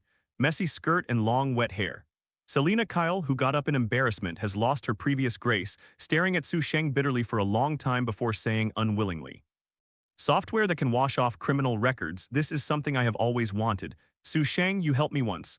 Selina Kyle looked at Sheng pleadingly. Give me what you photographed and I owe you a favor. Are you sure there is such a thing? Sheng asked. When Selina Kyle heard that there was hope, she hurriedly said, I have heard the news before and have been looking for it. Although I did not find it, this time is different. The Wayne Group must have it, so Miranda Tate will come to me for a deal. Help me this time, okay? Choo Choo's pitiful pleading looks like an abandoned kitten, which makes people feel pity. However, Sheng was unmoved and shook his head simply. It hasn't played the role I want, so I won't give it to you, but... Selina Kyle, who was initially discouraged, hurriedly raised her head and looked over. Sheng gestured to her to come over. Selina Kyle came to Sheng hesitantly, and Sheng smiled and motioned for her to squat down. As soon as he squatted down, Sheng raised his hand and was a skull. Snapped. With a crisp voice, Selina Kyle sat directly on the ground with a sigh. Her forehead instantly turned red. What are you doing? Selina Kyle shouted, covering her forehead. Are you stupid? If she really has this software, I can just ask for it and return the handle to it. Sheng cursed angrily. Selina Kyle was stunned. Yes, I didn't really help Miranda Tate, I just need to get the software. In this case. Selina Kyle instantly stared at Sheng expectantly. Do something for me, and when it becomes me, I will help you wash off the record. Sheng said, you say, follow me to meet someone first. Sheng got up and went out carrying the bag. Selina Kyle hurriedly followed. Along the way, the attention came again and again. After all, it is rare for such a beautiful and tall woman to walk on the street in such embarrassment. In order to clean up, Selina Kyle endured. After walking for about half an hour, Sheng took her to an apartment building and went upstairs and knocked on the door of a certain room. Bang, bang, bang, the door opened soon after the knock fell.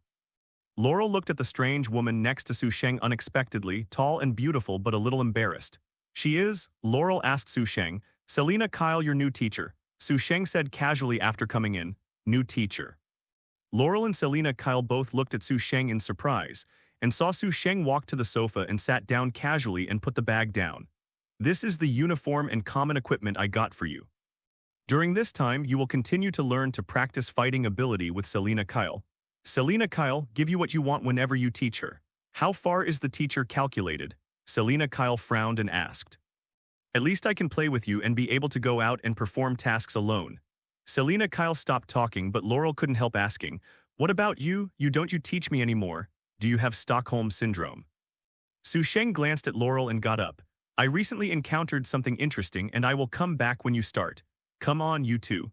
Sheng walked from the middle of Laurel and Selina Kyle to the door. When passing by, he slapped both hands on the buttocks and then opened the door and left. Laurel and Selina Kyle looked at each other, and the atmosphere of embarrassment filled. Don't look at Selina Kyle being pitifully bullied without the strength to fight back in front of Sheng, but her ability to teach Laurel is enough. Sheng just took advantage of this time to train Helena. Frank played Roar with the family's bodyguard, so Sheng went upstairs to Helena's room without any interrogation or obstruction in the past. One night passed, Helena seemed to figure it out. Talking and laughing at him as if nothing happened yesterday, Sheng is also happy to see it. If Helena is desperate and numb, it will be boring. Sheng asked her to take a look at the evidence she had collected before. Although there were a lot of them, they did not play a decisive role. Not to mention that Frank had a certain influence in Starling City. Even without these alone, he would not be able to judge him for a few years. As long as my father takes you to fight against competitors, I will have the opportunity to collect direct evidence, but he will not take me to the scene easily. Helena said and looked at Sheng. Sheng smiled lightly. I will not help you collect evidence, I will only create opportunities for you. That's enough. Helena said confidently. Just let him make them think that I'm not Frank Bettinelli's daughter but your woman, and no one cares if I show up with you, so. Do you have any tricks you want to try? Helena's personality is extreme, with a typical self-harm and self-destructive consciousness. In order to achieve her goal, she can sacrifice everything, including herself. It is no wonder that she will become cruel and cruel, even if she doesn't care. How can she care about others? This character brings many surprises to Sheng. In the next few days, in the bedroom and the living room, Helena changed his patterns every day to make him interested, and even drove everyone out of the villa to let Sheng drag racing on the lawn of the courtyard. When Sheng went to see some houses in Felicity's photo, Helena would also accompany him there. He drove the driver and bodyguards out of the car on the side of the road and stayed beside them, waiting for them to finish the shock and continue driving. Sheng feels that he has to drink some nutrition express to make up, otherwise his girlfriend Felicity should be dissatisfied. I have to say that Helena's ridiculous act of sacrificing her face has a very good effect. In just a few days, Frank's impression of Helena has changed from the file-size sister to Sheng's girlfriend. She definitely said that she was actually the girlfriend. Everyone knows it well. Although Frank never showed up, he knew all kinds of news clearly, and some of the group's men were quite dissatisfied. After all, it's about face. If people in other gangs know that their elder's daughter is like this, are they embarrassed to go out? The boss who sacrificed his daughter, would they still dare to follow? Frank decided to talk to Sheng. Driving home, Frank went into the villa and asked the bodyguard, "Is Helena at home?" "Upstairs, that person is also there, just went up." "You go out first." Frank frowned and waved his bodyguard away, hesitation for a moment but didn't go up. Upstairs in the room. Helena waited for a while before seeing her father go upstairs and couldn't help but said with a sneer, "It seems that the time is almost right. He came back but didn't go upstairs. It should be because he was planning to ask you for help. Then go down and take a look. Wait, I change my clothes." Helena stopped Sheng and walked to the closet. It didn't take long to see her standing in front of Sheng wearing high heels, suspenders, and black tights. "How about it? Good, and this." Helena turned around and took out a leather neck ring and put it on. The neck ring was buckled with a long rope chain. Helena handed it to Sheng's hand, playing so hard. Sheng dumbly tugged on the rope. She really went out without a bit of shame. Helena pointed to the ornament on the neck ring. "This was specially customized by me before. I originally planned to put it on the dog he often carried to collect evidence through audio and video recordings, but I didn't expect an accidental death some time ago. Now I wear it to collect evidence, and I will not provoke me. People suspect that they can slap him in the face again, and I am looking forward to them seeing you leading me onto the stage. I started to admire you a little." Sheng really didn't expect to have such a function. She deserves to be a huntress in the future. Means, skinny, and patience. Helena can do everything to kill her prey. This kind of behavior demands unconcerned attitude may not be able to escape her hunting by a few prey. Sheng appreciates Helena's attitude because he is also the kind of person who has no worries. Duh. Footsteps came from the stairs. Frank turned his head and saw Sheng led Helena down the stairs, but he was not holding a hand but a rope.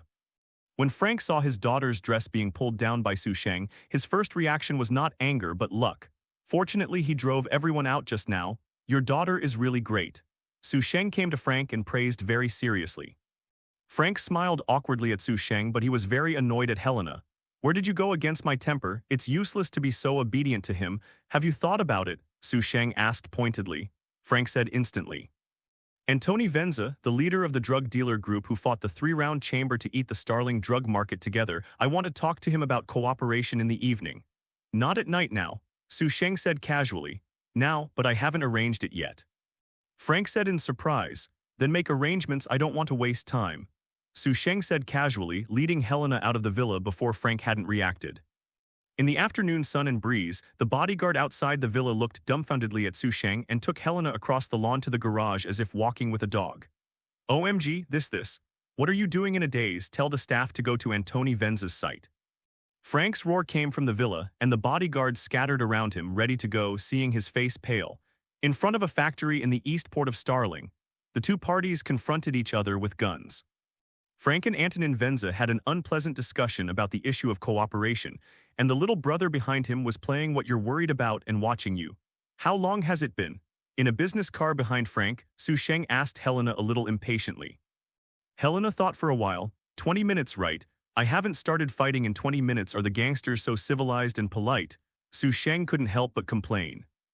Helena sneered disdainfully and said, He can't refuse you to take me with me and don't want people to see him, so he wanted to use your plan to solve Anton Venza and had to change it. If you don't go down, he is not sure to solve Anton Venza. It's just been deadlocked for so long. I'm not interested in waiting too long. Sheng opened the car door and led Helena out of the car and walked over. The crowd gradually separated and Frank had a bad feeling when he heard the voice behind him. Is that your daughter? Ha ha ha ha ha. Frank, this is the reason why you dare to trouble me suddenly. In order to find a helper, you gave him your own daughter as a dog. What a pity that he can do it alone. Ha ha ha ha ha ha. Although the way he played was a little shocked, but Anton Venza still recognized Helena at a glance, and he also guessed why Frank dared to make trouble suddenly. After the astonishment, there was an arrogant sneer, not only Anthony Venza, but also the little brother behind him. Frank raised his gun and wanted to kill Anton Venza directly, but suddenly he heard a low groan. Noisy, Sheng lightly frowned and loosened the rope holding Helena and the whole body suddenly lit up. The dazzling electric current crackled, unlimited stacking 100 times, 10 million volts. In an instant, there seemed to be only a kind of azure light left between the sky and the earth. Sheng pointed to the sky and the electric current turned into thunder. Roar roared and penetrated into the sky. Quiet, deathly silence. The person who just laughed at the moment looked at Sheng, who was full of electric lights, as if he had been pressed the pause button. The tick of raindrops gradually dripped from the top of their heads, and the shocked people looked at Sheng in horror like a first awakening from a dream. Fall. Sheng raised his finger to the factory behind Anton Venza and others. Boom.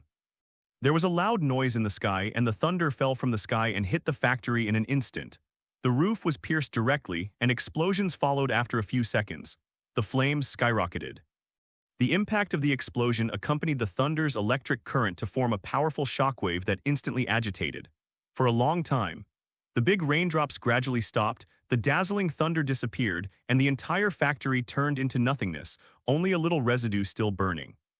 Looking around, everyone from Anton Venza and Frank was lying on the ground, and the lucky ones twitched slightly and foamed at the mouth, and the ones with bad luck were directly electrocuted by the impact of the diffused electric current. Only Sheng stands like pines and cypresses. The movement seems to be too big.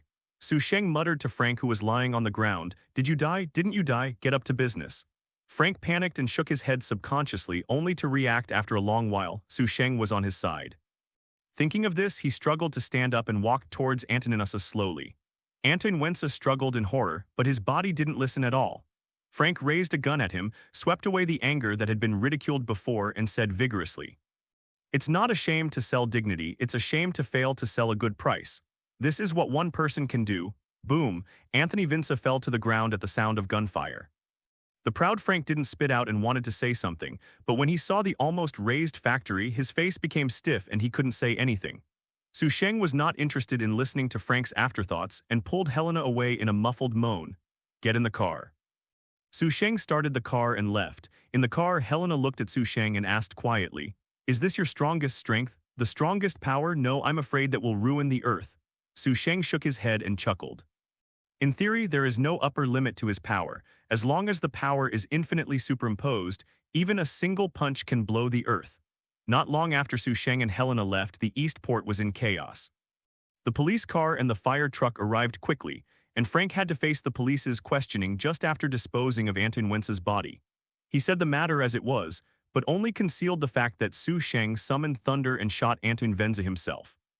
As for the police, believe it or not, haha. Anyway, there is no evidence, let alone summoning the incredible thing of thunder, who would believe it unless he saw it with his own eyes. The police did not believe it, but there was no evidence to explain the appearance of the thunder, and Anthony Venza was not found. The most important thing was that Anthony Venza's younger brother also insisted on Frank's statement, so in the end this matter was judged to be a natural event. It's definitely not that no one guessed that this thunder was related to Sheng, such as the Tianian meeting that stopped fighting. After the last incident, Tianian will temporarily stop contacting Sheng. Perhaps because of Laurel's relationship, they think this is a better way to observe Sheng. After all, except for the unpleasantness at first, Sheng treats Laurel. It's really good. The uniform that Laurel is now wearing comes from Wayne Enterprise, and there is a sonic equipment that has not been used from the Center City's cutting-edge laboratory. Although the methods are not glorious, they are all prepared by Sheng for Laurel. First, I asked Catwoman, a famous jewel thief from Gotham, to teach Laurel to fight ability. Not to mention that the eyes of the sky would not believe that Laurel is not important to Su Sheng. Even Laurel's mother Dinah Lance didn't believe it. Therefore, Tianyan, who had already given up armed conflict, will strengthen this strategy after learning of the Thunder incident in the East Port. The Thunder incident affected more than Tianyan. Helena took the shot of Frank shooting Anton Vinza, but it was not enough. She needed more evidence, so she not only kept the current personal design or even more involved, sometimes Su Sheng couldn't tell the truth from the fake. But the effect was obvious. When Frank asked him for help again, no one cared about Helena's existence, let alone that she would collect evidence. Frank would send a sum of money every time he helped, so Su Sheng simply bought a villa for Felicity. After all, it's my girlfriend, not to mention that it's more secretive, and it's more convenient to team up with Black Canary in the future. What a superhero without even an activity base. After moving, all kinds of equipment were quietly installed in the basement, and a small command base appeared. In the room of the master bedroom, Felicity, who had finished the battle, wiped the battle marks on his face and asked Su Sheng, who had already been lying down. The equipment at the base has been debugged. When do you plan to introduce me to Laurel officially? At night, I'll bring her here in a while. Su Sheng said. Felicity nodded and asked curiously, lying in his arms. By the way, what did you ask me to delete just now? Something that will make someone desperate, Su Sheng said with a smile. With his cooperation and help, Helena has collected enough evidence to allow Frank to stay in prison for a lifetime, and the hope of success is growing. Then, Su Sheng just asked Felicity to delete these evidences.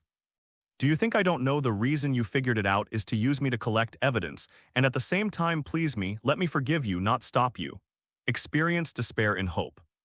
Su Sheng is looking forward to Helena knowing that the evidence she has tried so hard to collect will be destroyed once. Is it desperate and numb, and there will be no huntress in the future?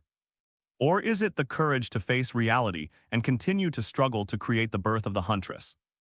With a detached mentality, let your desperate strength influence a person's choice and change her destiny. No matter what the final result is, interesting or boring, at least this process is very satisfied and enjoyable. As for what other people think and don't understand, Su Sheng doesn't care. As a traverser who understands the world, has a transcendent mentality and absolute strength, he doesn't confess to himself but cares so much about other people's perspectives and opinions. What's the point of traversing? Rest for a while. Su Sheng hugged Felicity and took a shower together, then got dressed and drove to pick up Laurel. Watching the car slowly drive out of the villa, a woman appeared in the nearby woods. Dark leather uniform, wearing eagle-like armor. The goal is to leave the villa, you can do it. Received, come here to meet up. When the voice fell, she saw her shaking her shoulders, and a pair of huge amounts of wings stretched out from her back and flew into the air to chase Su Sheng's car. A tire burst suddenly sounded on the quiet road. Su Sheng frowned slightly when he saw a few people suddenly rushing out of the side. Captain Cold Leonard Steiner, Heatwave Mick Raleigh, Adam Ray Palmer, White Canary Sarah Rance, Firestorm Jefferson Jackson and Martin Stein, Eagle Male Carter Hall, Original Time Lord Liffen Special. Isn't this the legendary team? Still the first legendary team. Malcolm Merlin hasn't died yet, Laurel hasn't become Black Canary yet. Why did they come? Su Sheng blinked unexpectedly and got out of the car, and then saw a figure flying in the sky, Hawkgirl Kendra Sanders falling from the sky and standing with them. Tomorrow's legendary team's initial camp, all members are here. Watching the legendary squad staring at him vigilantly and cautiously one by one, Su Sheng, who got out of the car, looked at the blown tires before opening his mouth with a smile. Pay it. Pay what to lose, tires.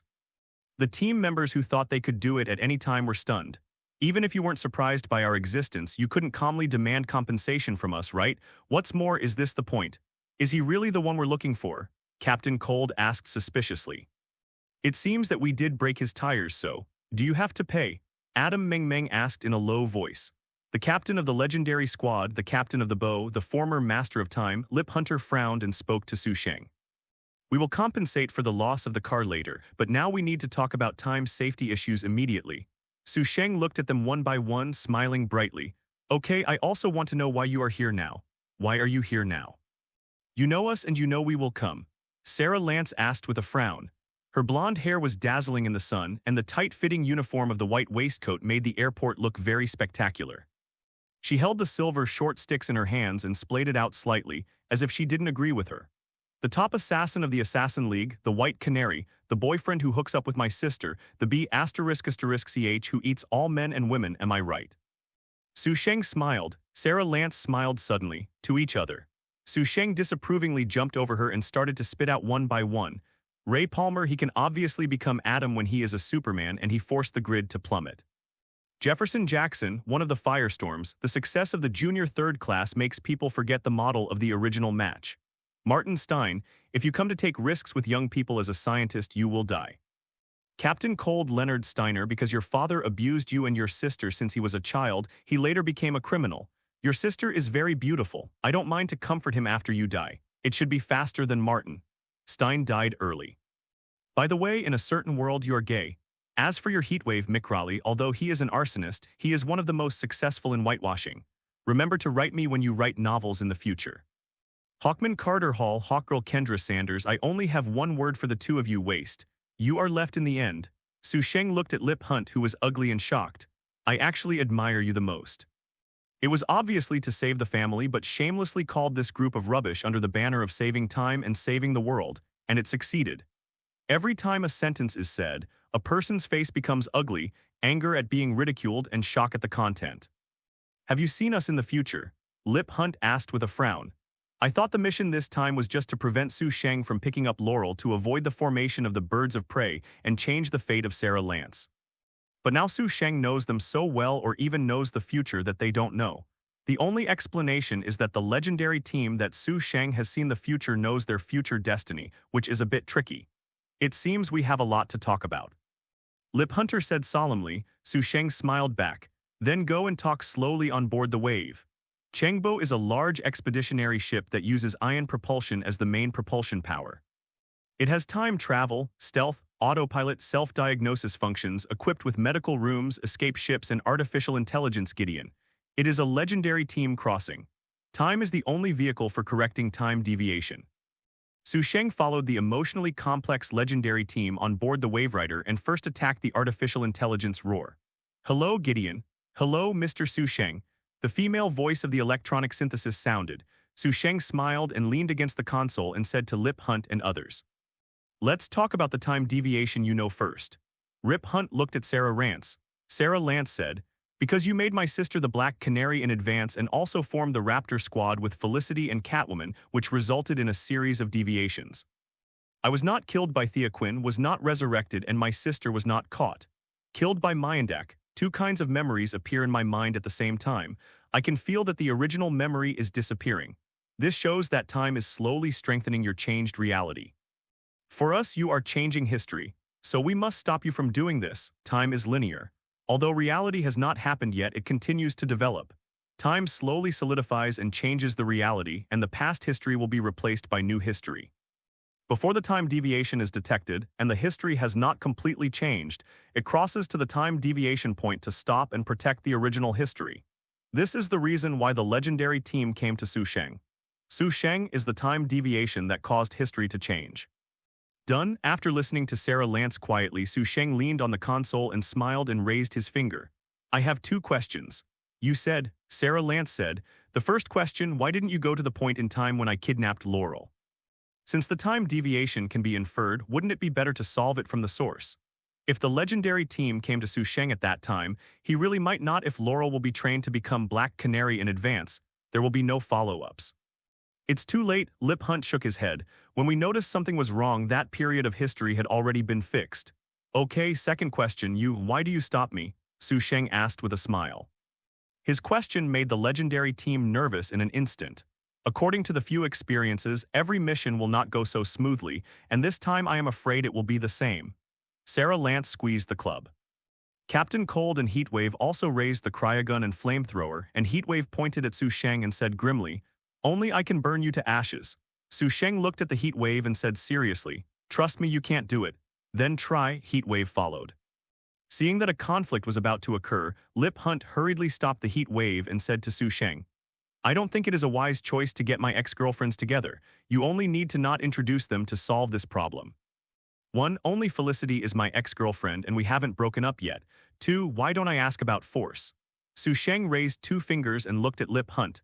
In order to save your family, you formed a legendary team to deal with the immortal tyrant Vandal Savage. Although you are shamelessly involved in saving the world, don't you travel through time and change history. It's just you to correct the time deviation. Personal behavior, what position do you have to stop me? Rip Hunt was silent, and the others who had originally wanted to refute were also silent. But we are saving the world. Adam explained in a low voice without confidence, but obviously this explanation was ignored by everyone. I admit that we have no position to demand you, but we must do this. If you don't stop you, Sarah Lance will not only remember that there will be problems, she will also disappear from our team, so... Lip Hunt suddenly shouted. Gideon immediately jumped at random points in time. Okay, Captain Hunter.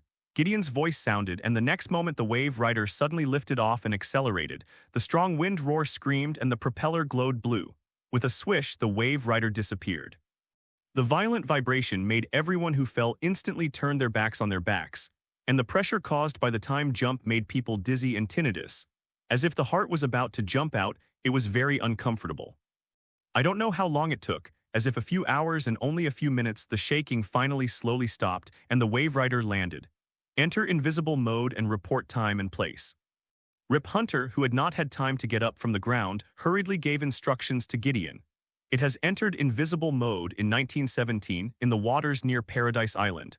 Everyone groaned and got up one after another in pain. Martin Stein found his glasses again and asked subconsciously, in 1917, the year before the end of the First World War, where is Paradise Island? Damn, I hate to travel through time. Relang cursed uncomfortably with the nausea of vomiting. It's better to let me burn him to death. Lip Hunter straightened the collar of the trench coat and explained, Paradise Island is an island isolated from the world where only Amazonians live. And only women. It sounds like a very suitable place for him to stay. Sarah Lance was teasing but staring at Sheng lying on the ground to prevent him from getting up. Rip Hunter's original intention was to temporarily take Sheng away and find a place to settle. As long as he did not pick up the Laurel Raptor team, he would not know each other and would not affect Sarah Lance and wait for the time deviation to be corrected. Just delete his memory and send it back, but Paradise Island. He hesitation said. It's not friendly to outsiders, especially men. There will be danger. If he is careful not to be found out by the Amazons on the island, there should be no problem. As long as the time deviation is corrected, we will come and pick him up. Lip Hunter thought for a while and said, Captain Cold asked, leaving him here won't cause any more time deviations, will it? Probably not. Amazonians are not that easy to mess with. Lip Hunt shook his head. Sarah Lance walked to Sheng's side and squatted down, watching him silently for a long while and said, although it hasn't happened to you yet, Laurel loves you very much in my memory. You got tired of playing but dumped her. So I hope you can die on Paradise Island, but you let her live after all. Even if it's just a time lag when I get down, find a place to hide and we will pick you up. It sounds like something I would do so. I'm still green with Oliver Quinn, Sheng grinned lightly. Her first man is you. Sarah Lance snarled angrily. Why do you think I would be with Oliver? I just want to beat her in the matter of going to bed. B*************. D. Paradise Island, legend has it that was created by Olympus, the king of god Zeus. The surrounding area of the island is protected by a magical force field, making it impossible for many high-tech equipment to detect the location of the island. Seeing from a distance, there is nothing but an endless ocean. Once it gets closer, it will produce a dim fog that makes people lose their direction. Ordinary people don't dare to go deep. The small expeditionary escape ship of the Maribo passed through the dim fog, and the scenery changed abruptly. The dim fog disappeared and replaced by a clear blue sky. Layers of white clouds underneath the water is clear and translucent, and a majestic and beautiful island is in front of you. The high cliffs, the green natural ecological environment, and there is a complex of buildings on the island from a distance. This is Paradise Island, it's so beautiful. Sarah Lance landed on the shore in a small expeditionary escape ship. The hatch opened and Sarah Lance and Sheng walked down. Stepping on the golden sand, Sheng smiled with satisfaction. I start to like this place. Are you sure you want to stay here? I know in my memory that you are very skilled, but Amazons are not ordinary, so don't trouble me or trouble yourself. Find a place to hide and I will come back to pick you up soon. Sarah Lance started from Jai. Dean learned about the situation on Paradise Island, so he reminded Sheng very seriously. She didn't think Sheng could do anything else here. On the contrary, she was more worried about his safety. Here, but Paradise Island. Seeing Sarah Lance's serious warning, Sheng shrugged disapprovingly.